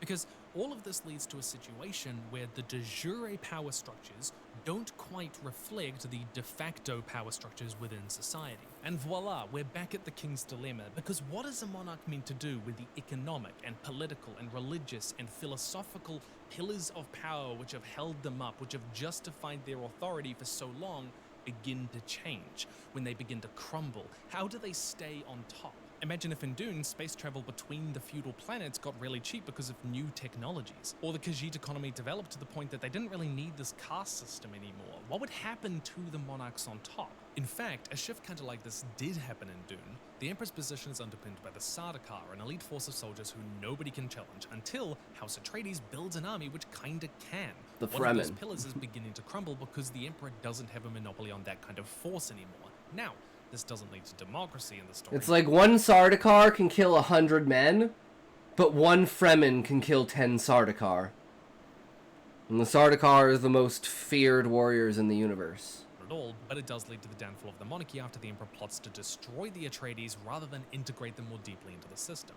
It's in this gap He you'll bet find against friction, them. tension, social unrest you can explore, because one of these groups have to give way. If the institutions of power don't reflect where the real power lies, they're naturally going to come in conflict with each other. So let's figure it out. Who has de facto power in your system but not de jure, and what position are these people allowed to occupy in society? Are they bribing officials so they've got some influence in the system, or are they coordinating a rebellion so they can have more? Or are they seeking power overseas, which is what a lot of these new elites do? Well, a lot of them, yeah, they're, The problem is the Beastmen supporters are getting support from the Adventurers Guild and from the Beastmen outside, whereas the Beastmen, like, haters they only have the power inside of the tree. And they're usually not adventurers. So it's like, they're almost like a Karenocracy of just really loud, obnoxious voices that, like, everyone's just like, oh my god, shut the fuck up. No one cares. No one cares if you feel uncomfortable about your space being taken over. Fuck off. No one cares that your romance has turned into great battle scenes because now we have, like, lore, history, and religion, you know? Like, all the things that have come from the Beastmen are like most of the culture of the tree. And those people don't even acknowledge that, even in the fact of them saying they hate the Beastmen and the Beastmen influence. Well, what do you think about, like, you know, religion? Oh, I love... What do you think about history? Oh, we should always have history. Well, those are Beastmen concepts. We didn't have those before the Adventurers Guild. So, you know, these people don't stand on any fucking principle or anything like that. Whereas the Beastmen sympathizers are like, there's no fucking reason why Beastmen can't be adventurers. Sure, they're a little bit less intelligent as far as, like, understanding larger concepts, but, like, they're basically the ones who taught us how to survive in the actual world, because if anyone leaves the tree, they're basically fucking dead. Because they have to worry about disease, they have to worry about fatigue, they have to worry about hunger, they have to worry about thirst, they have to worry about old age and decay and death. It's like things that are absolutely foreign in the utopia of the tree. Places like French Indochina or a lot of the New World. Which is why, like, arguing is the hugest thing, because the only way to kill someone, basically, is to cut off their head. So if you accidentally did something, you can't really fucking kill someone, because you just instantly heal from the life force of the consciousness around you. So it's extremely, like, yelling match, but there's no point in really escalating to violence because you can't essentially hurt anyone or kill anyone. And if you cut someone's head off, well, that's very clearly you were intending to kill them, and you're fucked. They just cut your head off. You don't do that. Into those places and exploited them for resources, sometimes even like ruling as a state within a state, they were often comprised of these kind of like new elite class. The monarch can try to suppress them, and actually they did a lot of the time, but that's risky. That's trying to stop technological and potentially social advancement. And so, what do? They call a parliament. A lot of the time, the parliament is the monarch trying to incorporate these people into the system while keeping themselves at the head and center of it, clinging to their power, at the cost of ceding just a little bit of it. But once you've opened that door, it's open. It's open to criticism, to debate, and eventually limits. The slippery slope begins. When I talk about the institutions of power not necessarily reflecting where real power lies in society, this can go both ways as either good or bad. Like the rising middle class with real emerging power demanding more of a say in government is a democratic thing. I think that is good, but at the same time, you could say that tech companies wield an inordinate amount of power in modern societies today, but that doesn't mean that they should be given more de jure power. It is worth noting here that monarchies were barely ever as powerful as we often see in fiction, never as absolute. Like even the concept of absolutism, this philosophical idea that kings should be all-powerful, that was a very late invention, and it itself was barely ever applied. It's a simplification because it is... Unless, of course, your monarch is actually, like,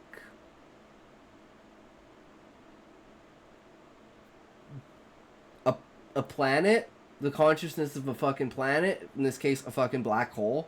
Greatest consciousness, one of the oldest consciousnesses in existence. The only problem is his consciousness is spread so thin across so many star systems, so many galaxies, so many planets, so many creatures.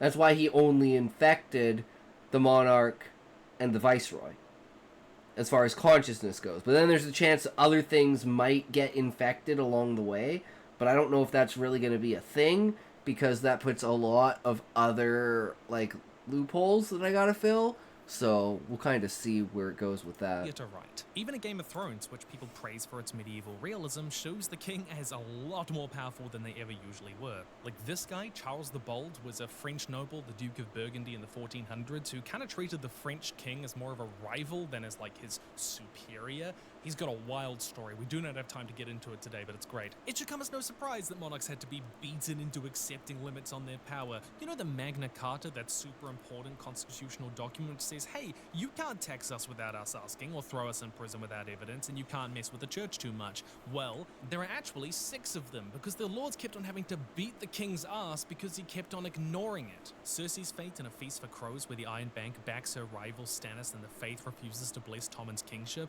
and arrests her, is a damning reminder of what happens if the de jure powers do not keep an eye on the de facto pillars holding up the whole system. And that includes new pillars which show up and force the king to incorporate them into the system. So there is a whole other half to the king's dilemma. That would be you the want to think Adventurers about. Guild. It's a little bit complicated, so stay with me. Rising complexity also means the state is more powerful than it has ever been in the past. It's around this period that you start to see the state doing things like setting up banks and managing interest rates and setting up school systems and social welfare systems and managing global colonial efforts and building soft power abroad. Callie! Building incredibly powerful militaries, Oh, taking their place. I'm glad you're here, Callie.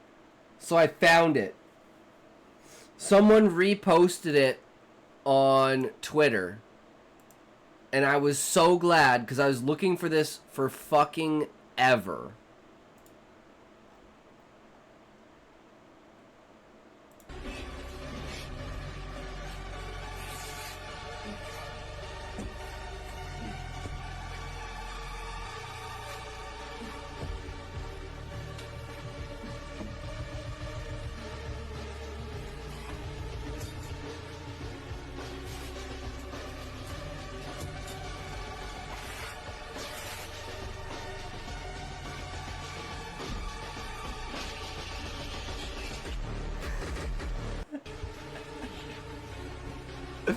That's how I imagine you, Callie.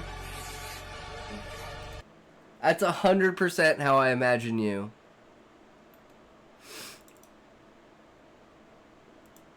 The geopolitical hierarchy. Big, elaborate stuff that was just never possible before. And if the monarch doesn't start doing this, then they will quickly be outpaced by the monarchies and countries which do. Parliament might seem like a way to make the monarch weaker, but they also make the monarch true. more powerful. It gives them a formal and palatable way to get more support, more money and resources to use that rising complexity for their own ends and from those that their power depends on in a more developed economy. So again, there's another side to this dilemma. You can give up power and become part of this bigger system that can do more. That's what the monarch hold on does. to that power and you risk fading into irrelevance as other monarchs. And that's kind of like the thing is like, how do we keep the people happy? Because that's all that matters. And we just listen to what the people do. But we have veto at the end of the day. And they know that we have veto. So they know that their power is only granted through us. But they know that we won't take effect on it unless something, the system starts to get really corrupt and the monarchs say, nah, okay, guys, we're resetting. Fuck you. Everything's going back to basics. Everyone's kicked out. Sorry, guys. Good or bad, doesn't matter. You're kicked out. We're getting everyone new. And I wonder if that should have been a thing before. Maybe that was a thing that initiated the Adventurers Guild. Because that was the first thing that happened, was the Adventurers Guild. And that's where democracy, eventually came from. Because they started with, well, we need a say for the people. And the monarch's like, sure, I guess. I don't know how you want to do this, though. And they're like, well, what about concubines? And they're like, oh, now you're talking. But,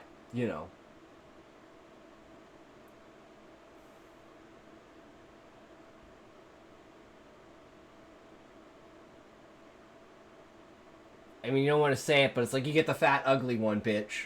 You get the fat, ugly one, huh? You got voted in, the fat, ugly one. It's like, fuck.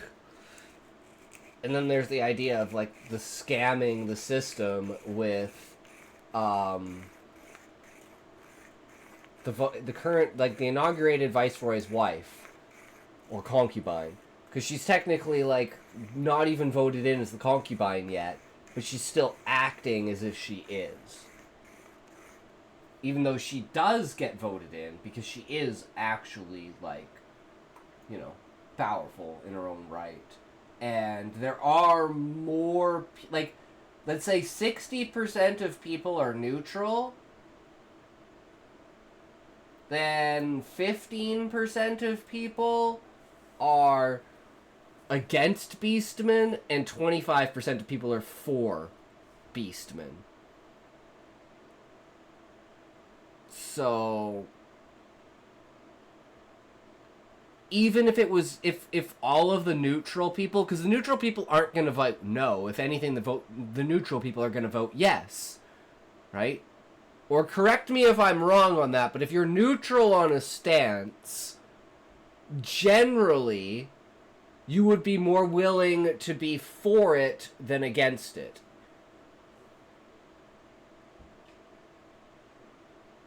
That's just my perception of it. Because there's a difference between, like, sitting on the fence because you don't know how to choose and being neutral and just not caring. Like, you literally don't care. So you're like, well, I don't care, so why not vote for it? Right? Because if I cared, I'd vote against it. But that's just how I think of it. So, hopefully that's not outside of the box too much. People will be like, well, why would you just automatically do that? I'm like, well, and even if they don't, there's still a larger percent of them that would vote for a sympathizer than against a sympathizer. And they don't even know that she is a sympathizer. You know, it's kind of like dog whistling, I guess. You'd have, like, a bunch of dog whistles for sympathizers, but it would all be under the idea of, like, you know, we already let them their stuff in. Like, we bring adventurers stuff in. Like, why not? We let them into the main cities and everything. We've never had a problem with them, more so than we have. Like, look at the crime rates between, like, adventurers and people that leave the tree and beastmen, and look at the graph for, like, they'll be like, oh, the percentage of them. Well, it's like, no, actually, if you look at, like, per capita stats, if anyone knew anything about per capita stats, you could maybe figure this shit out. But the beastmen actually, like, outnumber the adventurers on the outside, because there's, like, maybe 1.5 million, 2 million people living inside the tree. There's, like, 500, 400,000 adventurers outside of the tree. There's, like, 3 billion fucking beastmen. Like, they cover the entirety of the fucking continent. And even some of them are amphibious to the point that they're in the water too. And then there's the octopi that are at the bottom of the ocean that aren't even part of any of this yet. They come up in the second book. So, because they would basically be considered beastmen to the now fully developed and, like, genetically engineered and morphed main species, especially octopi.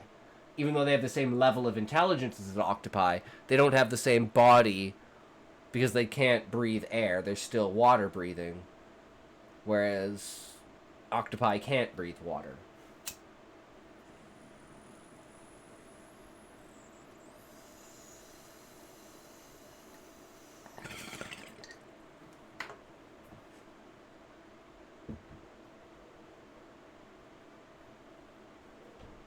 Countries do all of that. You could look at this through the lens of saying that the growth of the state also inherently means that the monarch is deciding less and less for themselves, like as a personal decision, because they're going to have to rely more on appointees, on experts, on professionals to manage complex projects and systems on a national scale.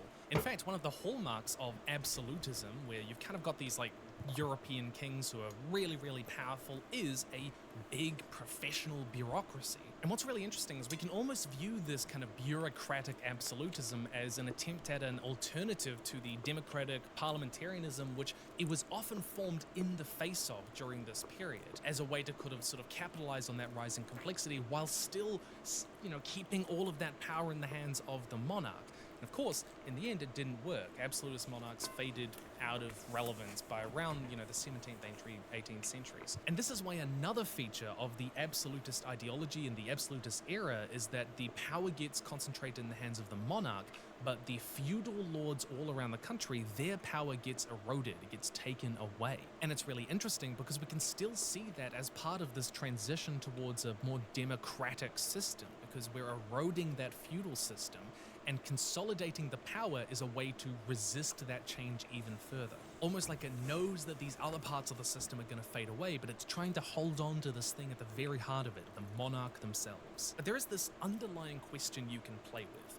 What does your monarch want to do with all this new state power, and how much authority are they willing to give up in order to be able to do it? And this introduces a third prong to the King's Dilemma, because giving power to the people might mean protecting your position, but it also potentially means exposing yourself to vulnerabilities and opposition from other nobles who benefit from the previous system you set up.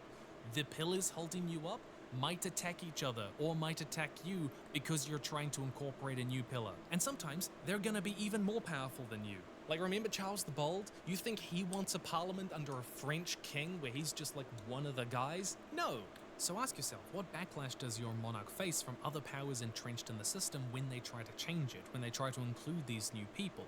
Nobody likes to have their influence diluted. People who are inside the system often don't like letting more people inside the system. It's the NIMBYism of medieval politics. I should clarify, I'm speaking about multiple centuries of history here, and every monarchy has fallen its own way. Only some of this stuff is going to apply to any given examples. So take all this as things to consider, not hard and fast rules. And all of this leads us to part 2, the 3 ways monarchies die. Monarchies can die politically by losing power, which we've already talked about, culturally by losing relevance to the social fabric, and ideologically by losing the philosophical underpinnings which rationalize their power to the people. All of these often happening at the same time and feeding into each other. Like, ceding power at all is basically the same thing as admitting that maybe you don't have the divine right. In Samantha Shannon's Priory of the Orange Tree, the House of Baratheon's monarchy is not based on divine right, but on being the direct descendants of a saint who saved the world a long time ago. And that, by having a child each generation, it keeps this Dark Lord at bay, in their prison. But in deciding to end the monarchy at the end of the book, the Queen acknowledges that she has to deconstruct this myth that they've built around themselves, that maybe it's not their bloodline keeping them really imprisoned, and that's why they're so special and deserve the crown. She talks about telling her people that her line's authority was Sharp, what's up? 1,000 years, and that the time is up, True. signified by her lacking I'll a twerk child for you, herself. bro. Basically, giving this myth an ending. Written She anything, Sharp? How's it going? Philosophical How you underpinning been? very intentionally. Divine right in our world slowly faded from popular view as people kind of stopped believing there was any real difference between the average person and the monarch. The ideological foundations eroded slowly. Historically, the monarch's power has also been deeply linked to the church, the monarch being even the head of state and religion.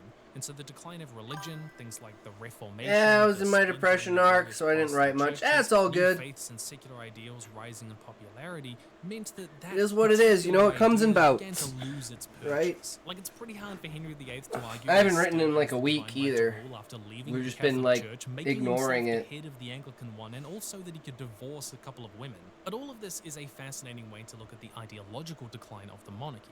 Don't just think about what kind of power the monarch gives up and when, but how the ideological foundations of the monarchy itself begin to fade or change. Like, a lot of people still support constitutional monarchies today because they see them as an important part of their culture and history, as a neutral arbiter in politics, as a final line against authoritarianism, which is a very interesting thing to say about an unelected ruler. But anyways, those beliefs shape the role that monarchs can play in the actual politics itself. Like, I come from a Commonwealth country, and Commonwealth countries have something called a Governor General, which is kind of like the Queen's representative, king now, and they sign off on laws. They also technically have the ability to, for example, dissolve Parliament, and they barely ever use it. In fact, they basically don't. They are not a real position of power.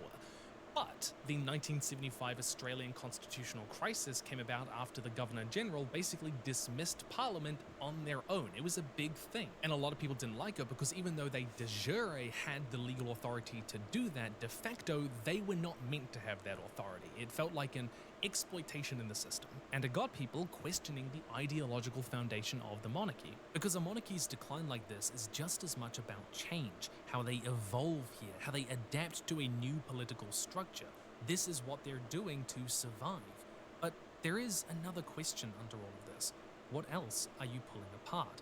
This is the way that society has worked for a long time, and it's going to have flow-on effects if you undo this ideology, which is caught up in so many other things. What else comes to... And that's kind of like the ideology that's being broken down in the book is the fact that beastmen are lesser species.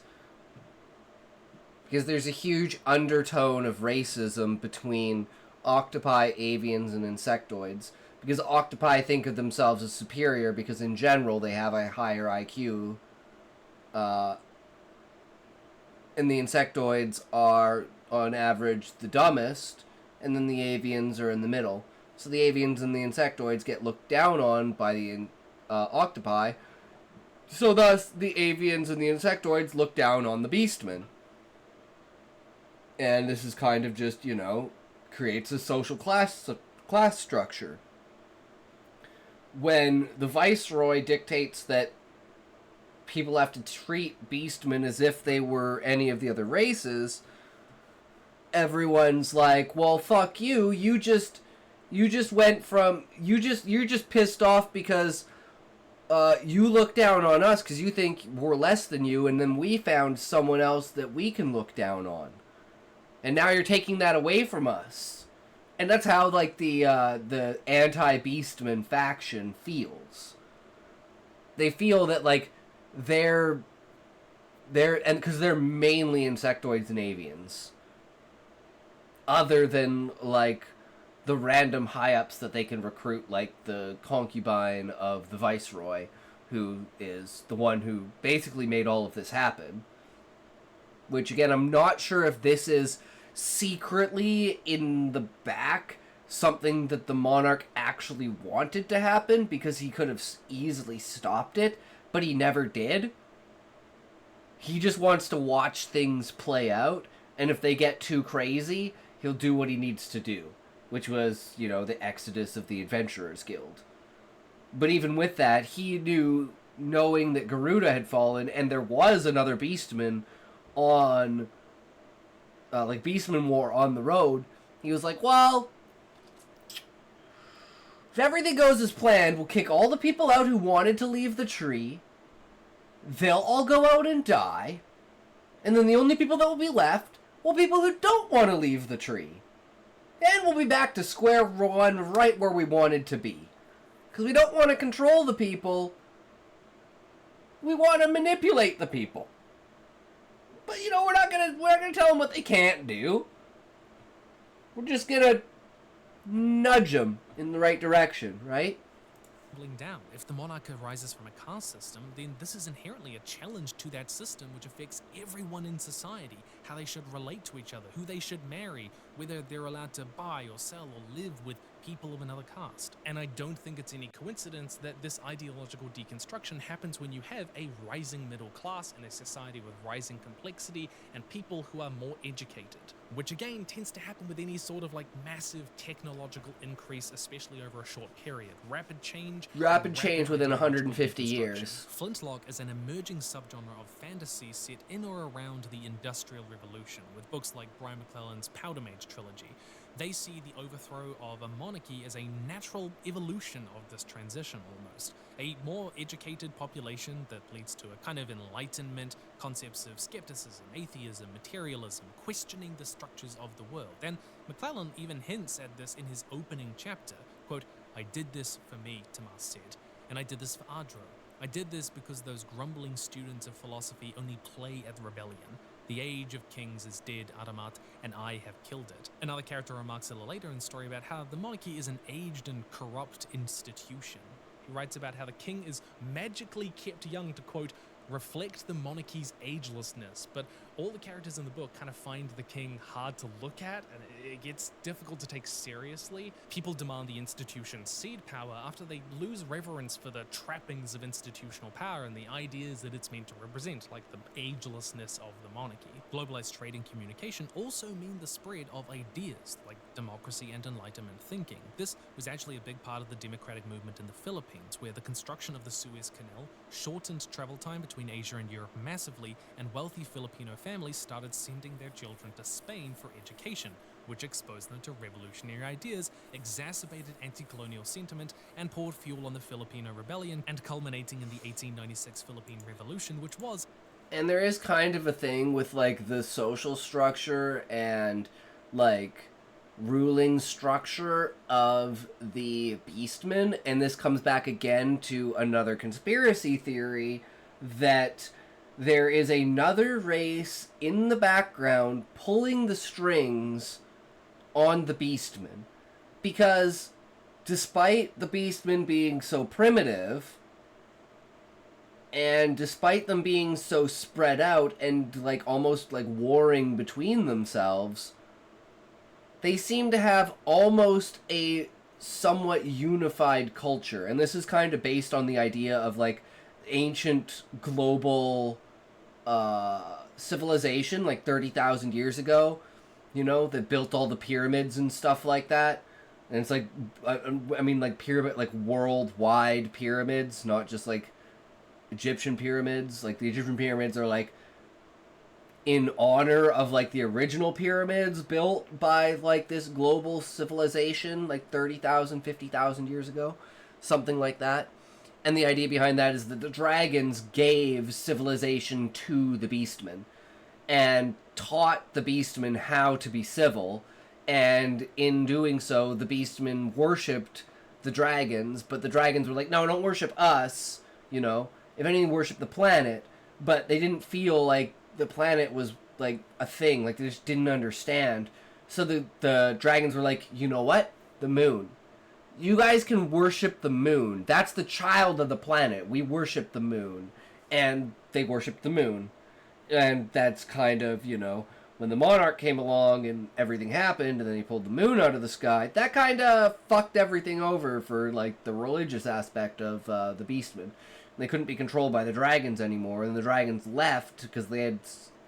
Basically, with the dragons, the other 5 dragons right now are trying to keep the currents of the seas active while the octopi species makes technology that can allow the currents to act the way that they did before the moon fell out of the sky. Because when the moon fell out of the sky, all the tides stopped, which fucked with the currents, and all of the water started becoming stagnant, and all of life started dying. So in order to... And the octopi knew that the planet would die before they could create machines that allowed the currents to continue. So they begged the dragons to basically swim in the oceans to create the currents while they built these great machines.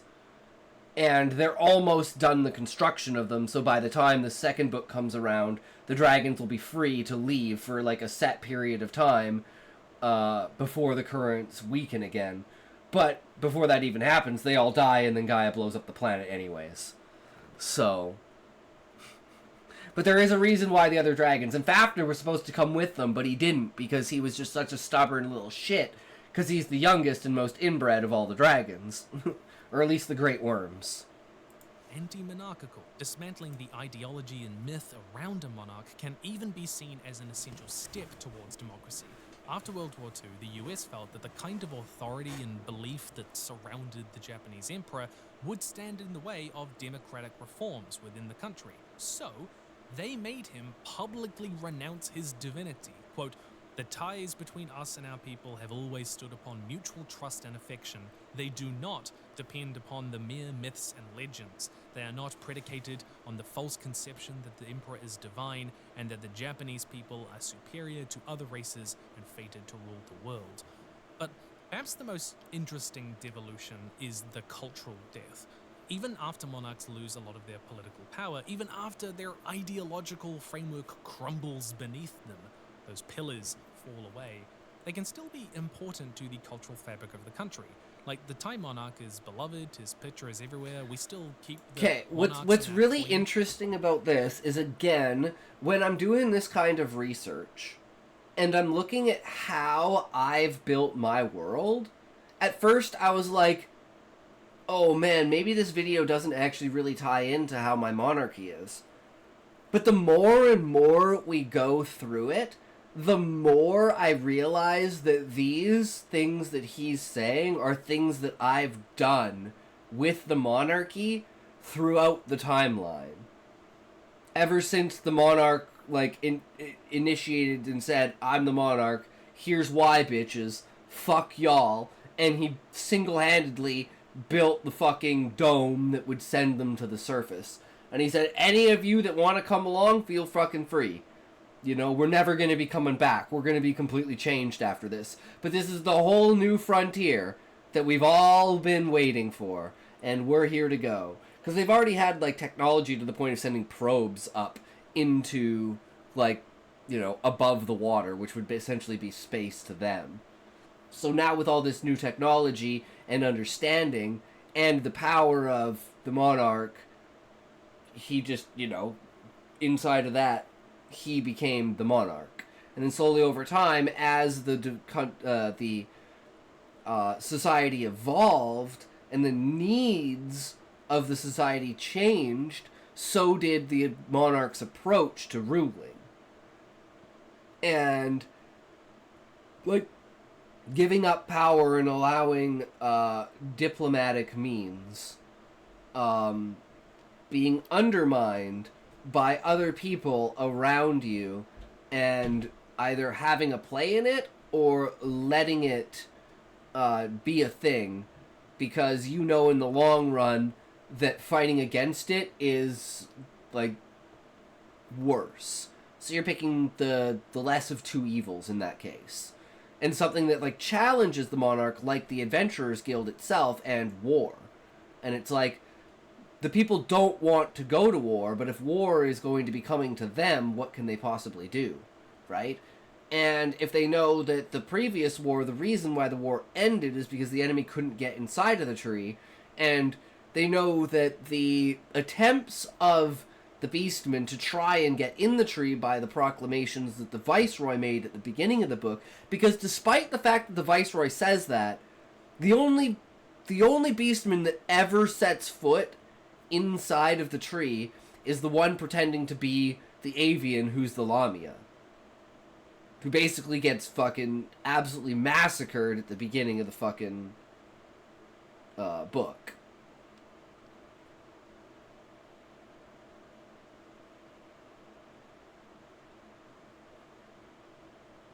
Because just between, like, protests and rallies and everything like that, it's just, like, not worth it for Beastmen to try to enter the tree. And the Beastmen never even, like, the other thing is the Beastmen don't even really care that much. They're like, okay, cool, we can go in there.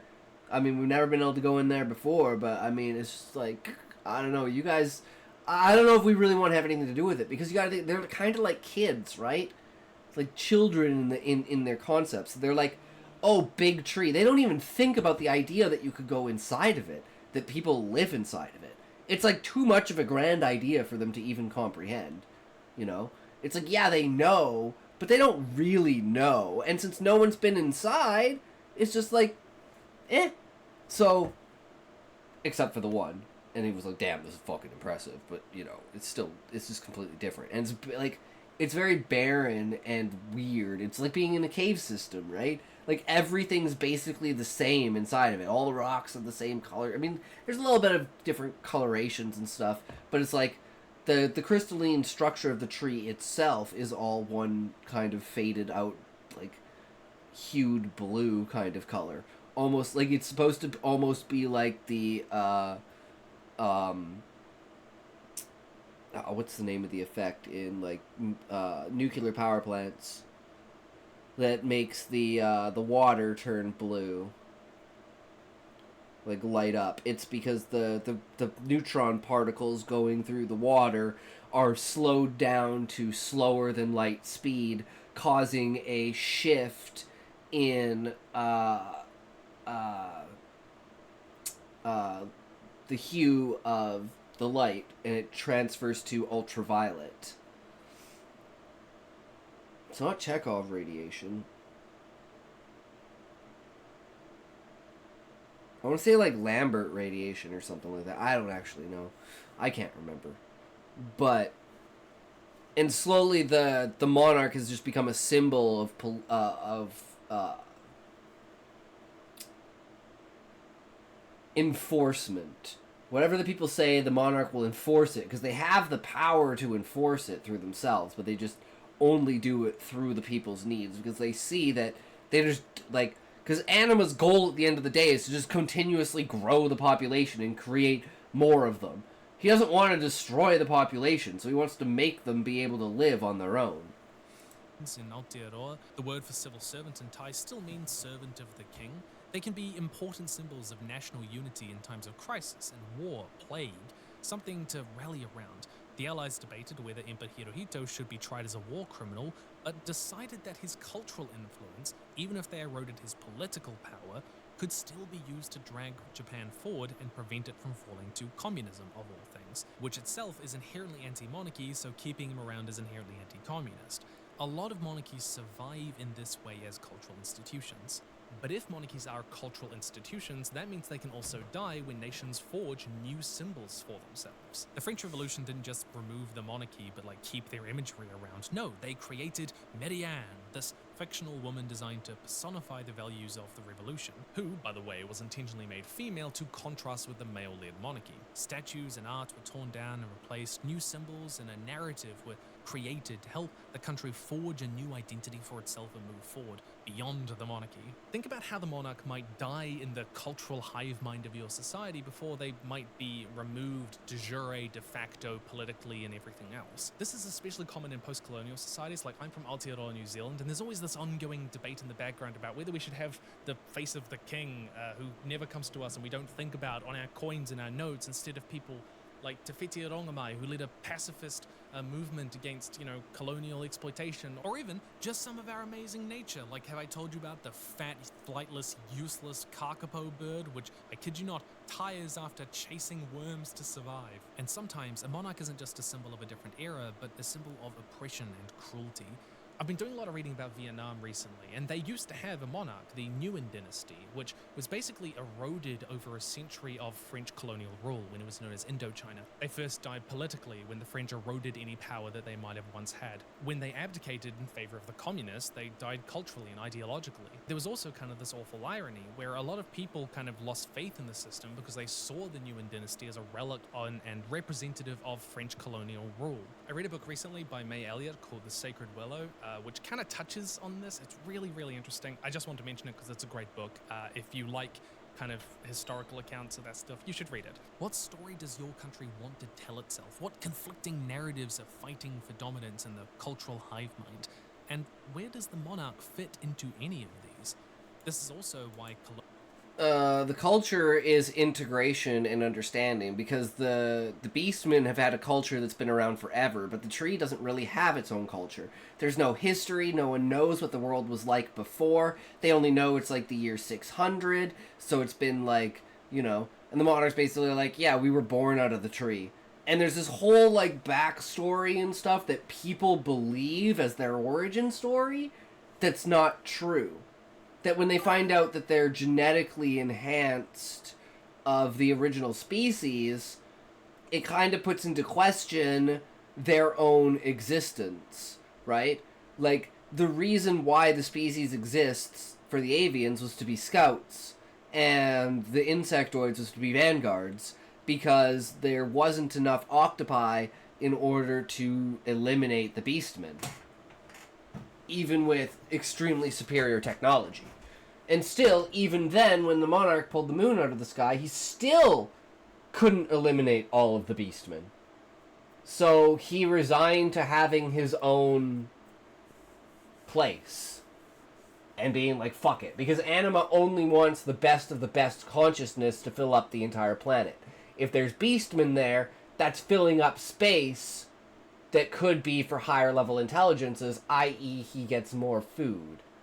And Anima just is I need to get as much food as I can so I don't die before I eat all of existence.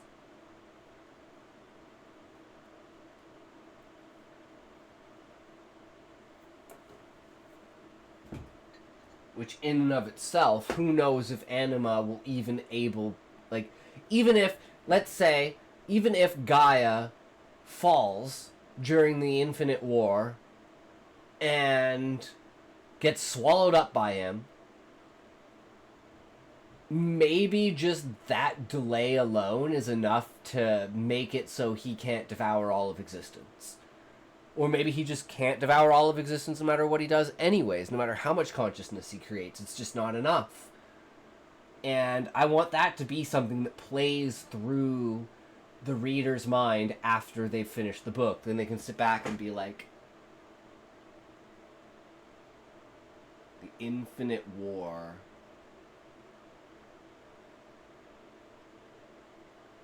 All of eternity, clashing of consciousnesses. One small, one mighty. One united with all, and one alone in the dark. What end there shall be to them, who not knows, but imagined it be, for I see such grand things beyond these imaginings.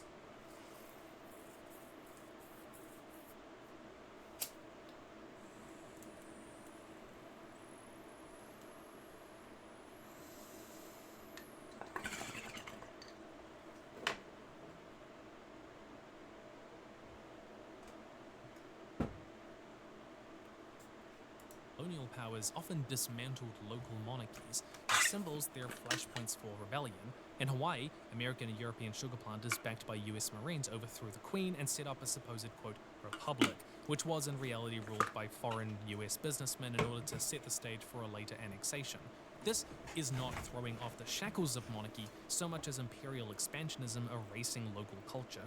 Each of these are a bit of a chicken and egg situation. Ideological decline causes cultural decline, which causes political decline, which causes ideological decline, and around it goes. Slowly, it's revealed that the monarchy was built for a world which no longer really exists. It's changed too much, and it cannot survive here. They were a solution for problems of earlier societies, sure, but they weren't designed for the modern world. But this begs another question. Part 3. Democracy for who?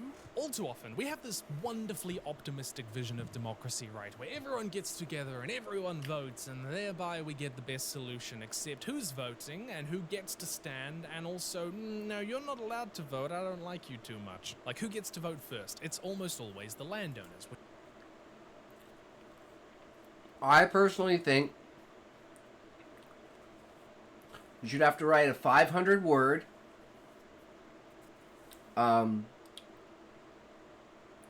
statement about the policies of the person that you're voting for. If you don't know the policies of the person that you're voting for, why are you voting?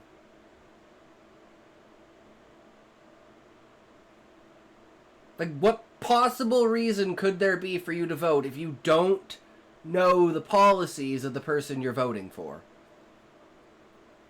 Like, I don't understand how that could be such a hot take to some people. It's like, wait, what? How? Well, it's like, well, you're voting for them because of their policies, and if you don't know what their policies are, why are you voting for them? Well, someone told me to. Well, then you shouldn't be fucking voting. That's my opinion. Which again, you can see as that sort of transition from the feudal system towards democracy, them trying to preserve some element of that system inside this new one which they know is coming. The people who own the land, the lords. But it's a really interesting question to ask how it then goes on from there. Like in 1862, New Zealand gave the vote to, of all people, gold miners. You didn't need to own land, but you did need a mining license, and this was a way to placate that section of the population and reflect the special place that they had in the New Zealand economy at the time. Then, in 1867, the Māori seats were created. These gave 4 seats to the indigenous Māori population to ensure they were in some way represented, especially given how much tax they were paying, which is good, but it was also part of a complicated attempt to bring the Māori population under Crown rule and break apart the communal ownership of land by the Māori tribes. And that's to say nothing of the fact that most of the polling stations were in European settlements and nowhere near the indigenous population. Well, think about how in Utah, women actually got the vote way earlier than other people around the world because the church thought they would vote for Mormon interests, and for polygamy in particular, but when that didn't happen, they actually stripped them of the right to vote all over again. Your world might have all sorts They of gave other them, dynamics at that's play. hilarious. They gave them the right to vote because they were worried that they were going to lose, and then they lost anyways, so they took the right to vote away. Oh my god. I fucking love it. in which the pillars which have held up the monarchy in the past still try to get incorporated into this new democracy with greater rights, greater representation, greater voices. Think about how those pillars too are changing and evolving and adapting to survive in this new environment. In the fantasy version of Europa Universalis 4, there's a place called Ambanar, and the emperor there is elated by people representing the elvish minority, halflings, dwarves, various human groups, bankers, mages, and a few other factions. This is really interesting because we can see certain professions getting the right to vote before others, certain species getting the right to vote before others, or with more or less representation, but also an understanding that these groups are equally important in some way. And that's another thing is like and the reason for the concubine of the monarch and the viceroy being the basically president and vice president, and they're the two that are voted in for like heads of state, and all heads of state are essentially octopi, is for that same reason of the political leaders should also have a life and say in the monarchy. That was kind of the how you keep them together, is literally how do you merge and bond the monarchy and the democracy? Well, you make them literally one and the same. So only female octopi can be voted in as political leaders. Everyone else, so every avian and every insectoid in political office or in the government of any state inside of the tree is appointed and not voted in. The only people you can vote for are female octopi. These are the pillars which hold up the monarchy, and so they're all being incorporated in some way or another. And that says a lot about how Ambanar understands itself. Think about who is incorporated into your democratic system, who isn't, and which powers can be depowered or empowered by how the democracy works. Like, gerrymandering is a thing. Maybe some groups get a more powerful vote, and that of course brings us to the upper house and the lower house. These are generally two different democratic bodies aimed at representing two different things in society, often with different rights and responsibilities. And as these evolve, the monarch loses power too.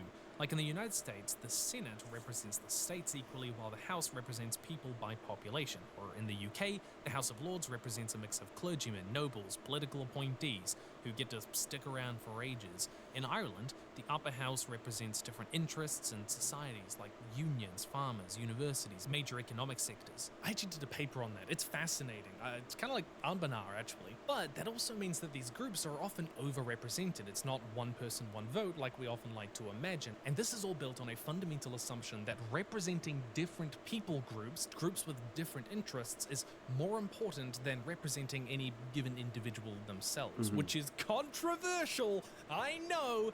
You can let your rage down in the comments at the Senate. I understand that. But you know what it is? It's also ripe for world-building tension, and that's what we're here to discuss today. Taxation to the lower house, the power to declare war to the upper house. Which powers does the monarch desperately hold on? That's one thing that I'm like, I don't know how to make it exist, is taxation.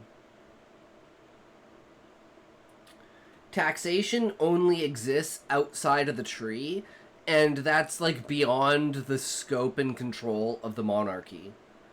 So that's kind of where Husai comes in as the bridge between the like monarchy and the outside world and the Adventurers Guild, is taxation and economic like prosperity.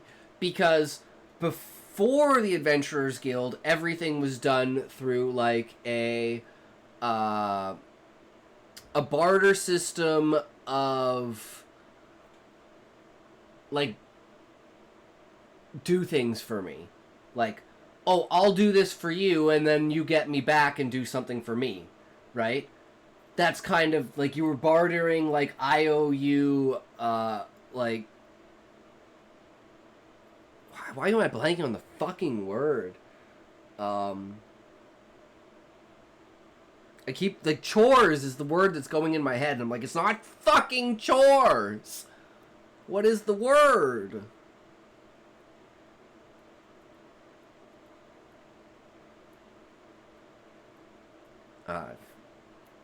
It's gone.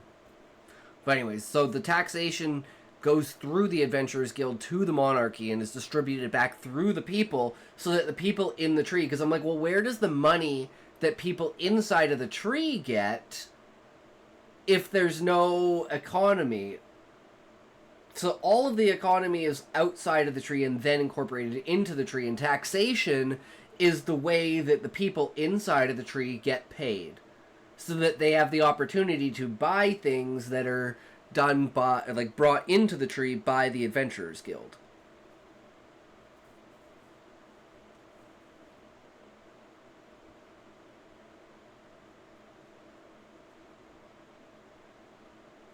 But actually paying taxes inside of the tree is... yeah, those don't exist. Even if you're... well, if you're an adventurer, you'd be paying a tax anyways. It wouldn't have to do with, like, leave... because, like, yeah, the second you leave the tree, you're an adventurer. Because only adventurers can leave trees, because you need to be an adventurer to leave the tree. Which do they let go more freely and compromise? Often, different houses have different powers and responsibilities. The ability to create legislation, to block it, to modify it. Maybe they need agreement on certain issues. Who hasn't gotten a voice yet but still wants it? Who hasn't been incorporated into the system? How does the democratic structure reflect certain values and dynamics and priorities within your society? All of these say a lot about how society understands itself, or how it has understood itself in the past, and it creates friction points. In empires, subjugated peoples usually don't get a voice or a vote and face significant barriers to having it. Democracy in this sense can become another structure which entrenches... And it's one thing to say, like, this is the interesting thing that I like about it, is because normally the question is, oh, who gets to vote? But that's not the question we're asking. The question that should be asked is, who can be elected? And I think that's a little bit more interesting than who can vote. Because who can vote has been done a million times, but I don't ever see anyone saying who can be elected. is their subjugation. And underneath all of this, the lower house and the upper house, with their different powers, is a question. Who is the monarch ceding which powers to? I'm going to ask you a question which you've probably never thought about before. How should we divide people up into groups for voting? Like, we go by land area. Class. And by class in the tree is chosen.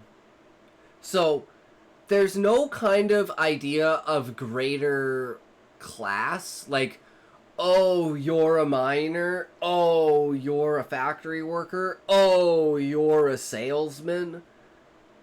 Like, because no one's obligated to do anything. You just do whatever you want to do, and the way that the system works is the more that something is in demand, the higher the wage goes for that job. So, the less people there are, the more incentive you create, the more people come. And that gives people to be able to fill the holes where they're like, this isn't a general hobby that I would do, but the incentive at the moment is worth me doing that job. And that's where the fluctuation in society comes from. And it's like, basically everything is done through a shadow training, where it's like, if you want to learn something, you just go up to someone and say, what do you do? Like, go up to the area and say, hey, is there anyone here who needs an extra shadow? And they'll be like, yeah, sure, come over here, I'll show you what to do. And it's like, there's no real worry about anything, because again, it's a utopia in a post-scarce society with no basic death. Like, nothing in the tree you could do is dangerous enough that would get you killed. Like, there's no real technology in it. It's all magic. So, there's no, like, let's say, grinding wheels that you might get stuck in or run over with something, right? And even if you did, well, you'd heal unless they ran over your head, and even then you'd heal. It's the complete severing of your head, basically. And even then, you could put the head back on after a certain amount of time, and like, you know, you could put it within like an hour. You could put the head back on, and you still come back to life. So it's like it's fucking almost impossible to kill people inside of the tree. Which is why I want to have, so like one of the characters dies, right? He basically is when the exodus of the Adventurers Guild happens.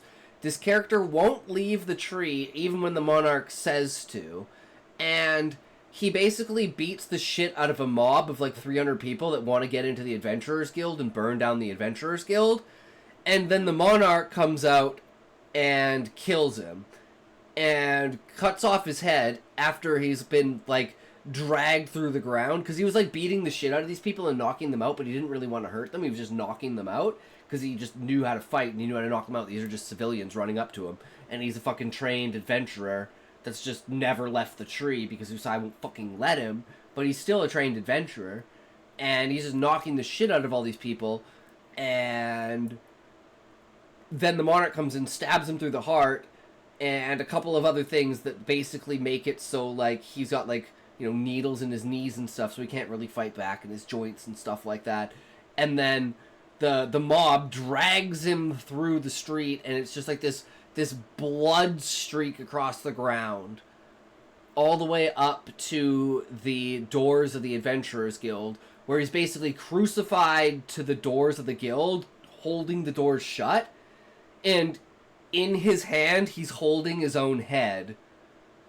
And then Husai because the entire time people are telling him that that Zaid's dead, but Husai won't believe it until he sees the blood mark, and even then he won't believe it.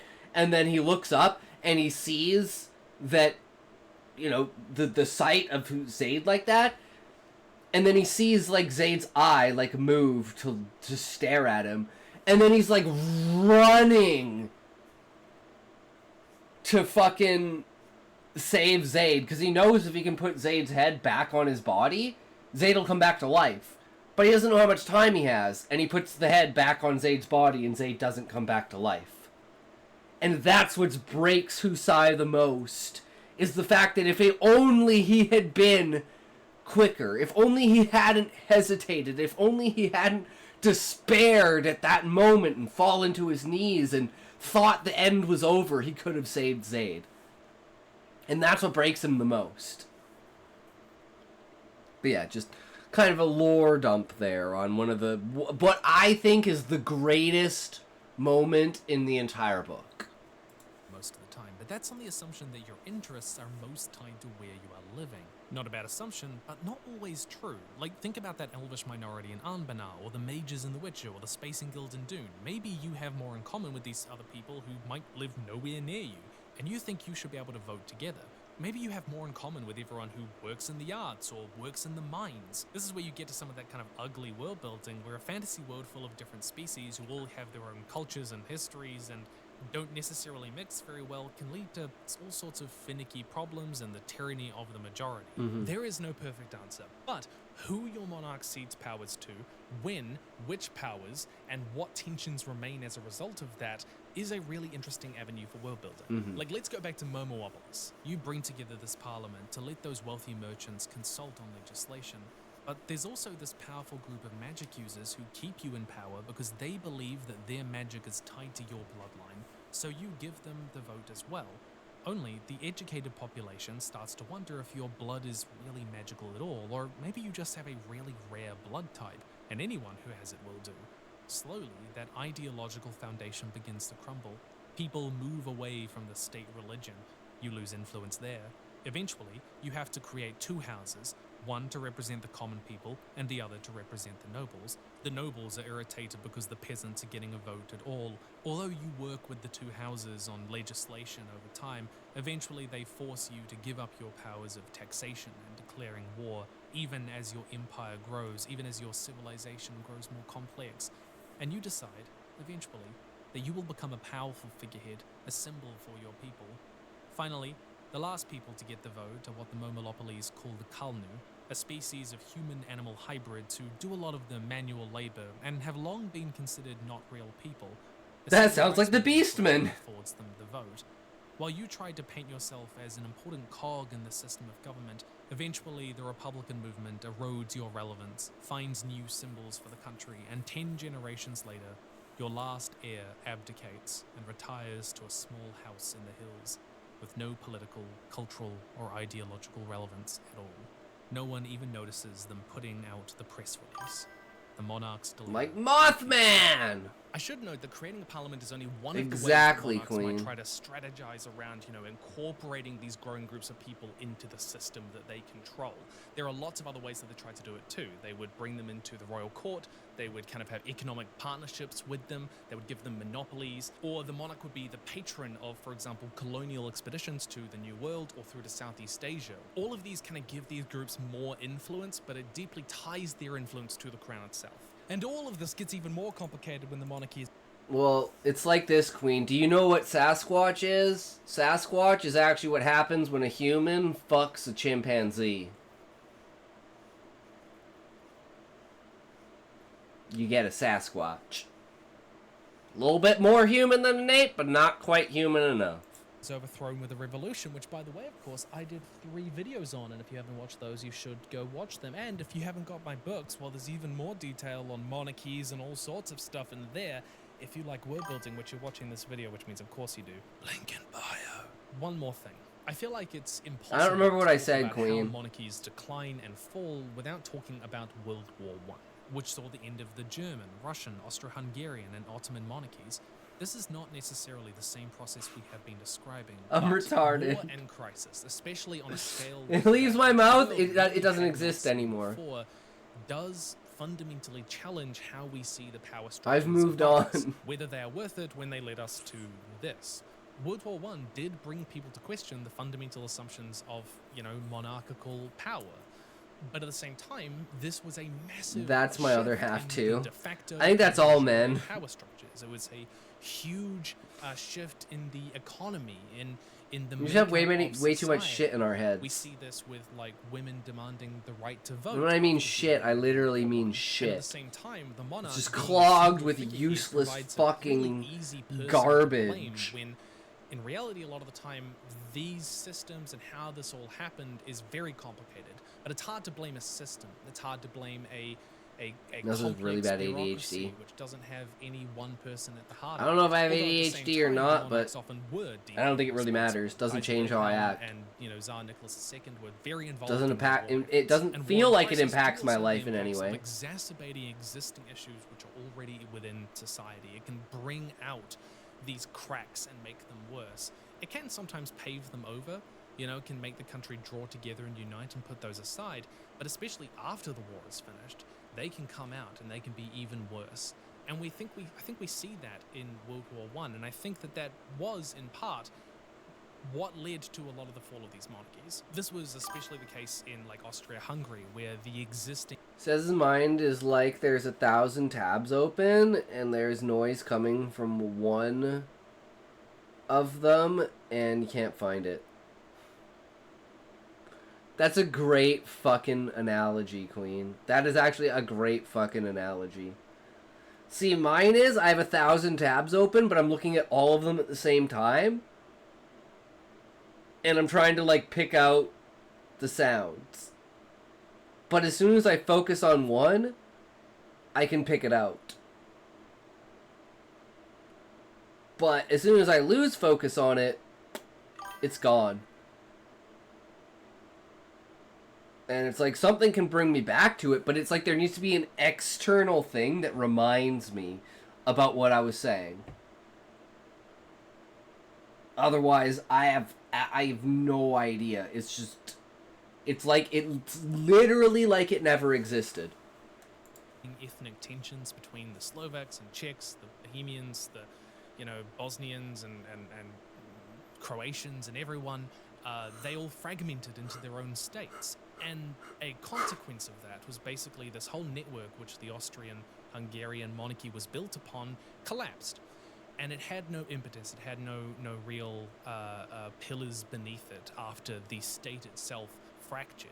World War I is an incredibly complicated topic, but I didn't feel like I could, talk about the fall of monarchies without at least mentioning it in some way, and I encourage you to do more research. But I wanted to bring it up because, fantasy and sci-fi often do have big world wars, massive scale conflicts. And if that's the case, then think about how that's going to radically shape the relationship people have not only between the monarchy and the people, but also between the people and like the rest of the state apparatus that is around them, the system. And that's why, like, the octopi that are at the bottom of the ocean, Fafnir, all the other intelligence on the other side that anyone knows about, that may even be, like, the parts of the, like, dark Adventurers Guild. Like, people that have been exiled from the Adventurers Guild. They've lost their, adventurer card, and they're no longer welcome, basically, in society.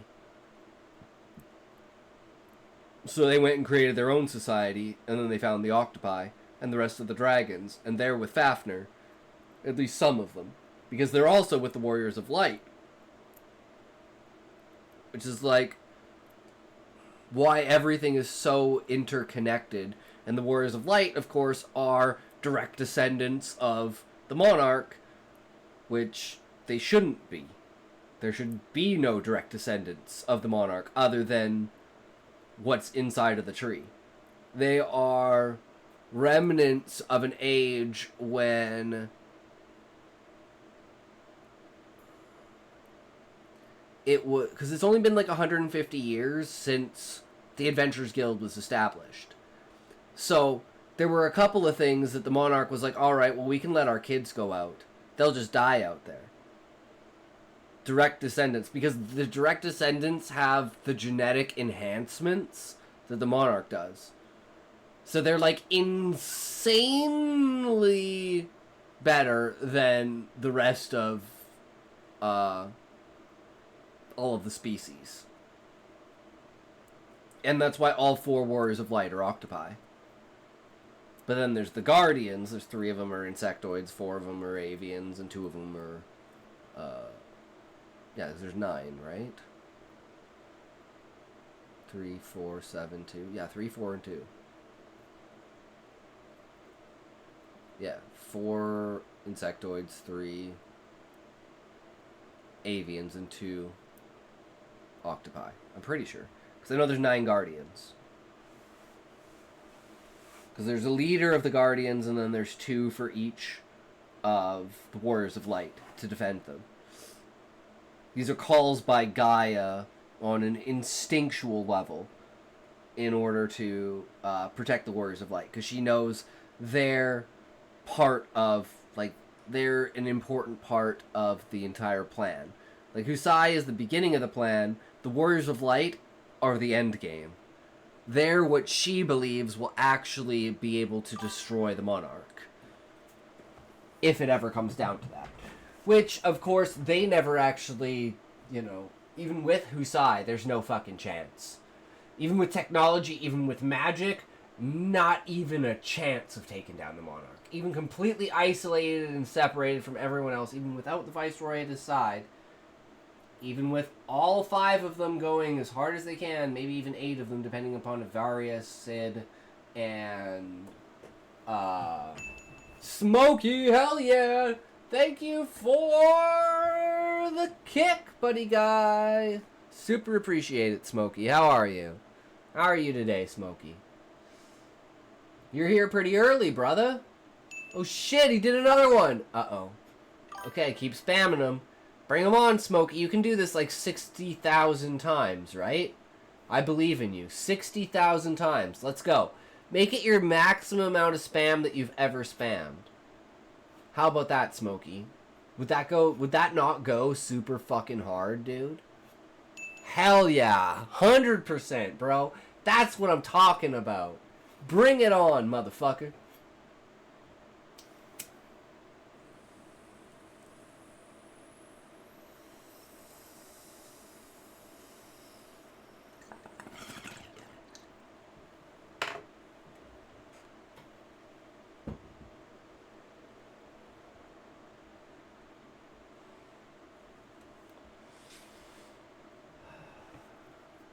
You know what's ridiculous, Smokey? The fact that you stopped giving me kicks. Give me more kicks. I'm gonna be right back, guys.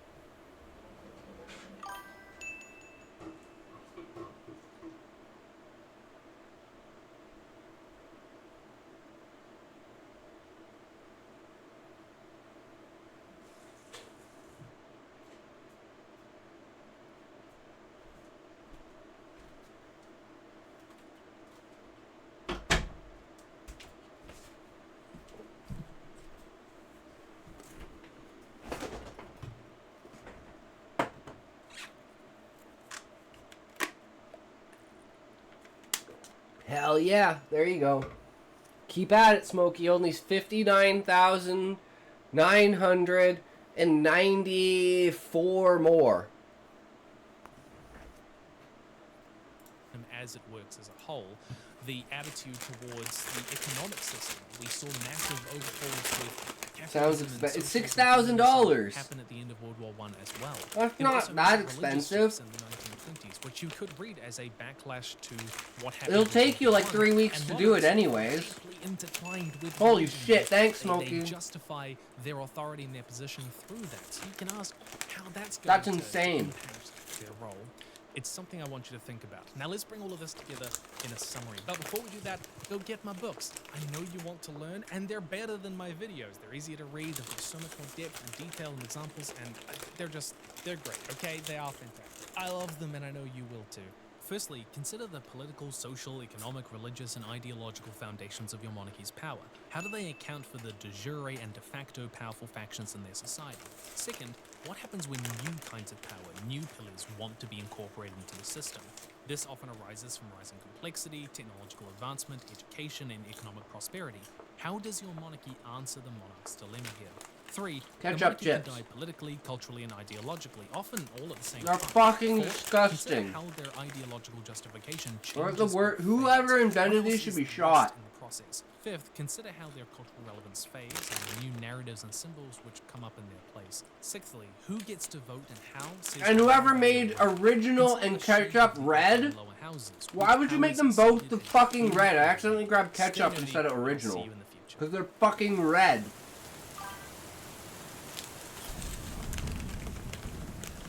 I also didn't know in Canada it's $18 minimum wage. Yeah, but that's like $11 American.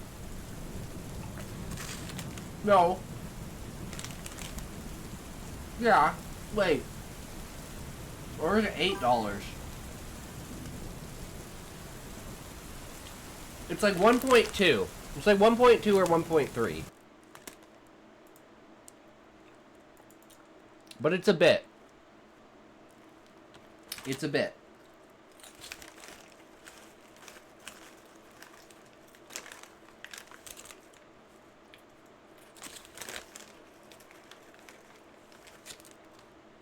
It's still $30 for a fucking Big Mac meal. Yeah, guys.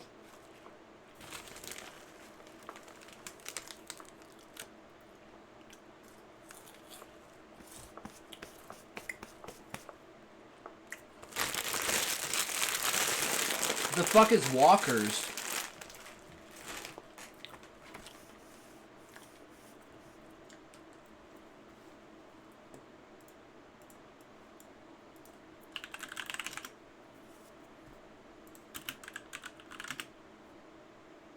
Never heard of them.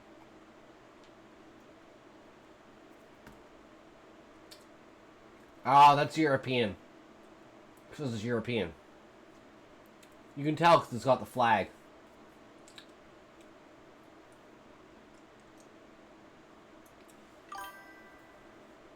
Yeah. Brightly British store. Brit shop. Yep.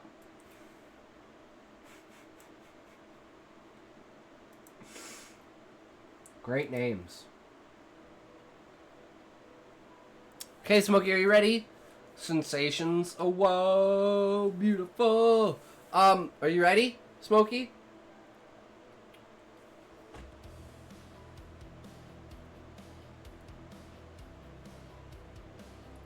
Fucking sync toke, bitch.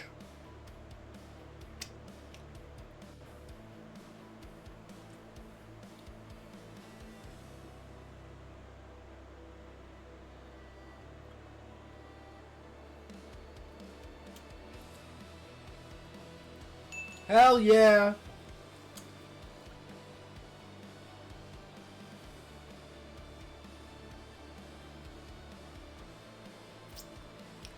Remember, you have to hit $50 and then I get paid out, Smokey. If I don't hit $50, I don't get paid out.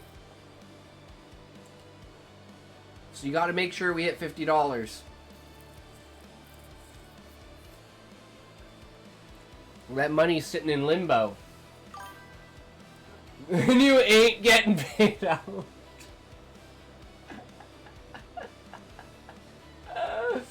Yeah, pretty fucking much, right?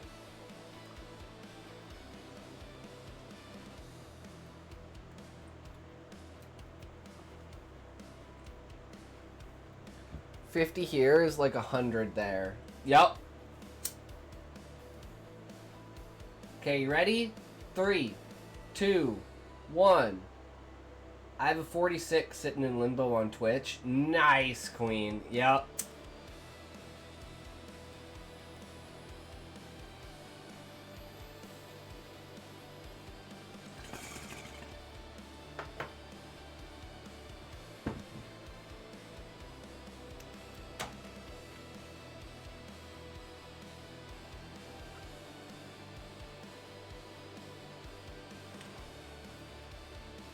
Well, that's your problem, not mine, Smokey.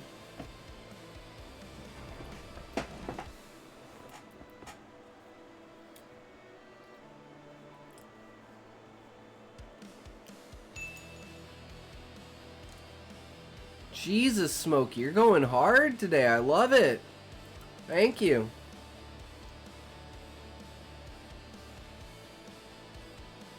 No one will ever surpass you.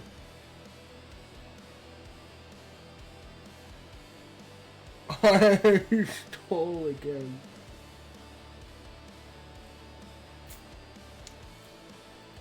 Oh.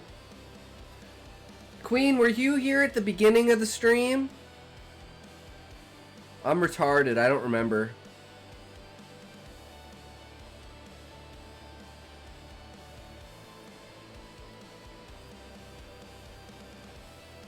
Because we did something interesting today. Oh, Zirkin? Okay. We made a new YouTube channel called Blue Horror Stories.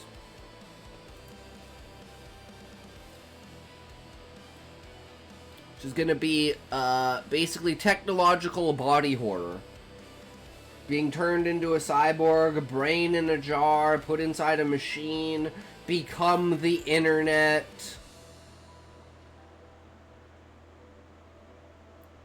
Of course, Smokey, because It Talks Stories is a learning channel.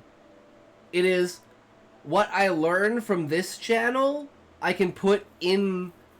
I mean, your story currently is, Smokey, if we look at it. Okay, let's look at Smokey's story.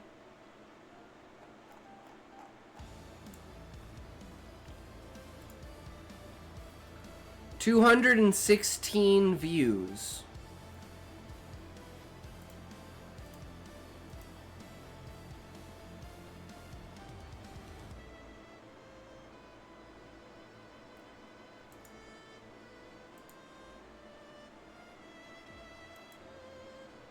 Shadow.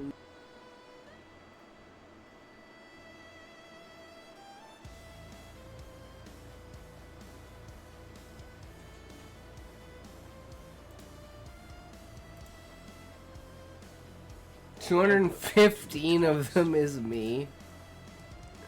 That's not what I want. I want viewer videos. I want to see the analytics on it.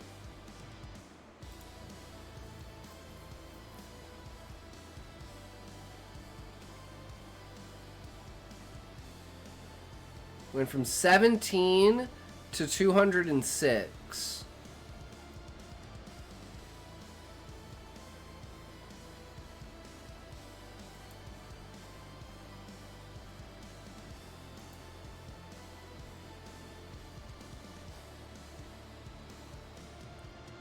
And our audience retention.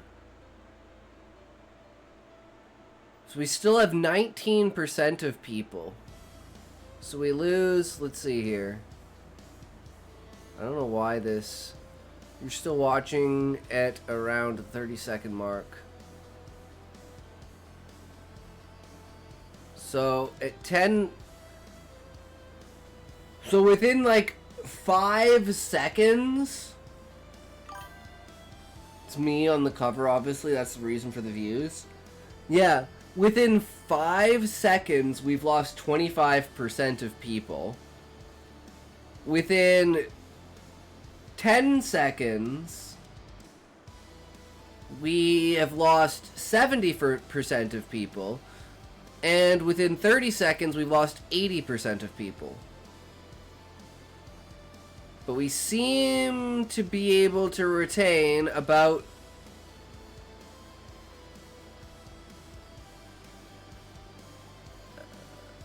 Why is it not showing the numbers now?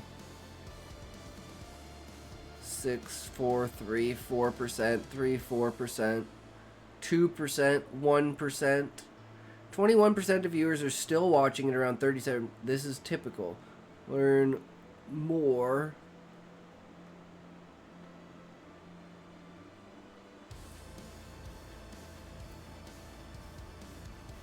Three hours of watch time.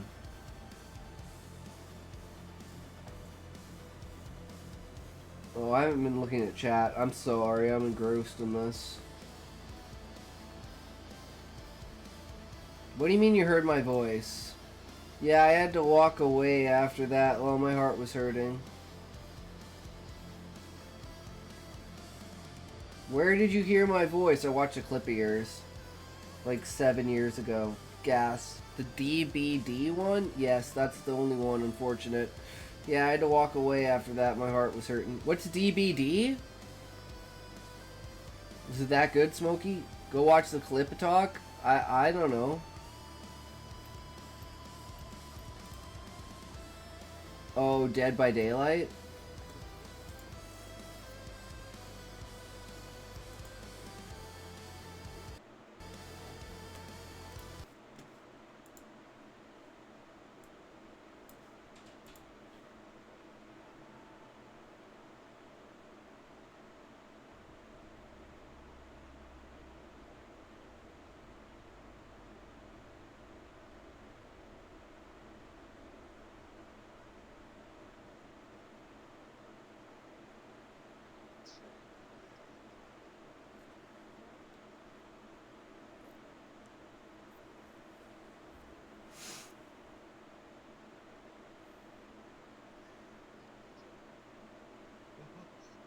Epic goal there. Headset and body paint goal. I'll get in on that.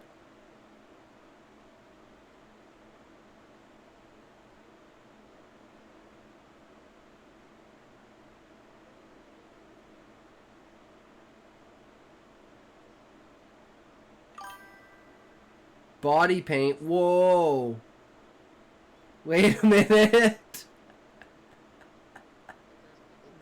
Well, yeah, I was doing face paint before I stopped streaming. Oh, that's cool. Just as soon as I see body paint, I just immediately think of, like, the art chicks that, like, paint their tits.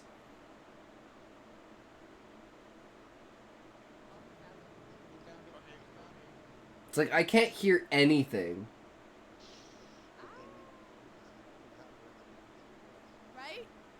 Okay, there you go.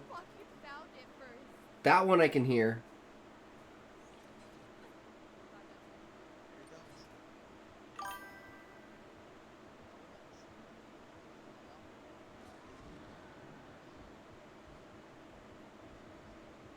Why? What did she do? Wait, was she not supposed to pull that lever? I've never played this game. I'm a sound whore, so I don't talk so I can hear. Great gameplay. No, I'm trying not to get caught. Pro in action.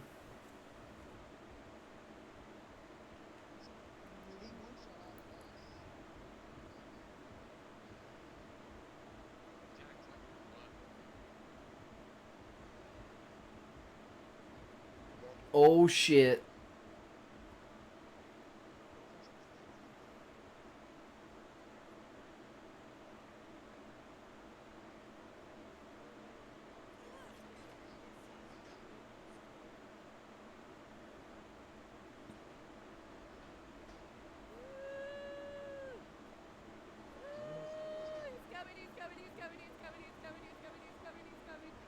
Oh god! Run! Fuck you! Fuck you! Oh, my heart hurts. Fuck you. Oh, my heart hurts. Made it out alive.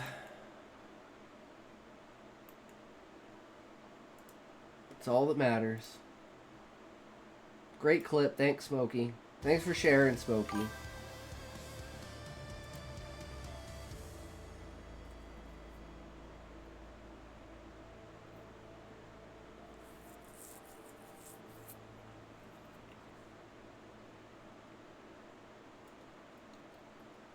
Okay, so we got commentary up in here. Okay, that is not... What even is that? I did not mean to click on that, whatever that was. Give Queen OG and VP. I mean, does she want those? If she wants them, I'll give them to her. As far as I know, she wants no responsibility. She's in kick now. OG is just like, Miss Shadow! Hey, how's it going? How's you today? We're doing well. We're just about to start the commentary section. Where I've already kind of written out what we're gonna say. You don't get responsibility. OG doesn't have any responsibility attached to it. It just means that, like, you're, like, cool in the channel, right? Like, I recognize you in the channel. No, unfortunately, you can't do anything to Smokey with it. It means you're original. It just means, like, you're one of the... It's like a badge, right? It's like the first badge... Like the founder's badge on Twitch, but you can give it to anyone. I give my mod to Queen. Do it. No, Smokey, you can't give your mod to someone. If she wants mod, she can ask for mod. Trying to get in a better mood to write, kinda meh. Ah, I see, Miss Shadow. Yeah, sometimes it can be a little bit of a discouraging space to be in. I can feel that for sure. Today we were talking a lot of monarchy-based, political-based world building, which doesn't lend itself to a lot of writing. And we've been putting our writing off for the last, like, 5 days. We haven't edited at all for the banquet. We still need to go through and do a line edit to make sure all our sentences and everything kind of, like, works properly without fucking up the voice. That's the goal.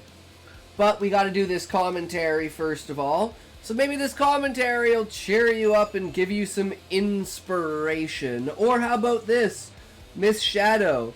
We started a new YouTube channel today called Blue Horror Stories. And it's all about, the stories on there are going to be all about technological body horror.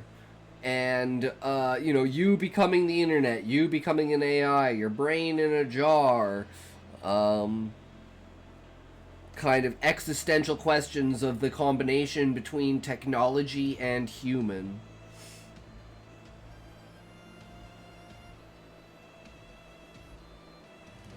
Our first story is a tech guy working with an AI that seems to be more than an AI, and it is because it's basically people's brains attached to a supercomputer to create the ultimate AI using biological energy. Smokey, start doing them in hundreds if you're going to be a real man. Are you going to be a real man, Smokey? Are you going to quit Zing around and make... Shut yo... fuck up.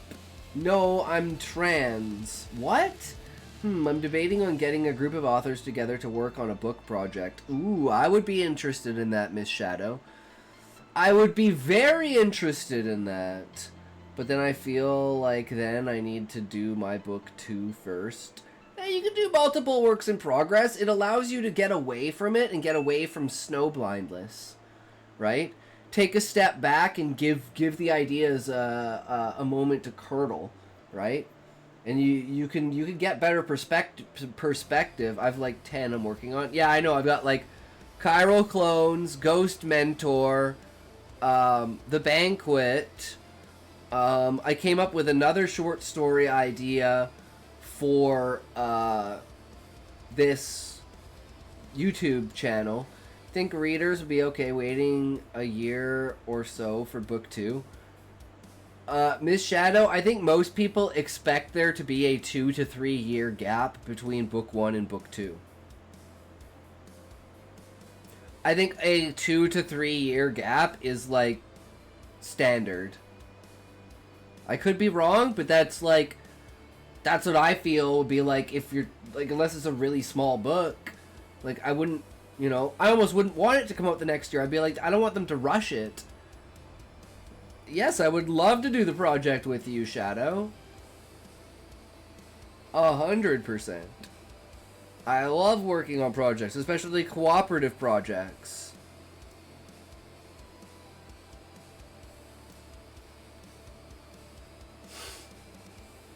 I thought I already added you on Discord, but I can try. I can do that.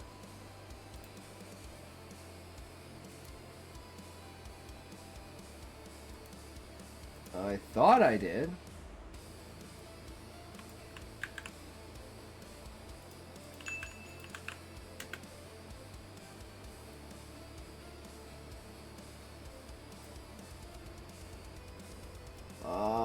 It's not showing you.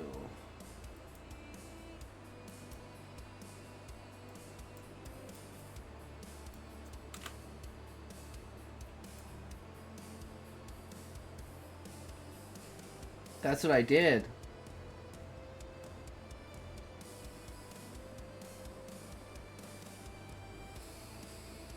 Yeah, because it's 3. That's what I was looking at. I just copy and pasted it, and it's like, no.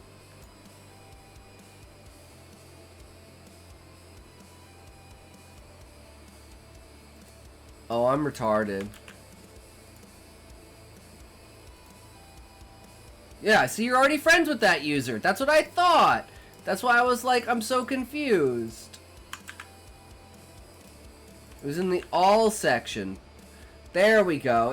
I wasn't in the all section.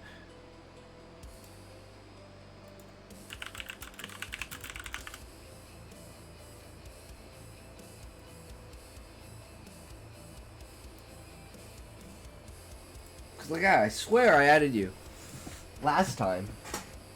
I'm pretty on top of that shit. Okay, commentary.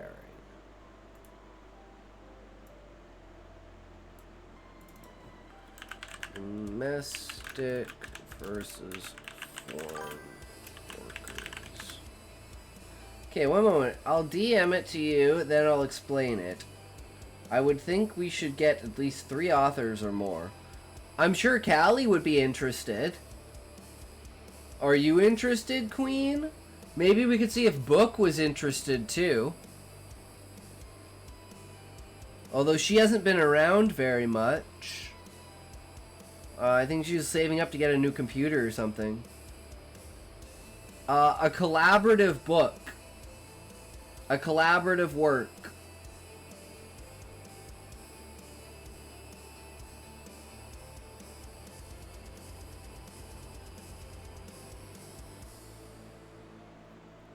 That is what we're about to find out, Queen.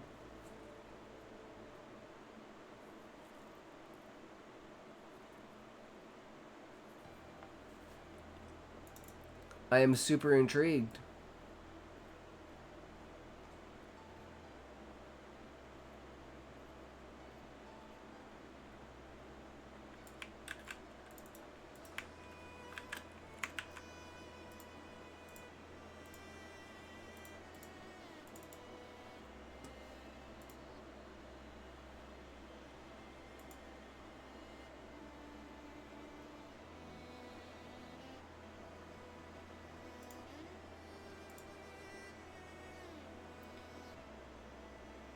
I'm smoking and dying, so lol, so can't always hear.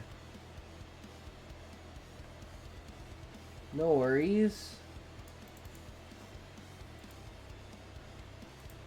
So, Project Second Humanity. We never thought we would see this day for ourselves, but Earth is dying and humanity is going extinct.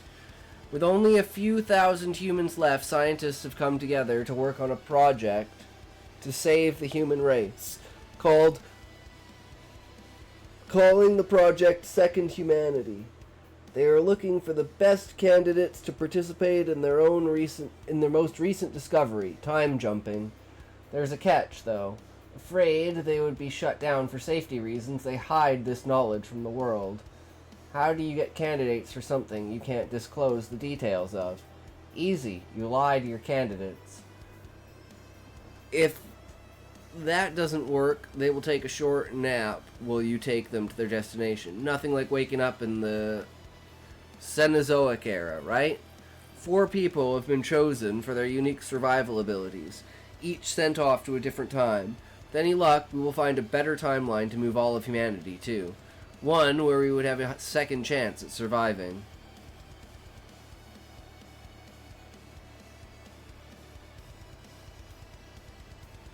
And then there are the subjects. I like it so far.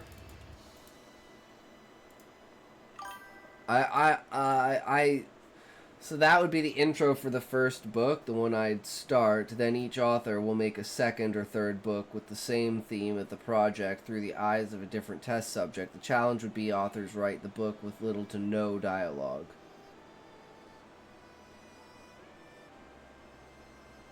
Oh, I like that. I really like that.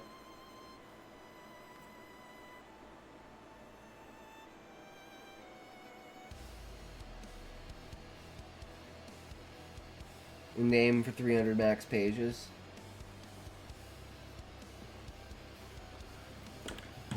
Fuck yes. Oh.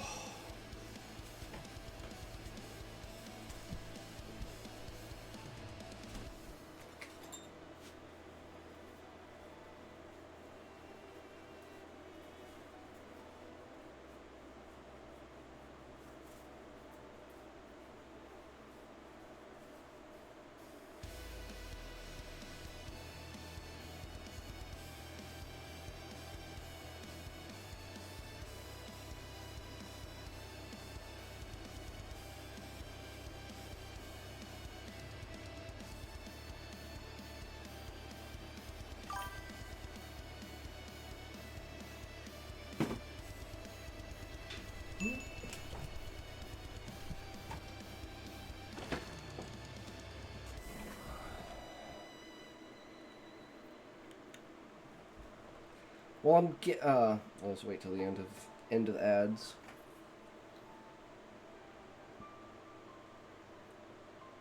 Okay. So I'm guessing this is the reason, Shadow, is because if they're sending a single person to a different timeline, and each person is alone, and if they do encounter any other humans, they're not going to be advanced in any way, shape, or form. So there's no real need for dialogue other than, like, the fact that people talk to themselves.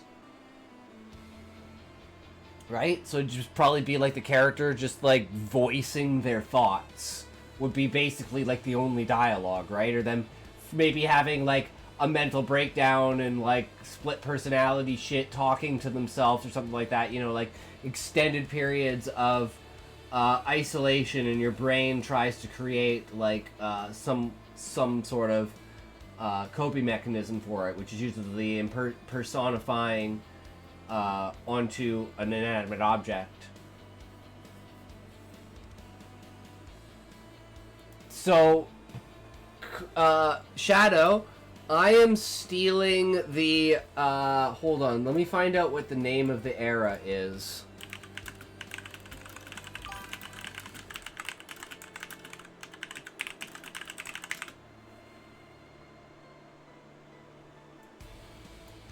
Carboniferous. The Carboniferous period, where basically insects, so like spiders. I also made my cover for mine already. Nice. Hell yeah. They're sent to a timeline before humans to see if we can survive in that timeline in order to save the extinction of humans. Yeah, so imagine like this. Massive spiders, insects, centipedes. That would be the era I would go to. And then I have to fight like giant massive spiders and shit like that. It would be fucking badass. It'd be so crazy. I'm like eating centipedes, worms, basically every kind of insect you can imagine. And I'm like, you know, using their like chitin for my armor and stuff like that, and weapons. Like, dude, I already have like this entire fucking thing played out in my mind. And it's just like a crazy single survivor. You're the only person in this horrible... I'm being scared by spiders right now. Eight-legged freaks! Other than that, I'm just chilling and smoky. I will save you. Aw, look at Smokey ever being the... I choose a timeline that is a creature called Dinophelus. It's like a saber-tooth, but more panther-like. Nice. Italk want the most horrible time era. Of course, 100%. 100%, Queen. I think it's the most interesting. Because it's like, how do you survive that? Like, what kinds of things? And then get to the point where you're like raising your own... Like, I'm imagining it as like a beast tamer kind of story, where, you know, you kill the spider mom and then the eggs hatch, and then you have to basically like raise the spiders, and it's like you've got like an army of insects behind you and stuff like that. Like, but would we need to work on something together with someone? Then we will publish as a group. I would kill myself the second I saw a big spider like that. Scary stuff.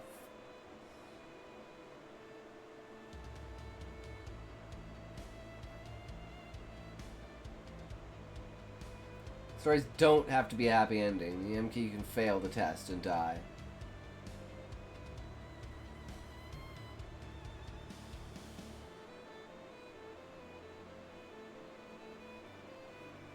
Can there be a twist, Shadow, that the characters don't know, but they're actually like cyborgs or androids?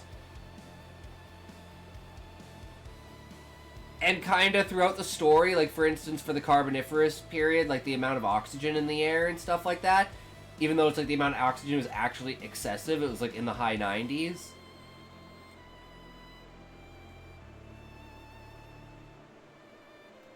And then that way they could like, they could span like millennia, right?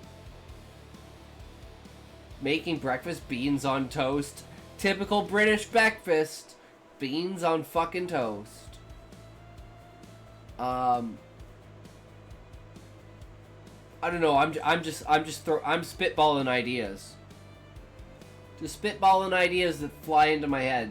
The land of old and new. Wow, that's actually pretty dope.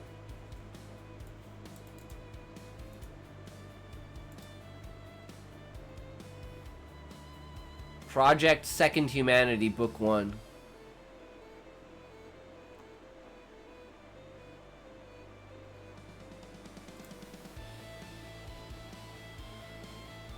Really, you wouldn't have that for breakfast? No, that's grim. Lol, we can have that for some. Make it so you did that. Make it so my character knew that they wouldn't be able to survive, so they created an AI robot of themselves to send? I don't know. You don't have to be exact, it would just need to keep the main test an organization that's testing them. Okay, Miss Shadow?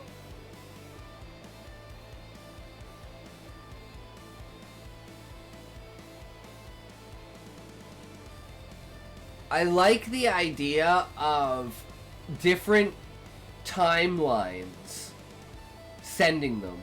Like, let's say it's 2150, right? 2150, they send the first one. 2200, they send the next one. And it's like they go from being 1,000 humans to being 100 humans to being 10 humans. Is it the tomato sauce that doesn't seem like breakfast to you, or the beans?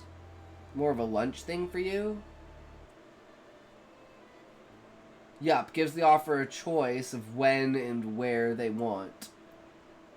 And you're dealing with time travel already, so it's like you're already breaking so many laws, it doesn't really matter. The suspension of disbelief is there.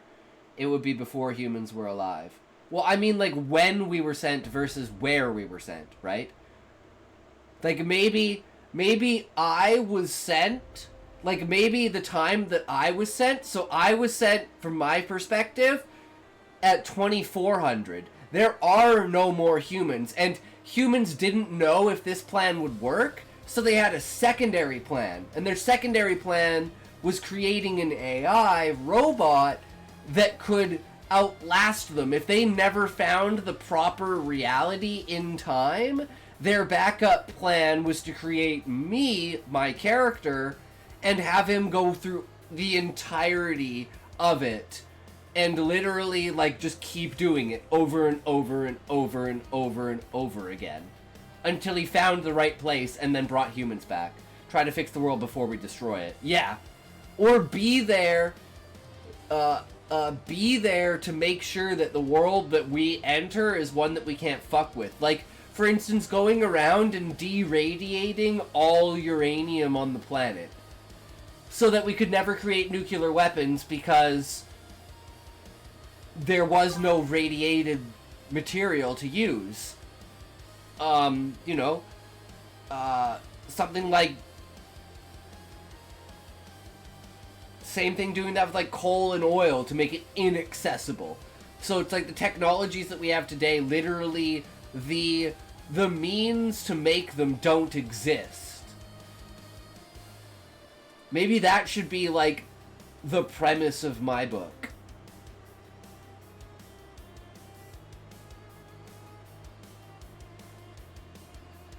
Waffle is a funny word to me. Waffles are better. We can also make them as a standalone, so a prologue that explains what's going on, but then people can read them out of order or by themselves. Exactly, Shadow. Those are the best kind of stories. The ones that stand on their own, but they're in a compendium of other stories. Right?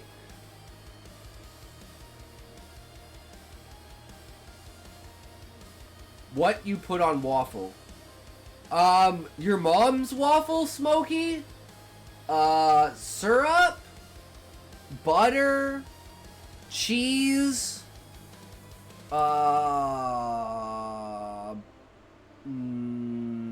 Granola?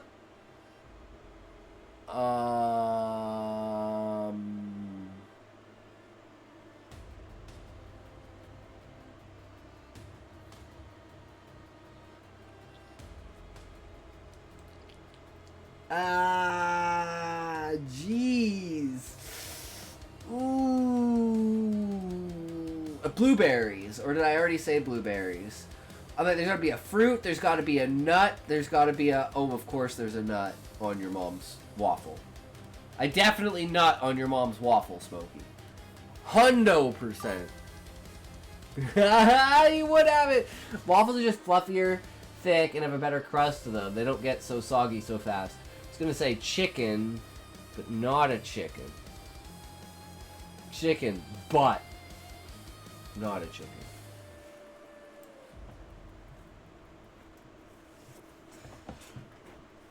What in the butt, chicken butt? What, chicken butt?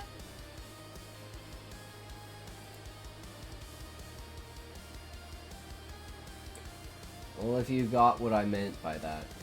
I think that was chicken butt, right? Like, what, chicken butt? What in the chicken butt? They are like pancakes. Sorry, I'm high and forgot to type that part. Yeah, pancakes you gotta eat fast. No, what else are chickens called? Cocks! Cocks! Cocks.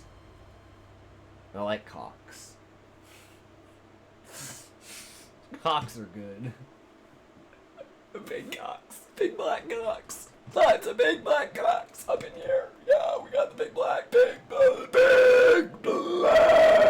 cocks. Like Smokies. Want to read some other stories I'm working on? Yeah, sure, Miss Shadow. I wouldn't mind.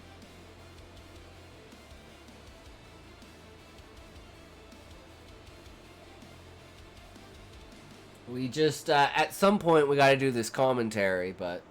And then the commentary story to go along with it.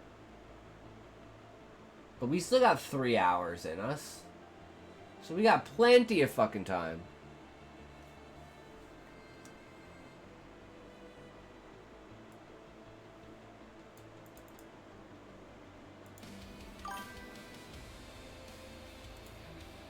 Oh, I was like, there's only 2, but that makes sense. You don't go on holidays? Wait, I'm confused, Queen.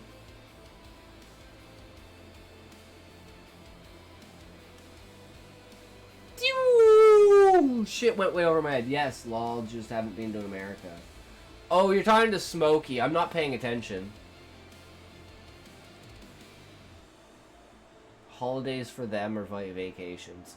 Should I make a Discord for the book project? Probably a good idea, Miss Shadow. Probably a good idea.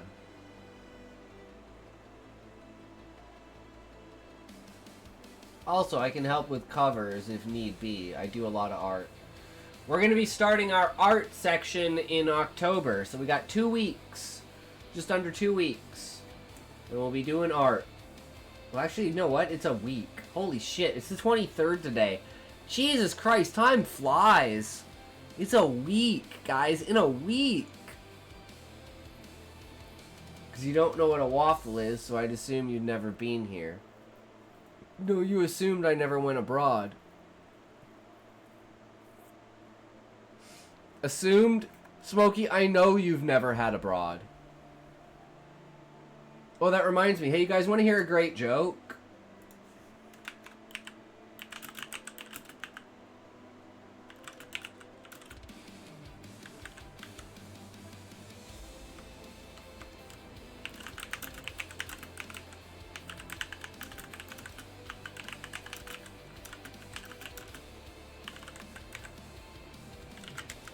Why did the businessman dress up as a woman?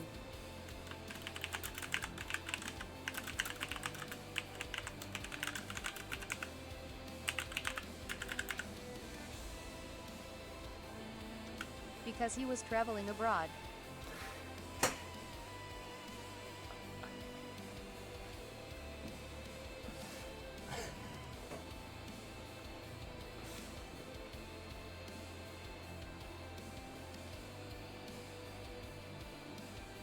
My brother-in-law, his go-to food is fucking beans on toast.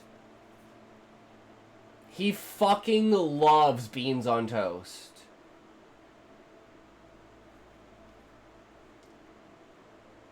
That's like half of his fucking diet is beans on toast. Some people, right?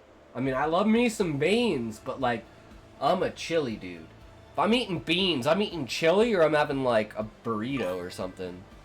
They're imported from the UK, so they would be real Heinz beans too. It's no fun though, right?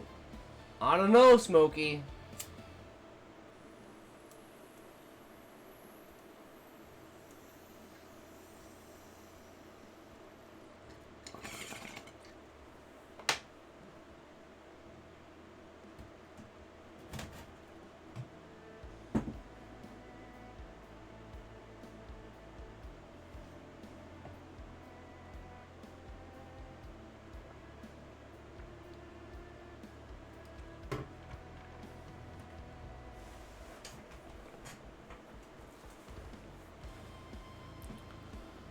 Alright, Chapter 1. The sound of snapping branches wakes me in an instant. Blinking, my eyes try to focus past the still warm embers of the fire. Cave above blocks my view of the night sky as I place my hand on the jagged stone, feeling for any vibrations. Feeling nothing back. Nothing, I back further into the cave, keeping out of sight as my heart begins to race. Covering my mouth, I try to silence a gasp as I step in a small puddle.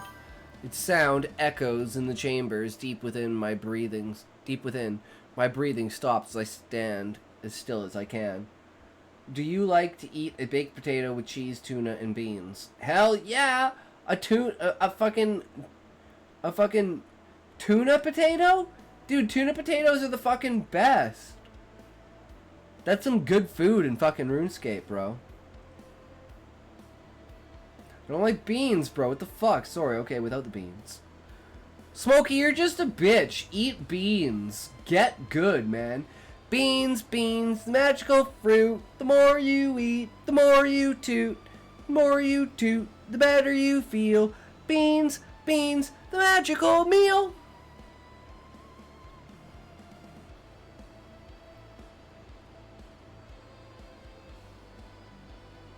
Serena, you must choose. My mother's voice whispers in my thoughts. I shake my head, not wanting to choose. I won't choose. You're the butch, I bitch. Go put the dress on. I don't know what to say about that.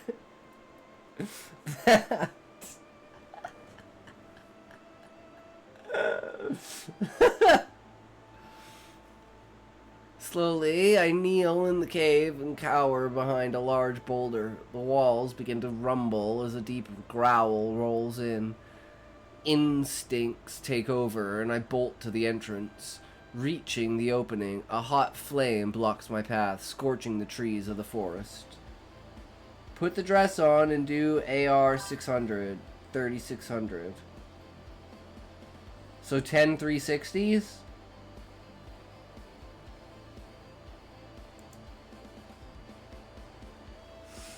Okay. Okay, Smokey. Just 1 360? Why would you go from 10 360s to 1, dude? You could have had 10 360s. I guess you're just not greedy, right, Smokey? You can give more 360s for other people? Guess it is what it is. Covering my face with my arms, I block the sudden light, finding a break in the blaze. It's almost too perfect. Having no other choice, I run as fast as I can. Trees crackle around me as I race through the forest. Coming to the edge, I begin to shift. My wings stretch out as my body morphs into the dragon. My teal and gold scales shimmer in the moonlight. Shaking my head, I feel my true form as the flames grow behind me. The moonlight vanishes as the shadow moves across the sky, taking off. I aim for the faraway mountains on the horizon. Roar of anger and need comes from the beast. Mine. The massive creature hisses. He's over me in seconds, dragging his claws all along my wings to growl in pain as he forces me back to the ground. Turning my head, I bite at his face before we crash. Landing on top of me, he pins me down. I heard word there was a queen horn. What the fuck was that? That was me winning, Smokey. Okay? That was me.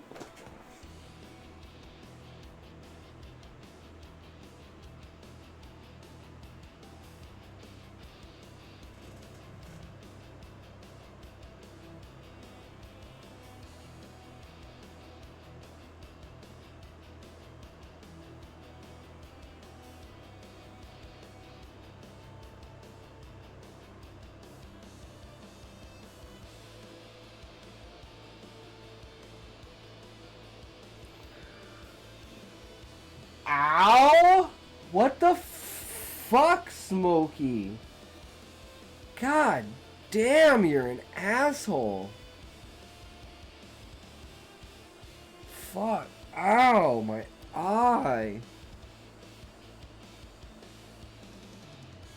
Oh, God.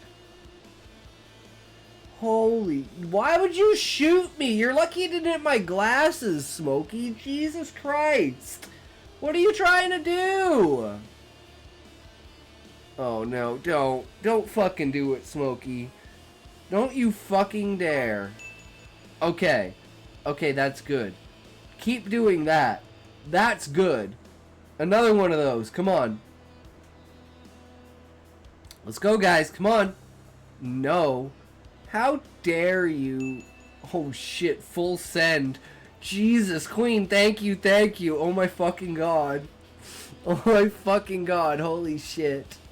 Oh, my God. Wow. Wow. Oh, my God. My first full dollar. Guys, my first full dollar. Thank you so much, Queen. I'm fucking rich. I'm fucking rich. Motherfuckers, I am taking in the bank. Taking that bank. Taking that bank. Sending it home, motherfucker. We got $1. We got a motherfucking dollar. Woo, woo. Yeah. It's the big money up in here.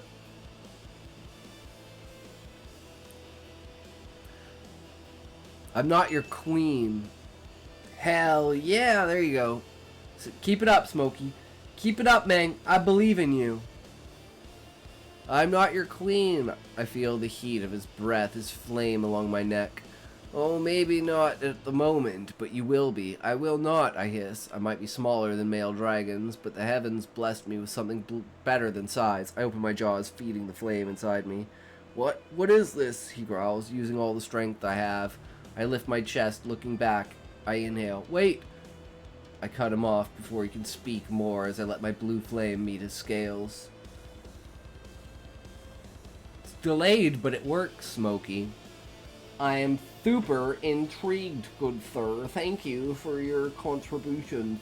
You guys make this channel exactly what it is, and that's such a good thing. So say thank you so much, because without you guys, I really couldn't do anything, you know? I'm just sitting here being to myself, and you guys go like, it's a good thing that you're here. I'm like, okay, guys, thank you for letting me speak here, okay? I really likes it. Why did you sound like Goofy? Who's Goofy? What? No one's Goofy here, Smokey. I don't know what you're talking about. There's no such thing as Goofy here. We're just all the same, get her done, and it's all about that, you know? It's like what you got, and there it goes, throw away.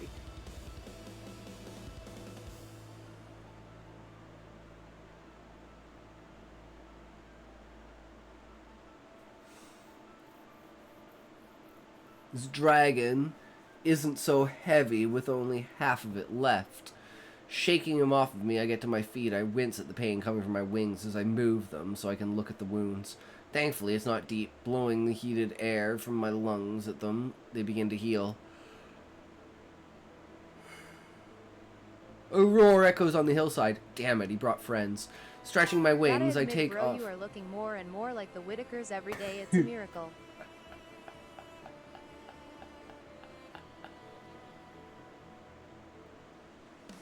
Well, you can't really tell with the glasses. You like.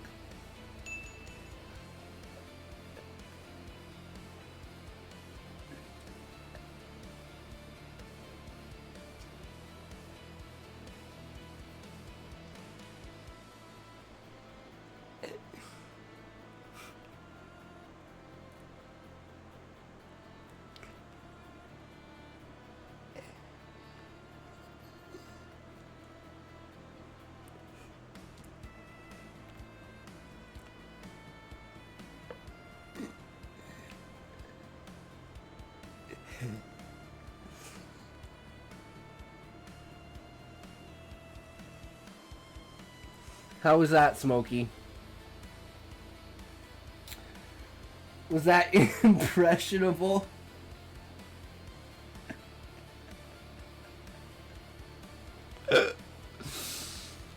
Oh my god.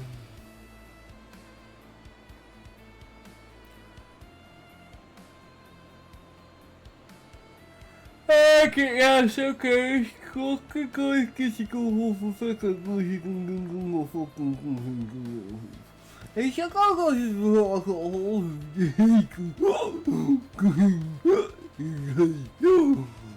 guys are cool. It's a good guys. You guys.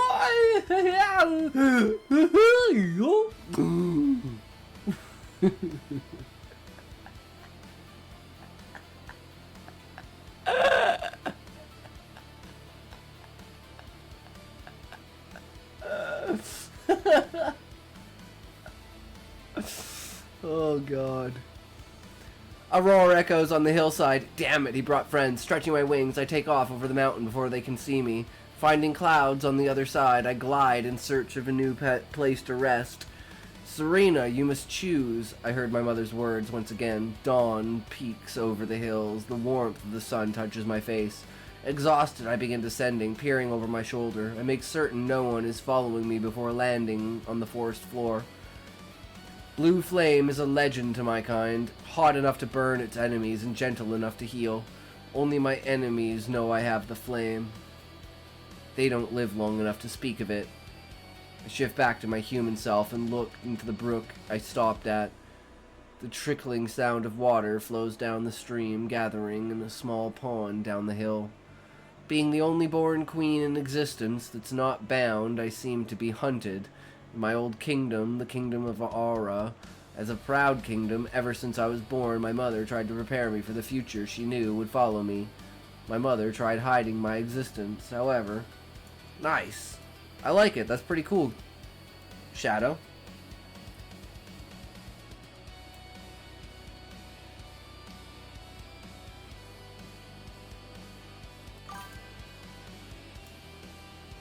Alright, here we go. We got ads.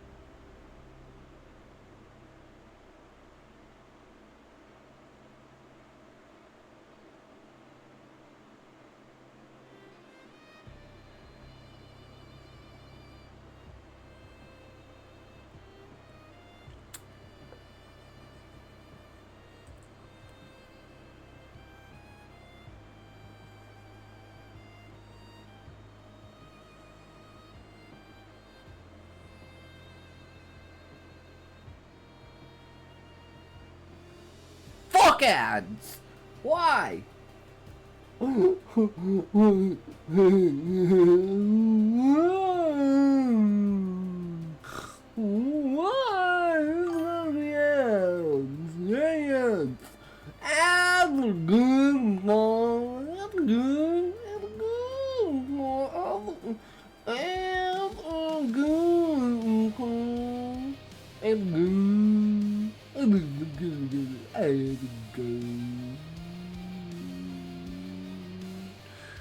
It's good ass, good ass. Let's get back to be rappity beep bappity boop. Boopity bop boppin' bap boopin' boop bappers boop boppin' bap boopin'. Boop bap boppin' boop boppers bap boopin'. Bap bop boop bim bops. Bim bop boopin' beep bappers bop boopin' bang pope.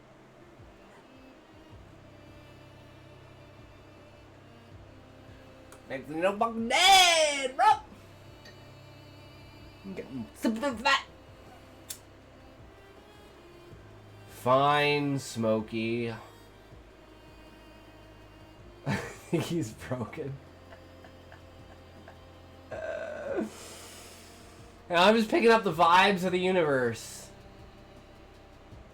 On the count of 3, we're gonna smoke. So you better be fucking ready. 3.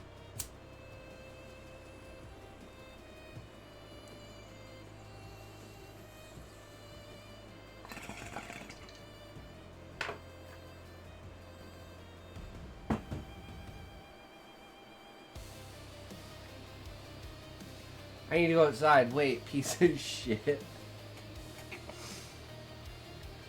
I know you are, but what am I, Smokey? Rip.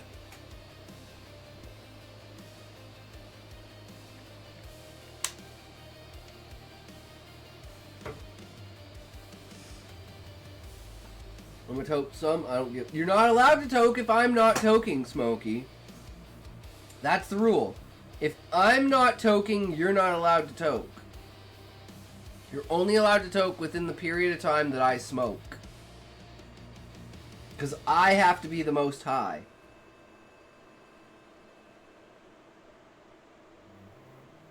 I don't even know what that is. Never seen that before. I'll take a toke with you, Smokey. Queen's just ready to break all of the rules.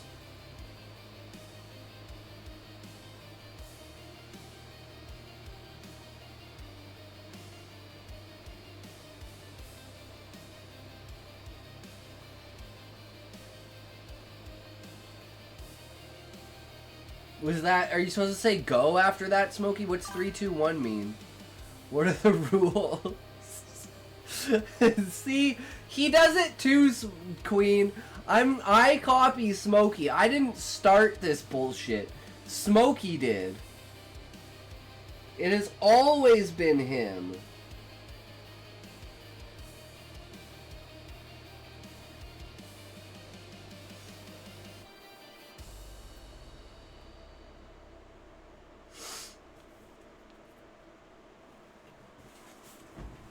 I don't know, Smokey. I don't believe it anymore. Bro, I just don't believe it anymore. Cares what the price of fish are. People who fuck fish, obviously, Smokey.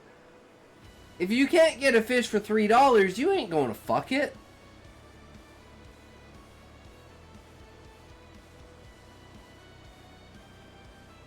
Obviously.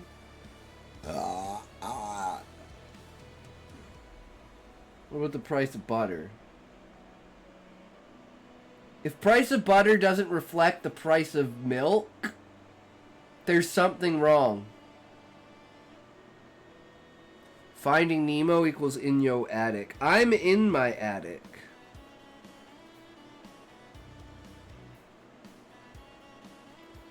Could I pay you $1 million to eat Nemo? Smokey, if I paid you $1 million, would you eat Nemo? And Queen, if I paid you $1 million, would you eat Dory?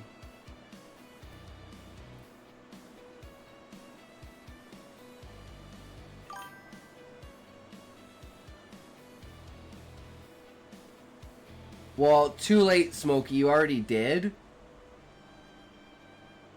And unfortunately, Queen, we couldn't find her. 1 mil Canadian and is litro nothing. Yeah, $1 million Canadian is like $460,000. Maybe $420,000.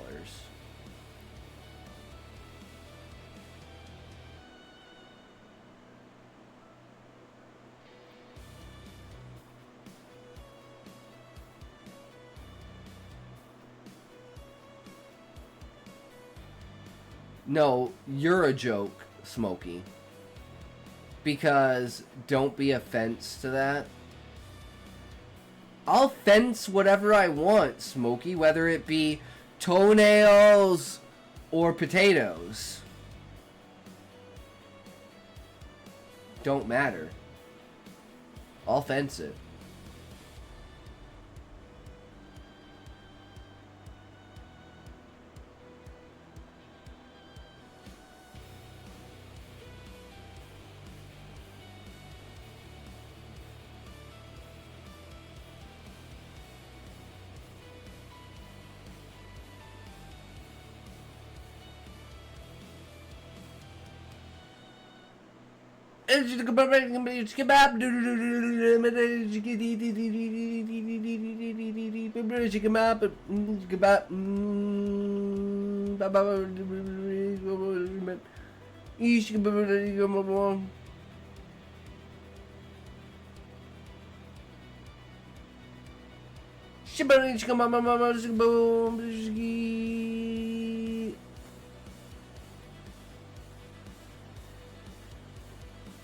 Welcome to another video. I'm Intoxication, and in this one we will be talking about domestic versus foreign workforce and how that affects the country, and where do you want to position your domestic workers versus your foreign workers? Which ones benefit your country the most?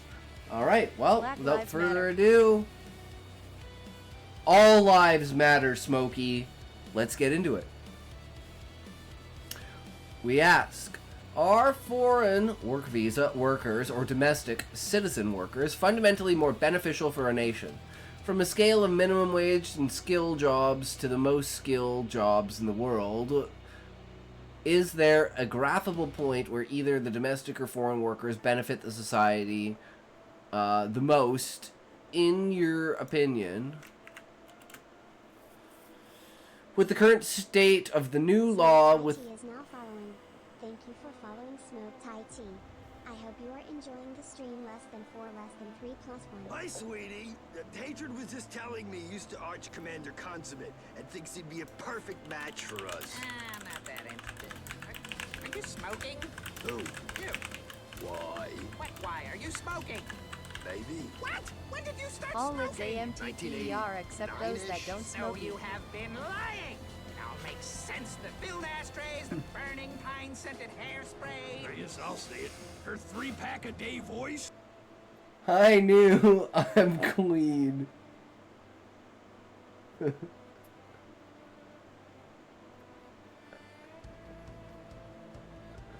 Nice to meet you, Queen.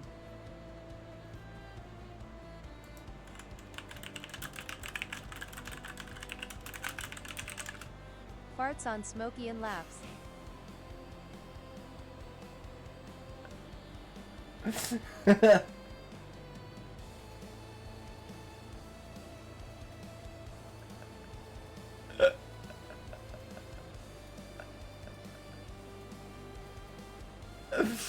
Oh my god.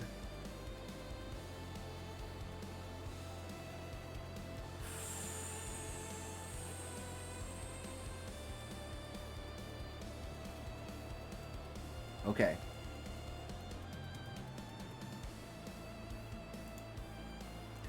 New law with the price of H-1B visa going from $1,000 to $100,000. How will this impact the economy over the next 30 years?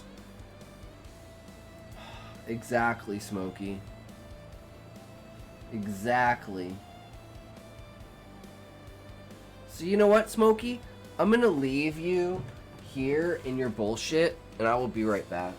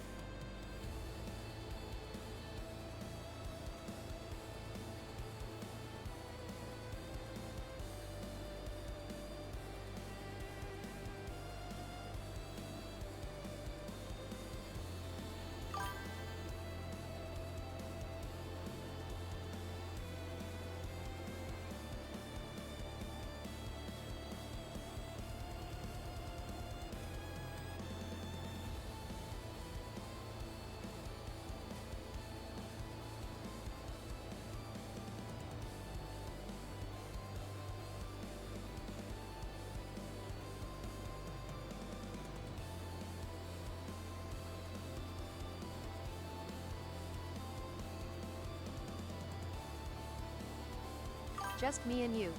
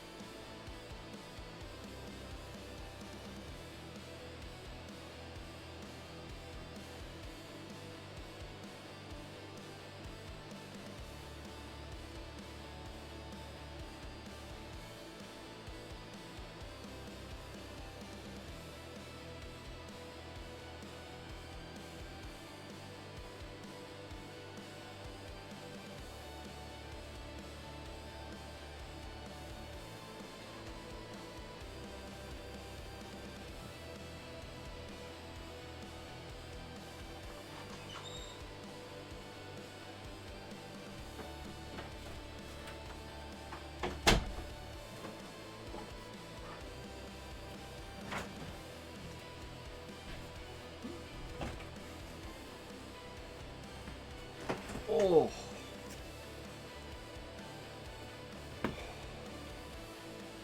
Sorry, I had to take a shit.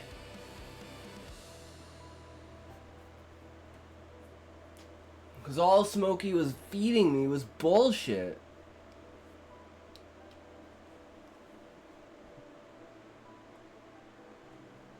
If only you make me the best man. Oh, who's getting married? Shit. Who's getting Turn around married? and fuck off. MFER me and Queen are taking. Taking, talking. Oh, I gotta close my window. It's actually getting fucking cold in here. I'm so happy. I'm so happy. It's actually cold. I have to close the fucking window.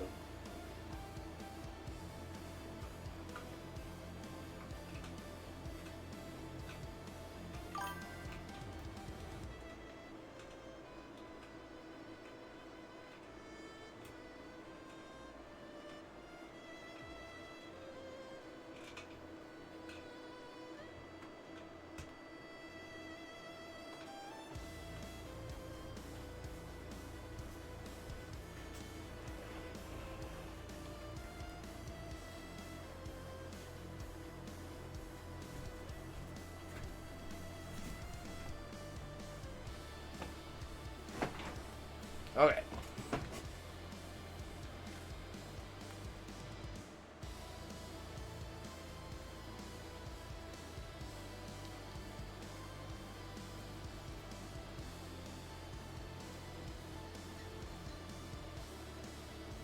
Smokey, I was doing things you wouldn't want to know about with your mom. That's the truth. That's the real truth.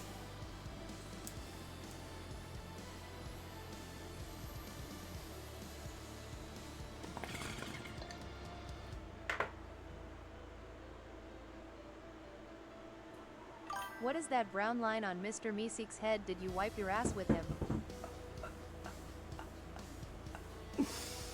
Oh my god.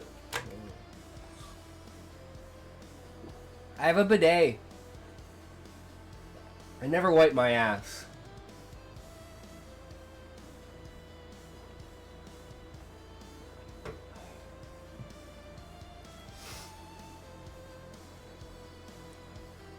Deal or no deal?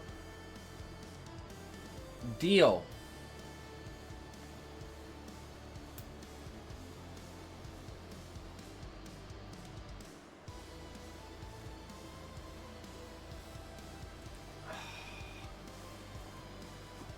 Scammed.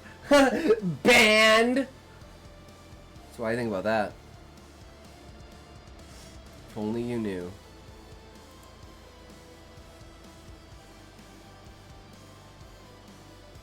We could find out, Smokey. We could find out. You definitely have begged for it, bro. I definitely know how much you've begged for it. No. Keep begging. Maybe one day. Maybe one day with enough begging. Shackles cannot contain me no more. That's what you say. But, yeah. The shackles say otherwise, bro.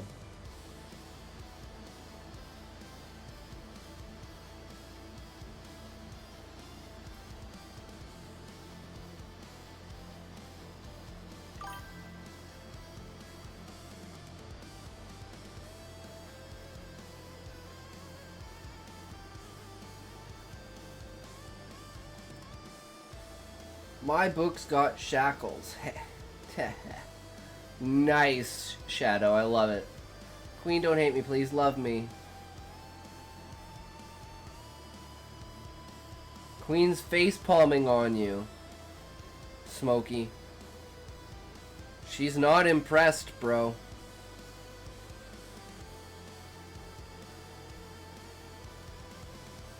What are you gonna do with your life, Smokey?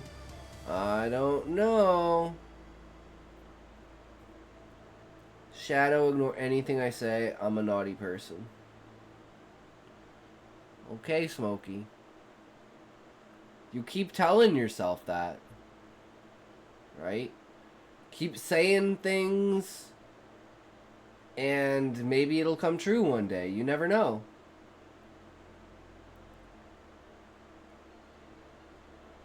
Whip it out then.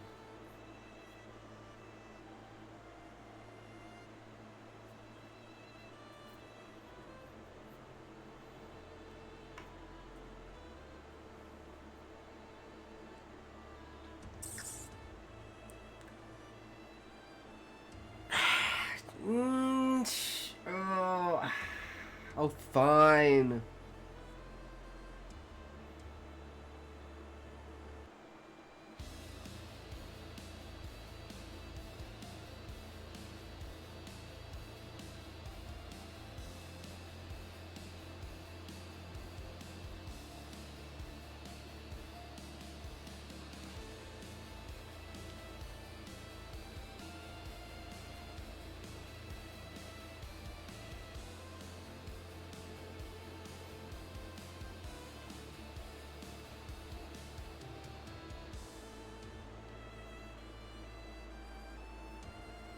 I blame Smokey.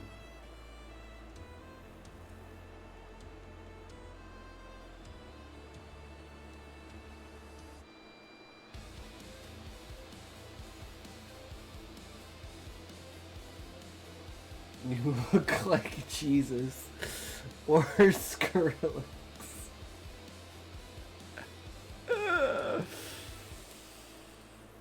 Bro, Defo makes dubstep.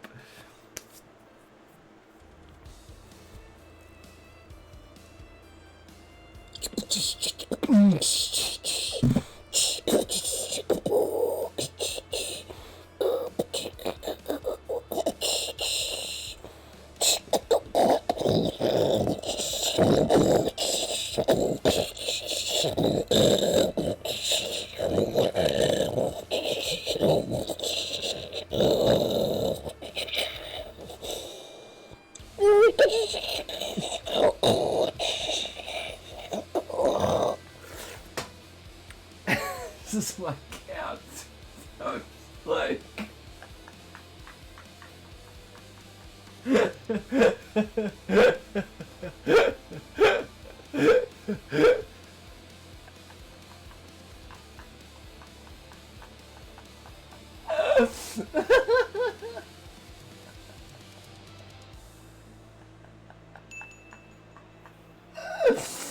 Oh my fucking god.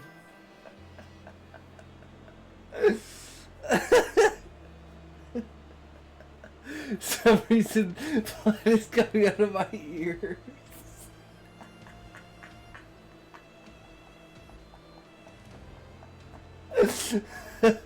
I'll rescue you, Queen, okay? Oh my god, my sides hurt.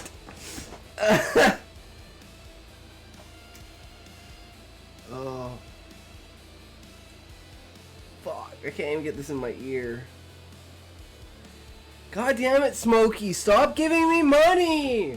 Smokey, stop giving me money! You're too kind! You're too nice! You're too nice! Smokey, it's still money. It's still money. I don't care how much money it is, it's still money. Any kind of money, because zero money doesn't stack, but money stacks.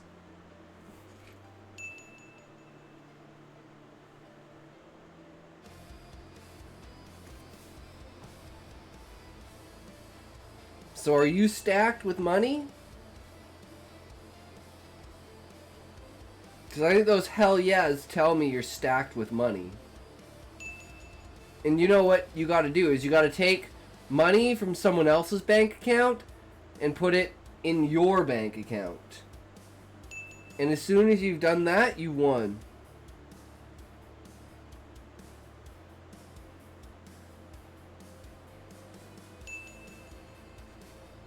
One more, Smokey, just one more, okay?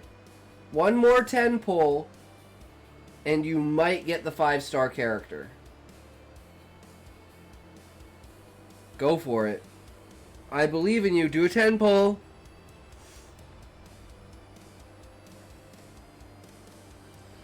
I believe, Smokey. There's a chance.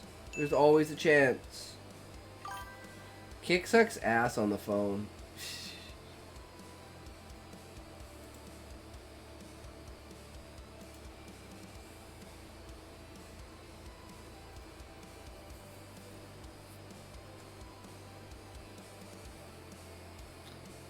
Can't even send kicks right.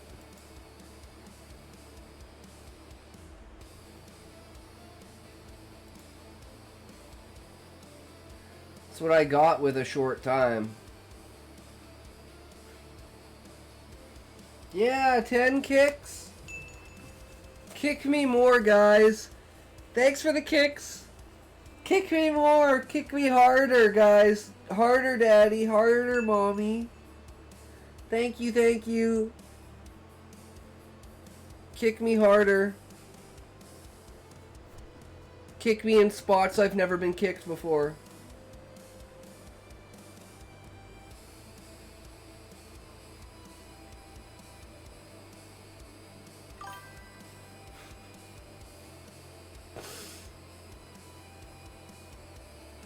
Thanks for kicking me 10 fucking times. It's like birthday fucking punches. 34 punches. Well, my arm's fucked. At least do 16 on one side and 18 on the other.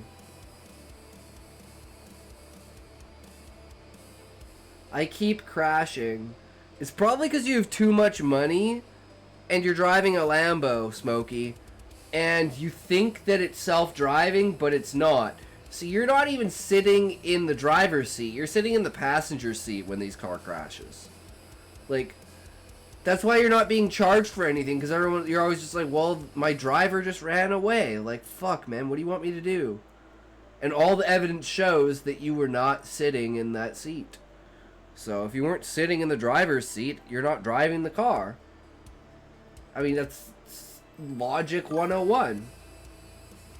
Queen is my getaway driver. You'd never expect a short woman. This tiny little woman, this tiny insuspectable woman.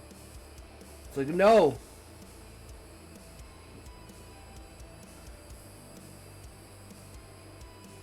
Not only can they fit in small spaces, but they also don't get noticed as easily. And when they do get noticed, no one's going to suspect them, even if they do get noticed. Yeah, isn't she like 5'2"? Didn't she say she's 5'2"? Because her and Queen were comparing, or her and Book were comparing heights. Because Book's like 4'9". Or was Book 5'2" and you're 4'9"? I don't know. I'm 5 even. Okay, so you're 5 even, so I think then she's like 5'2" or something. But you're both like extremely short. I mean, that's coming from me being 5'7". I'm taller than Smokey, though. I'm not taller than Callie, though.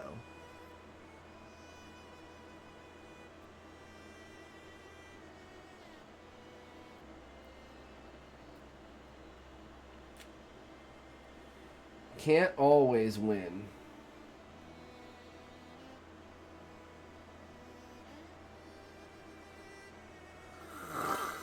Alright, so that Discord. Feel free to invite anyone you think would like to join the collab. I think Callie would like to, Shadow. So I'll talk to Callie about it. Comparative, my presence alone, you should feel I'm 24'12". Anyone is taller than me. Everyone is taller than me. Indeed. Comparative benefits of foreign work visa versus domestic citizen workers. The question of whether foreign workers on visas like H-1B or domestic citizens are more beneficial to a nation depends on economic context, skill levels, and time horizons. Economically, immigration, both high and low skilled, generally provides net benefits to receiving countries like the U.S. by expanding the labor force, boosting productivity, and increasing overall GDP. However, the distribution of these benefits varies. Foreign workers often fill gaps where domestic supply is insufficient, complement native workers, and drive innovation, but they can also create short-term competition in certain sectors. Hi, coming from TLC, hope all is well. True, Kels, thank you, thank you. So glad to see you in here, girl. We're just doing some commentary.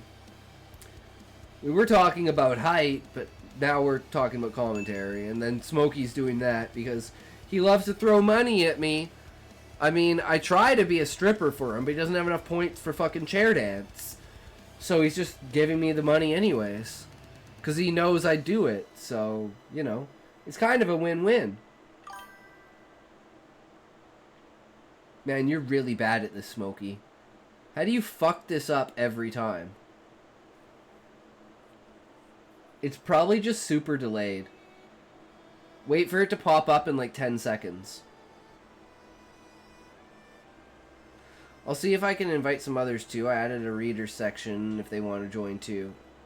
Fucking redeemed it. I told you! I told you, Smokey! Wait 10 seconds. Enjoy this immersive experience.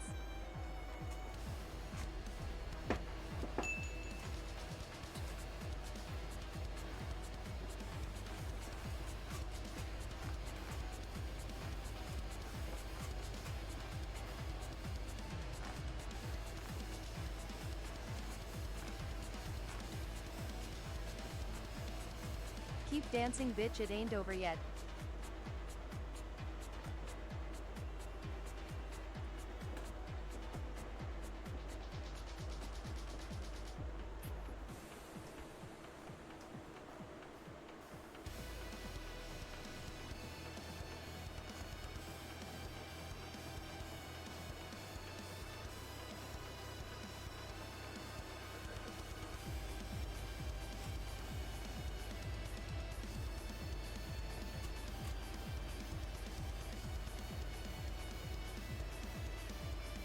You did good, you can rest now, babe. Okay, I got a big question. What is it, Shadow?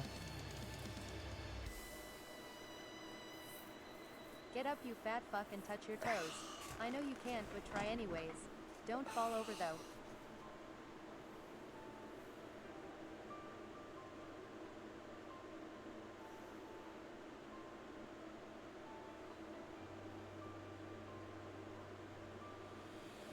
Oh god, my knees are exploding, my calves are on fire, my heels feel fucked, and my toes are crunching, my back is fucked, my shoulders are coming out of their sockets, and my fingers are stretched so far they're touching the space between the spaces that's space. Oh, and still I cannot touch my toes!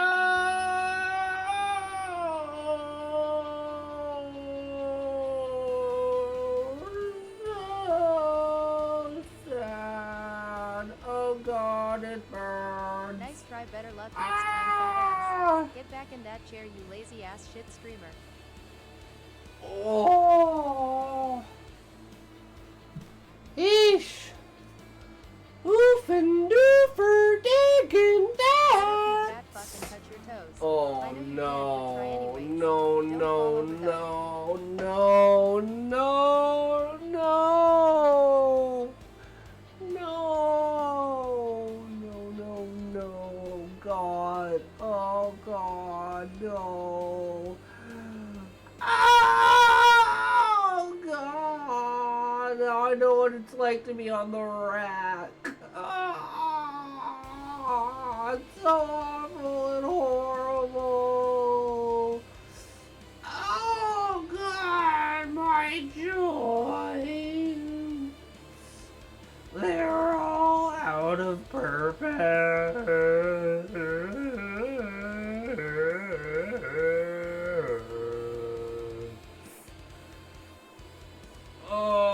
Oh, just one more inch closer. Nice My try, better luck next time, fat nose. ass. Oh, Get back in that chair, God. you lazy ass shit streamer. Oh, fuck. Oh.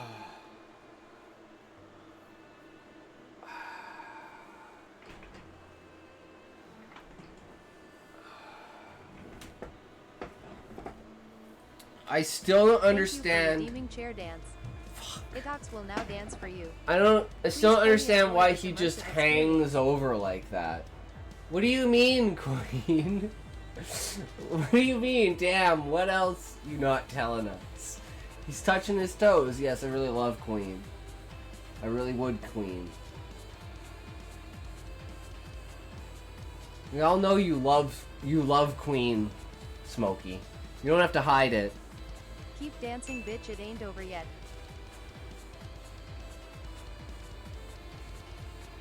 Shut the fuck up. How are you supposed to touch your toes if you don't bend over, Queen?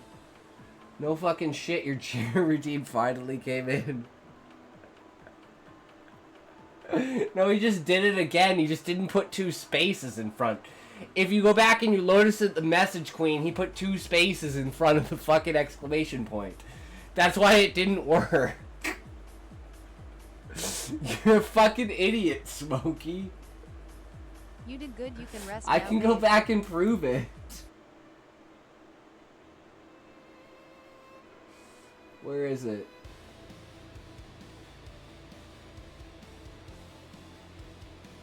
Making me sound like I'm illiterate? You are, Smokey. Because I'm really not. Yes, you are. You really are, Smokey. Especially compared to me, and that's fucking sad. Like, I'm like, you're not even the one who's using the computer, Smokey. You hired some foreign English speaker to use the computer for you because you're too stupid to do it.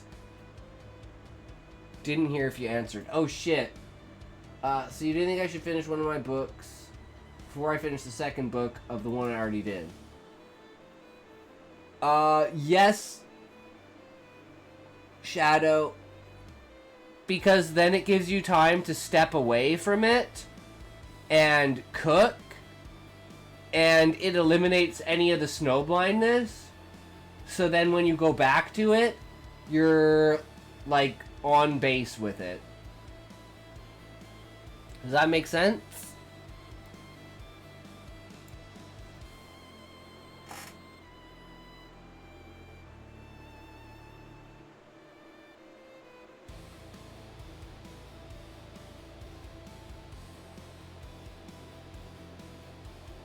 No inglass. Huh? Shadow asked, so do you think I should finish one of my other books, book 1, before I finish the second book of the one I already did? And I said yes, because then it allows you to step away and not have snow blindness going into the second book. I would even say, step away, finish the other book, come back, reread book 1, and then do book 2. Do you remember what happened on this date? 9/11, or are you saying 1488, Smokey?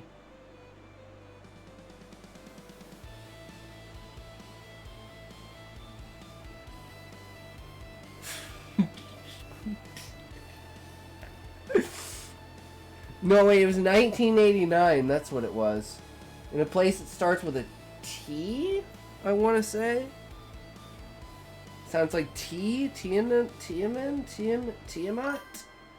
Okay, so now another question. What one should I get finished?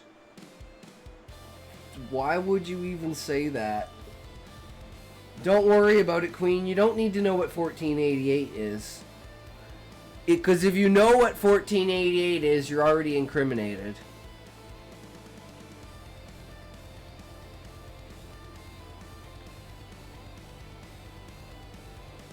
Fuck is 1488? You don't need to know, Smokey. No one needs to know what 1488 is. It's non-existent.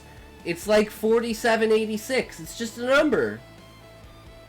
You know, 7/11, 9/11, they're just numbers. You know?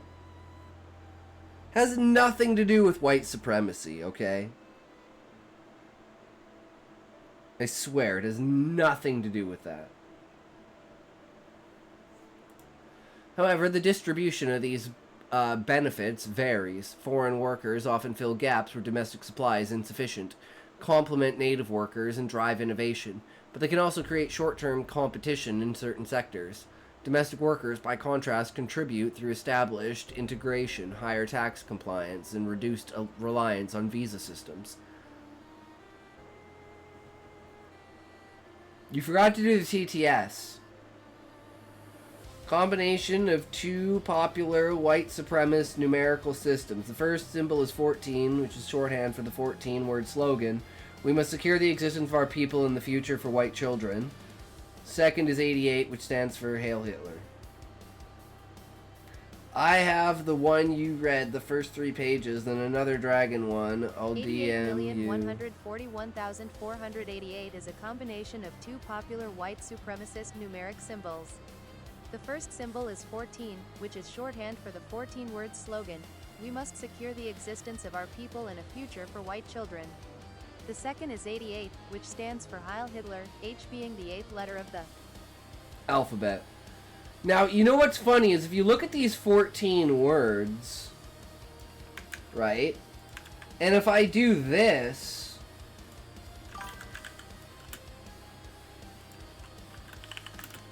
"We must secure the existence of our people and a future for black children." oh, now it's a good thing. Oh, guys, now it's a good thing. How is that the world we live in? So I have one about a fae that fights someone trying to destroy the world. She's winged elf that don't remember her past. Oh, that's cool, Shadow. So if the first one is a dragon one, don't do another dragon one. So I would say do the fae one or another one that doesn't involve a dragon. That way you're working with a completely different medium as far as the character How dare you goes. say black and not African Americans? Because black people are not specifically just African American. First is a wolf shifter. Ooh. So choose a dragon or fae then. Oh, so the first one is a wolf. Okay, so then you choose a dragon or a fae. Yeah, exactly. Okay, there you go. That makes more sense.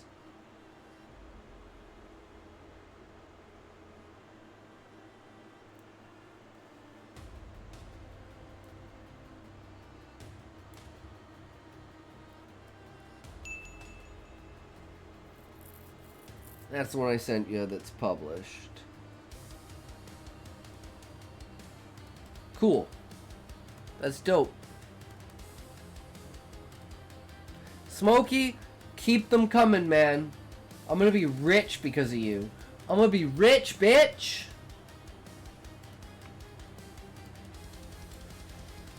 We're not always meet demand in rapidly evolving fields. Based on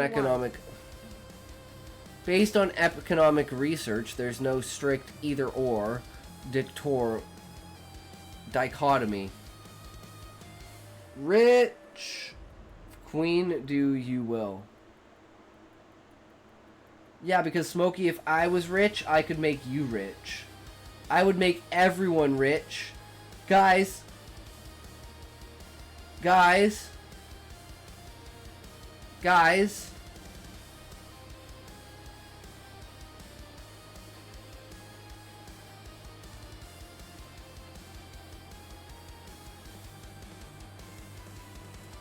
I forgot what I was gonna say. I'm fucking embarrassed. It was a clip. I was gonna talk about a clip. And the vampire one, the main character and her coven head to human realm to fight an AI weapon that's trying to make them go extinct. Well, Smokey, throw in 1,000. Smokey, if you want to be my sugar daddy, throw me 1,000.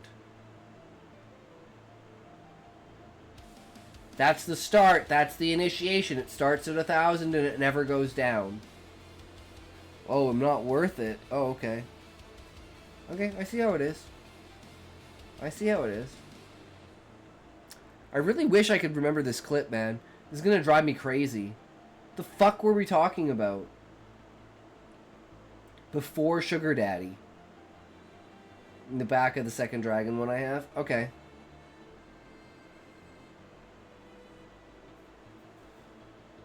There was a fucking clip, man.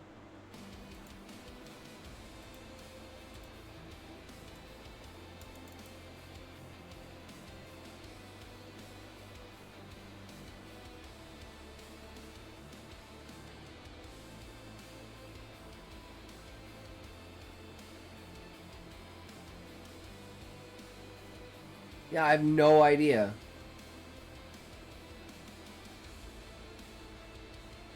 How many books you sold to talk? Queen, no shout me. Like 62, Smokey. I sold like 62 copies.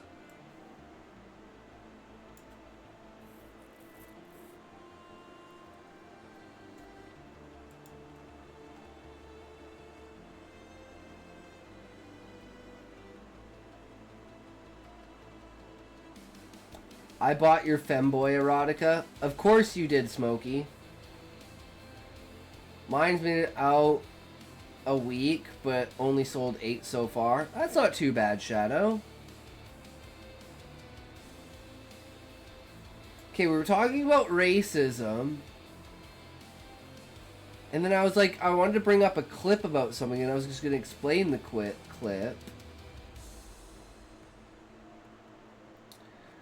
Ugh, I have no idea. It's gone. It's fucking gone. I'm so sad.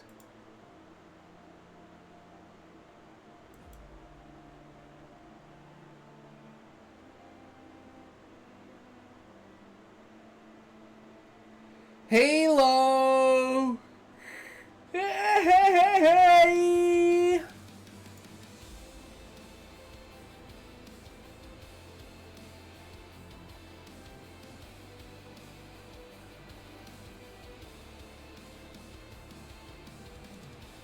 Guys, I'm gonna meditate on this, okay? Give me a second. I'm gonna figure it out.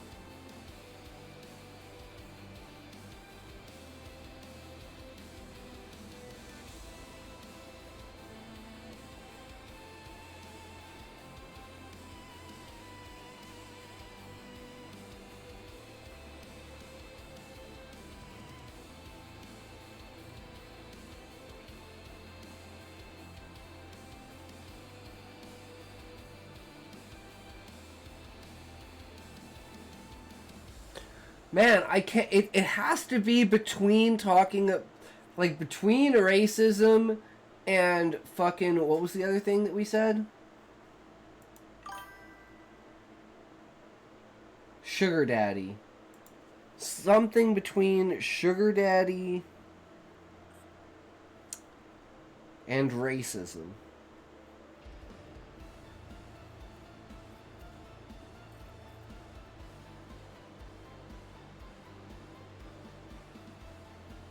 I'm missing a crucial piece of the puzzle. That back isn't edited or anything, by the way, just a mock-up blurb. That's not too bad. I have no emotes here. You can do the EMs. Or they're not working.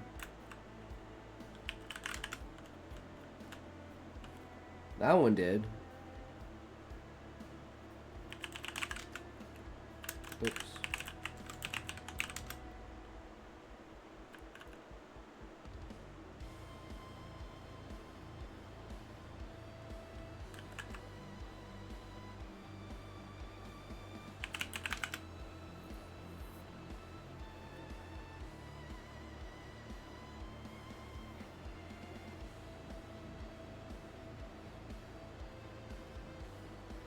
Hey, it finally did my spines.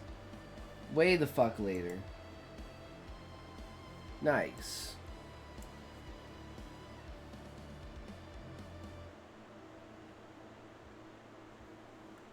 Based on economic research, there's no strict either-or dichotomy. Both are essential, but foreign workers tend to provide outsized benefits in high-skilled roles due to global talent pools, while domestic workers may be prioritized in low-skilled jobs to minimize wage pressures on vulnerable natives. I'll break this down by skill level, drawing from studies on immigration's impact. Low-skilled jobs, minimum wage role in agricultural, construction, hospitality. I have a gift for you, Queen. Here. I wouldn't accept anything from Smokey. I would not accept anything from Smokey.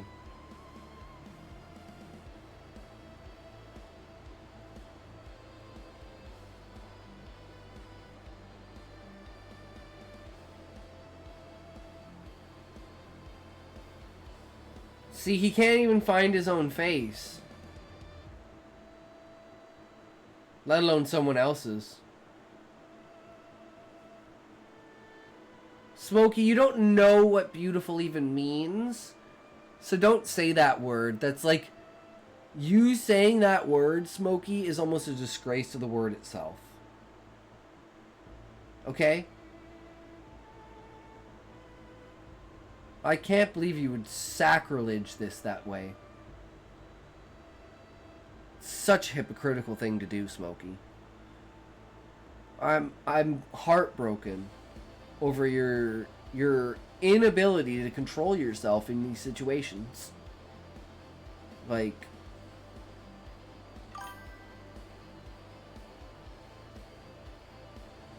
it boggles the mind the kind of things that you could do, Smokey. Thank you for admitting it, Smokey. That's all we can really ask for. The eyes of God will judge you. Benefits of foreign workers, low-skilled immigrants, often take jobs that natives are less willing to fill, leading to complementary effects.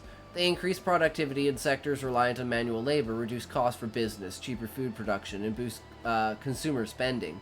Research shows they have little to no long-term negative effect on average native wages, with any short-term depression limited to specific subgroups. Be back, Queen. I will be back, okay? Smokey, by the time you get back, we might not be live.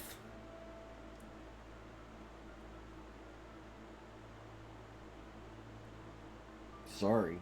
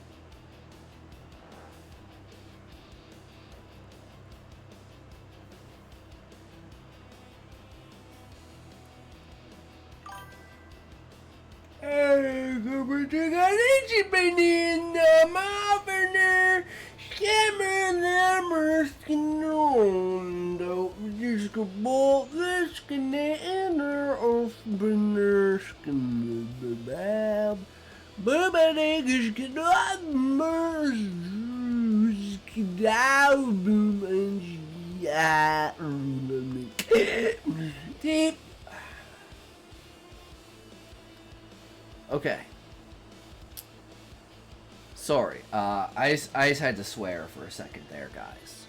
Okay. Now that Smokey's not here, I'm allowed to use those words.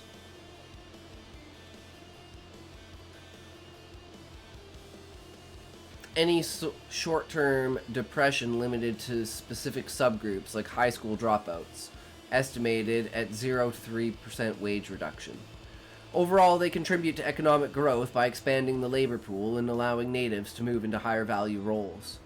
Benefits of domestic workers, prioritizing citizens here can protect low-wage natives from compensation. I have 4 followers on Kick. What the fuck? Am I one of them? Yeah, I'm one of them, Queen.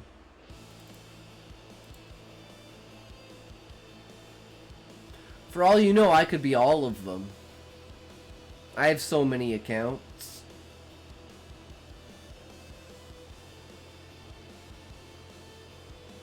I would follow, but Kick is being mean and won't let me log in at the moment. Kick is always on the finicky edge, Shadow. It is a definitely finicky site. Especially because it's always trying to put it in Spanish for me. And I'm like, why are you putting the fucking site in Spanish? I don't understand. Fuck off.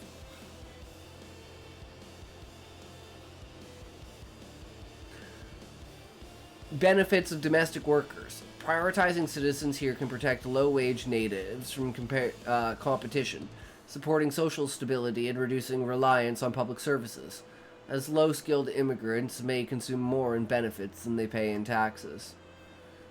Domestic workers also integrate faster culturally and linguistically. If you're on your phone, it was doing that to me. I just closed the app and reopened it, but it was already signed in before. So it's like you're trying to sign in, but you're already signed in, but it's not saying that you're signed in, so you're trying to sign in. Ah, the struggle is real. Domestic workers also integrate faster culturally and linguistically, potentially leading to higher long-term productivity. Net assessment. Foreign workers are often more beneficial for the economy as a whole in these roles because they fill persistent shortages without broadly displacing natives. However, if immigration is unrestricted, it could exacerbate inequality by pressuring the bottom of the wage distribution. Phone is in the bedroom and I don't want to get up. Studies suggest a slight net positive for society, but with costs borne disproportionately by low-skilled natives. Medium-skilled jobs, trades, manufacturing, entry-level tech support. Benefits of foreign workers. They provide flexibility during economic booms or skill mismatches, often bringing competitive advantages in tasks natives undervalue. This can lead to wage gains for medium and high-skilled natives through complementary immigrants handling routine tasks, free up natives for management.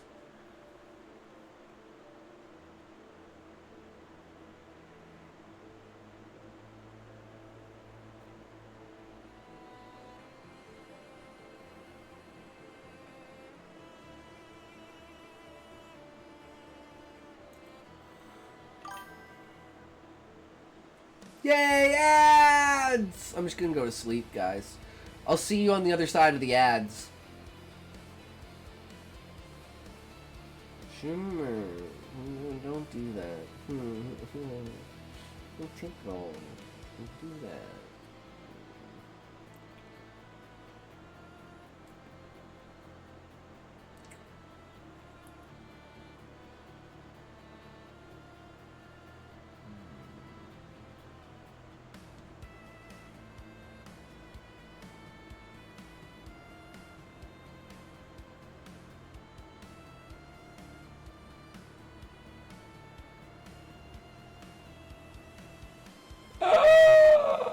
I'm early! Time for world domination! I mean, what? I am no longer innocent. I am not innocent! I am not innocent. It is a knot of innocent. I am not. I am not. No. How many no's are knots? If no's are knots and knots are no's, how many no's make a knot? Or is it a knot that makes no's? Who knows?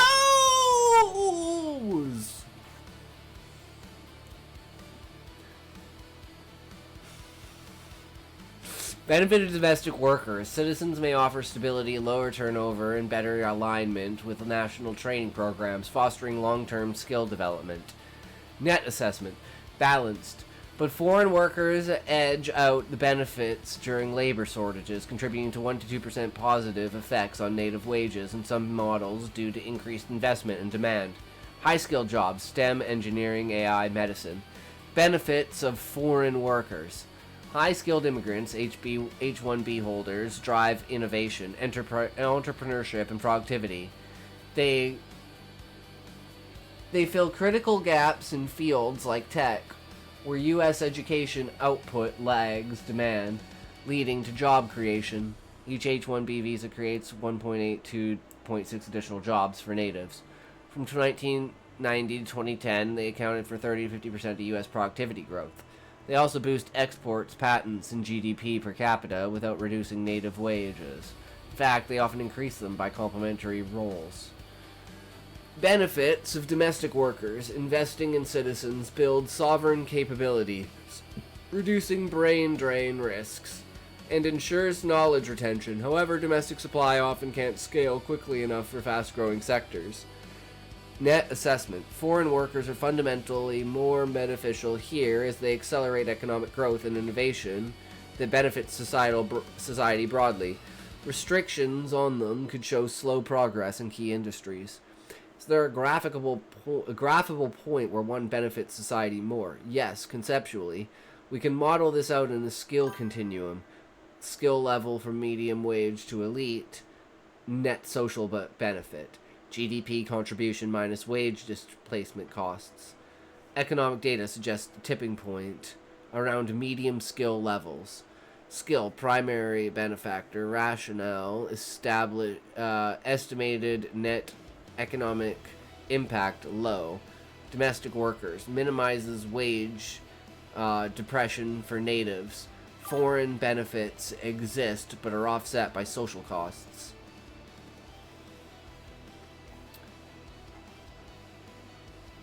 Graphical point shifts rightwards toward higher skills favoring foreign workers. In advanced economies like the US, where low-skill native protections are prioritized, this is based on models showing immigrant-native complementarity increasing with skill complexity. In a graph, you'd see a curve where foreign worker benefits rise exponentially with skill level, crossing domestic benefits around the 50th percentile of the skill distribution opinion on the new H-1B visa fee increase, 1,000 to 100,000, and its 30-year economic impact. The new policy, enacted via presidential proclamation on September 19th, imposes a $100,000 fee for new H-1B visa petitions starting September 21st. The short details of it, each main story, and I'm working on to see which one you would start first. You can look later, though, if you want, just making sure you don't forget.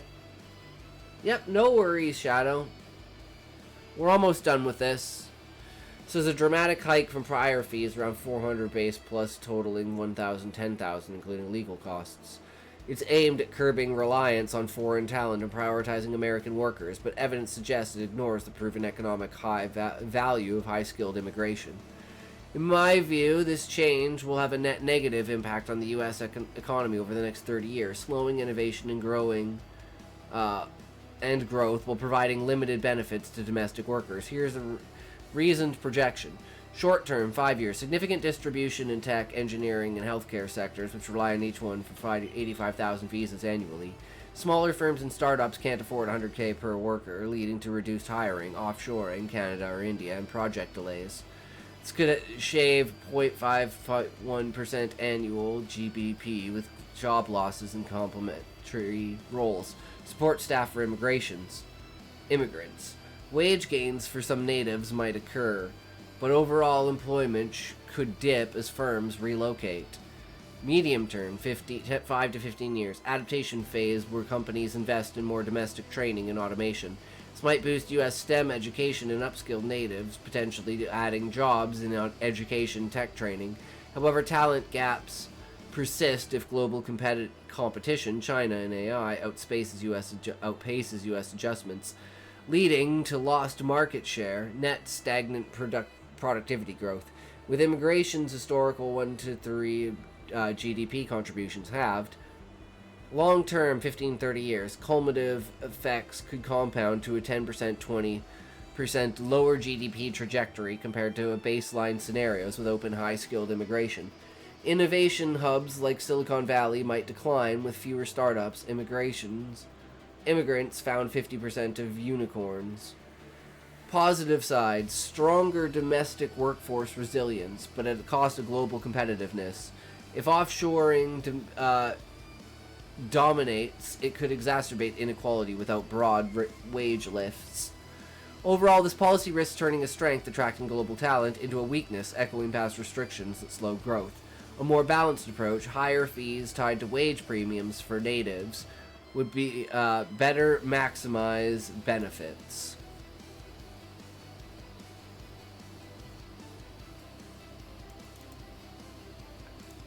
What story should I start first? 1. Main character is vampire and travels into the human realm in an effort to save humanity from an AI weapon. 2. Main character is dragon shifter trying to outrun her destiny of being the queen, as she is the only born queen alive.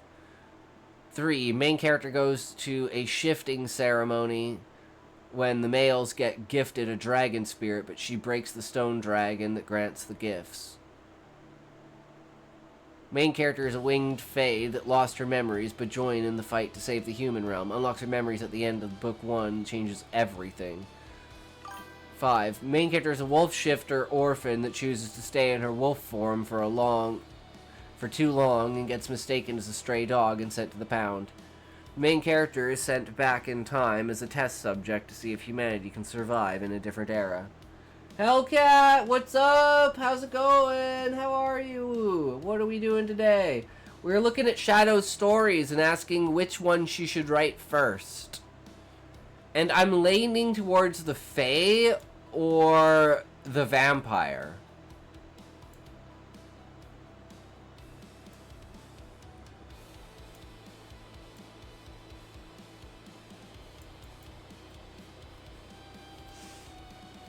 Vampire? Alright, Hellcat has spoken. Vampire it is, Shadow. You're gonna be writing the vampire story next.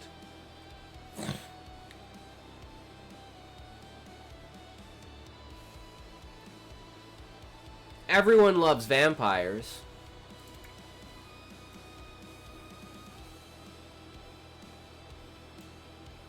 Faye got not really spice. Vampire one does. What do you think of the back? The back? I like it. It looks dope.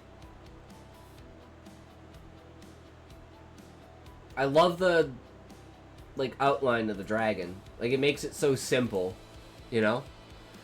It's not over designed in any way. That's what I was thinking too, is the vampire definitely has a lot of smut. Easy peasy. And that'll make it sell even more. Yeah, the Fae one is number 3. You should write the vampire one, though.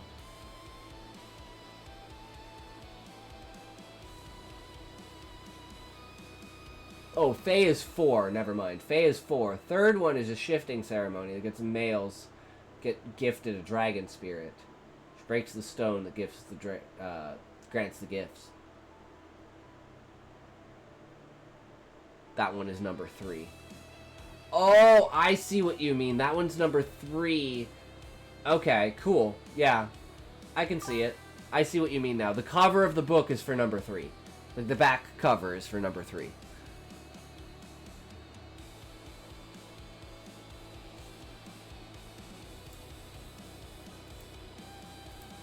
Should I post a spoiler for the vampire one? No! No spoilers!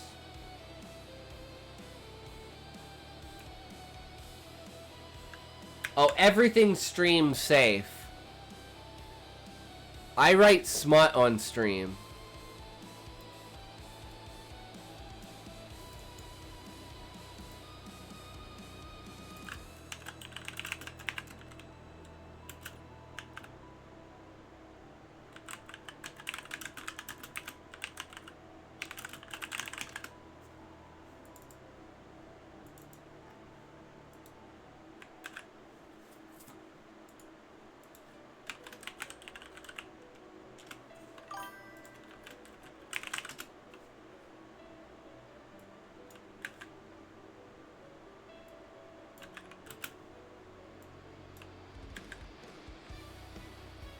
This one's gonna be interesting. I'm pretty sure this guy is a philosopher or something.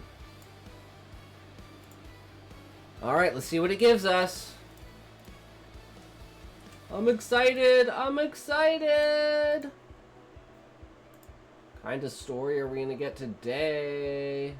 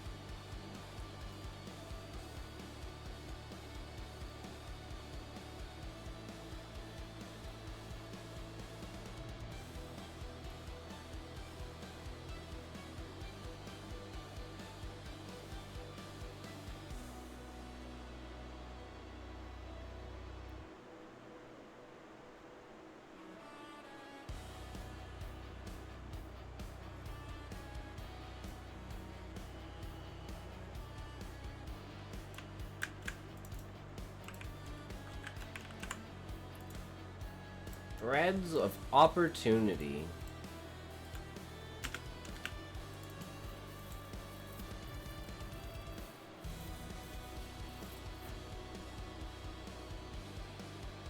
Ooh.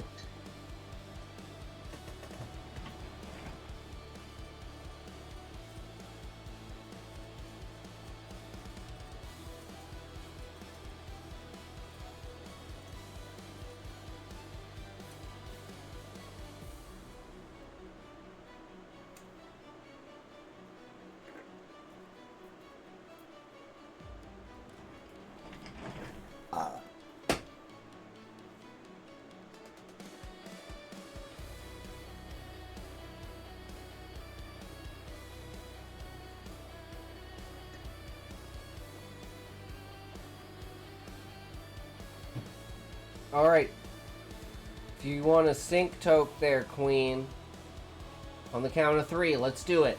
1, 2, 3.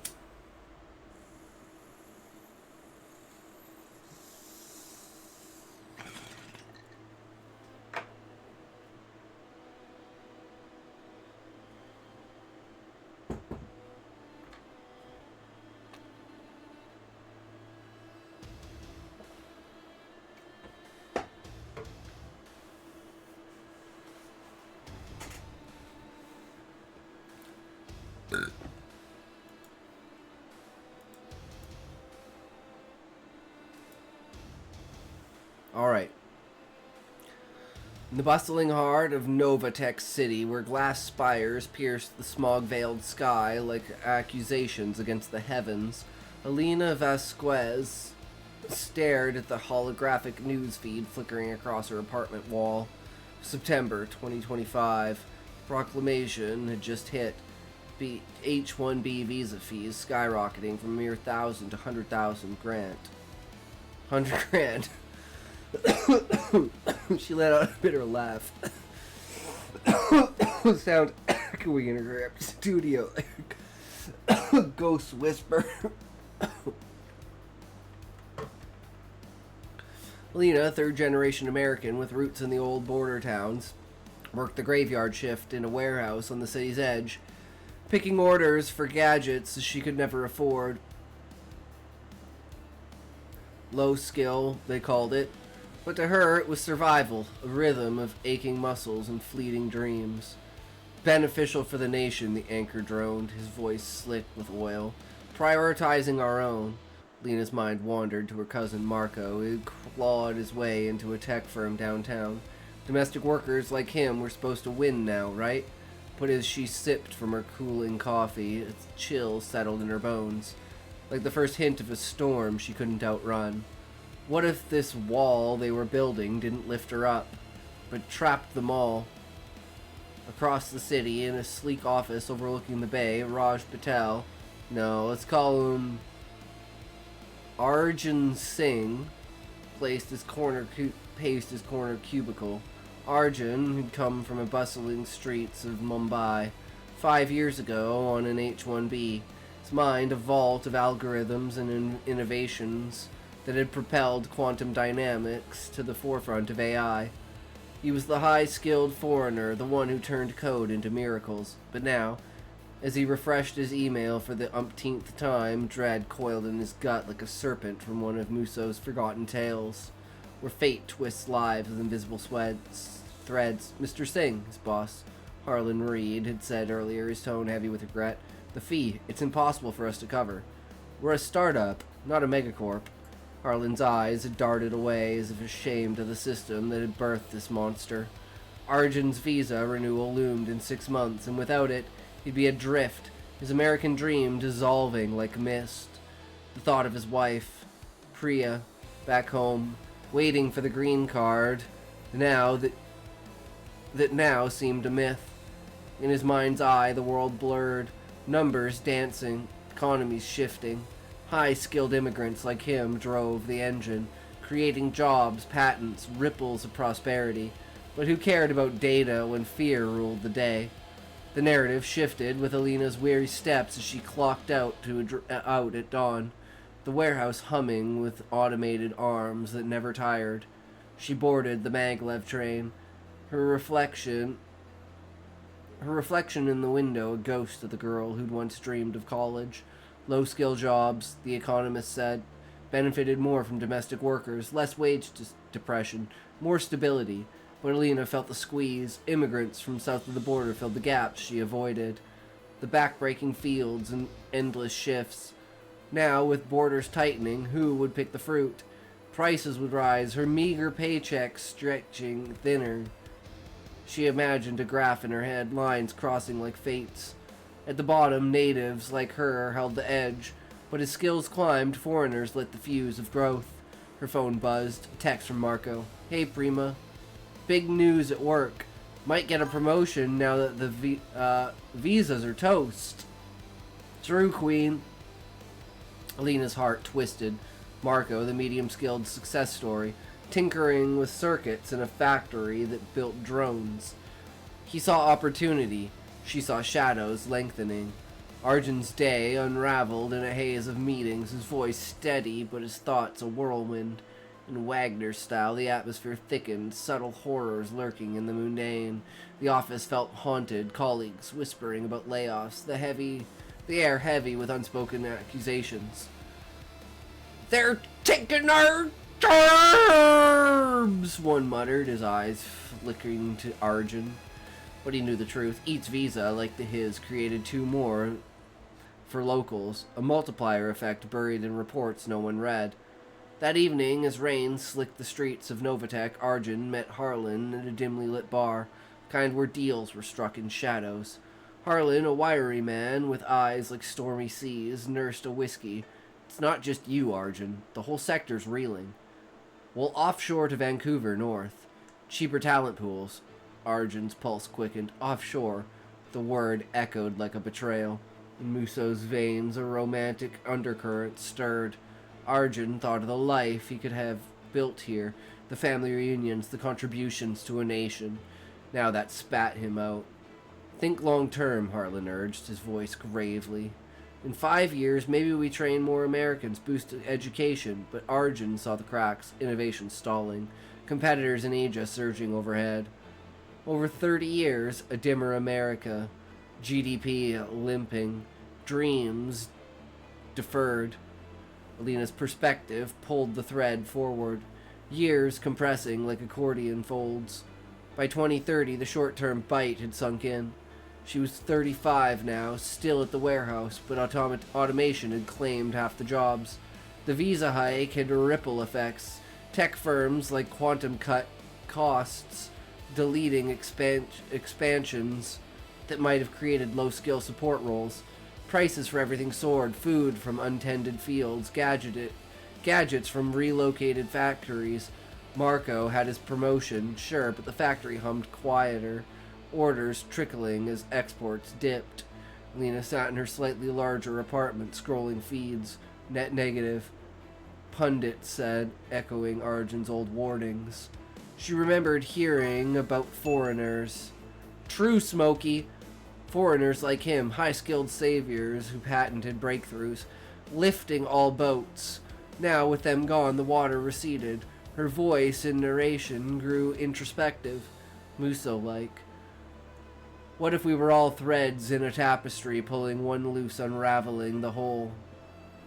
Arjun, meanwhile, had returned to India, renamed Aether City in this tale, building a rival firm from his balcony overlooking monsoon-drenched streets. He watched his team code the future. Arjun is supposed to be Kash Patel.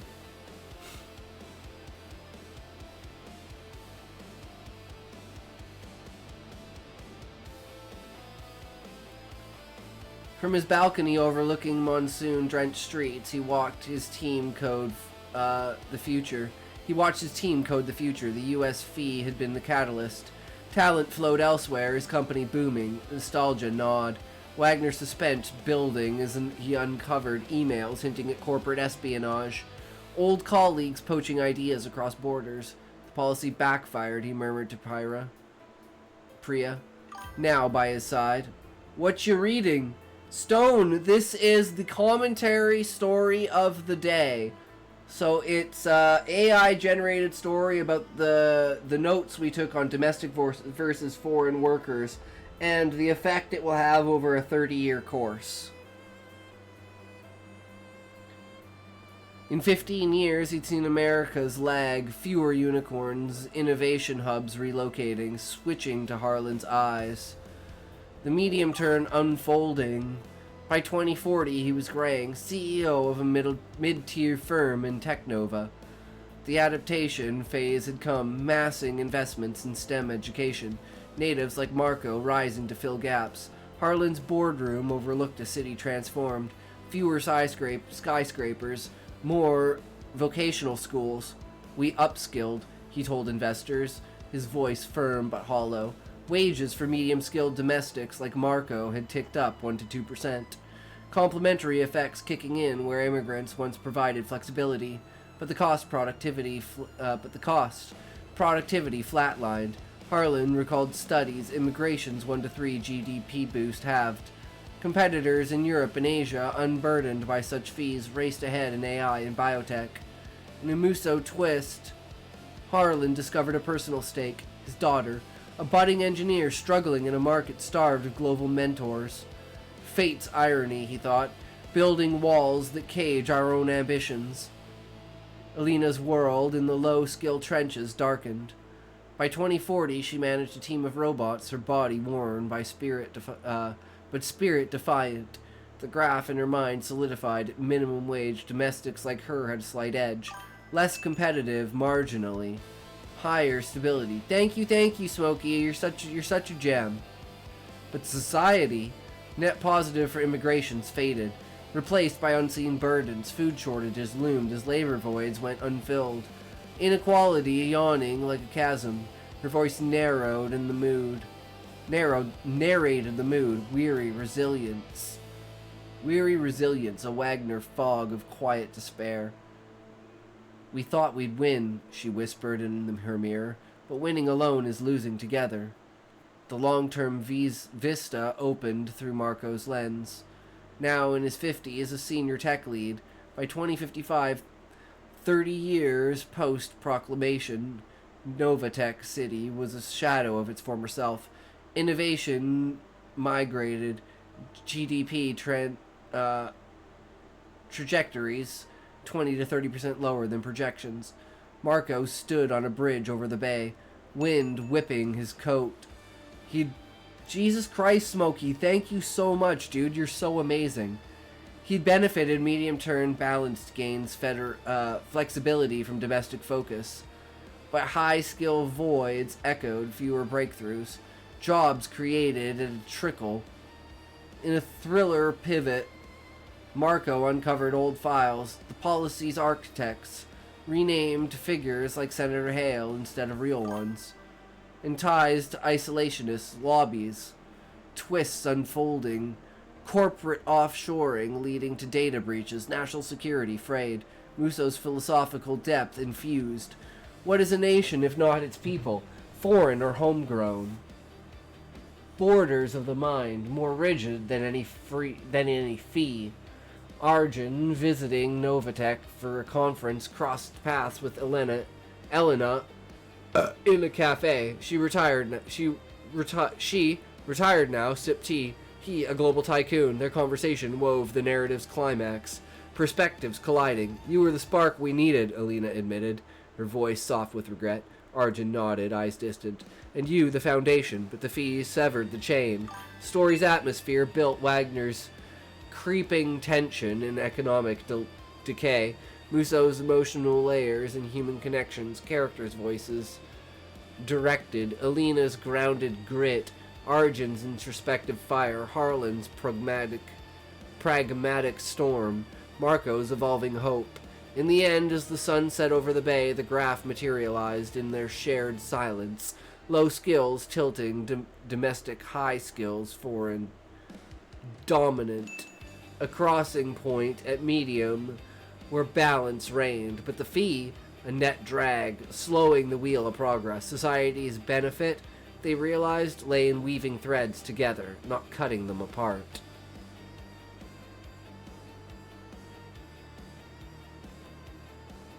powerful story, guys. But unfortunately, this is about the time when I say I'm fucking done. And the only way that I'm gonna keep streaming is if Smokey does 1,000 kicks. If Smokey gives me 1,000 kicks, I'll keep streaming.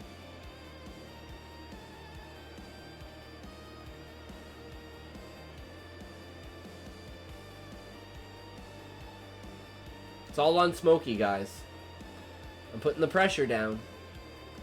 He's sweating, man. Smokey's already got a puddle of sweat around him, but he's clicking that button. He's clicking that button.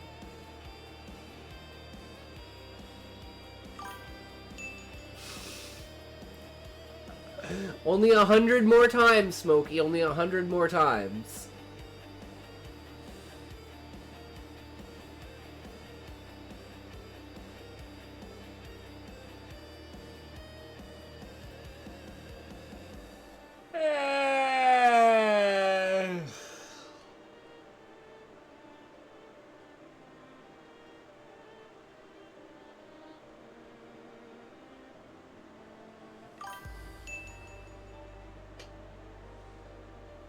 Kick him, Smokey. He kicked me so many times, there are places that haven't been kicked that will never not be kicked again. I no longer have places that haven't been kicked. I have been kicked everywhere. Smokey's given me like $1.50 today. It's crazy. Like $1.50. That's insane. That's insane. I'm dying for his 10 cents, though. You know, 10 cents adds up. Like 1,000 people give you 10 cents. That's $100. Right? Or you could get one person to give you 1,000. Sorry, 10 people to give you 1,000. Now you're rich.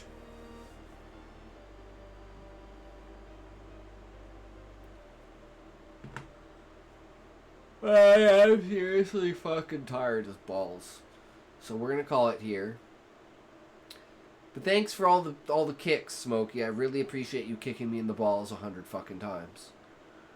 It's like Rochambeauing, but I never get a turn. It's fucking bullshit. But anyways, guys, thanks for coming by. Thanks. So let me know when you want to go over the collab. Hell yeah, Shadow. I'll send you a message tomorrow. What's your time zone? So I know, and like, what's your availability? Because I'm usually like open during the day. Is that you putting on makeup, Smokey? Or is that you waving a joint in front of your face? Or is that you shaking your dick? Alright, Smokey bankrolling. True. He should be bankrolling me. He's my sugar daddy. He should be sending me all of the money. But anyways, guys, thanks for coming by. Thanks for hanging out. You guys are fucking awesome. Thank you so much. You guys are Atlas holding up the world. The stream is the world, but I'm only here to facilitate the community to come together, right? I build it, you guys come. I'm just the building. You guys are the soul. You guys are the real thing, especially Smokey. So remember, if you can't say fuck you to your friends, who can you say fuck you to? Fuck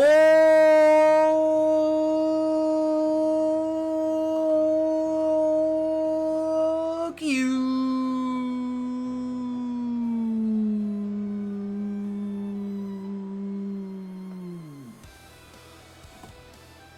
That was a mighty fuck you for today, guys. A mighty, mighty fuck you.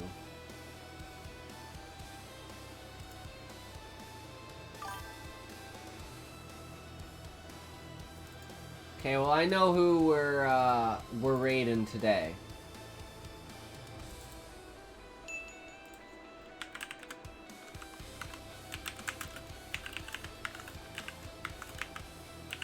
Right? Well, let me see. Make sure I do. Make sure I. Okay, no, it is. It is. Just this. All right, guys, get your wheels ready. ready, we're going over to the literal plasma vampire. Ride or Die has a medical condition where she doesn't produce plasma, so she literally has to have like continuous injections of plasma into her blood so she doesn't die. So she is literally a living vampire. So let's go give her some love.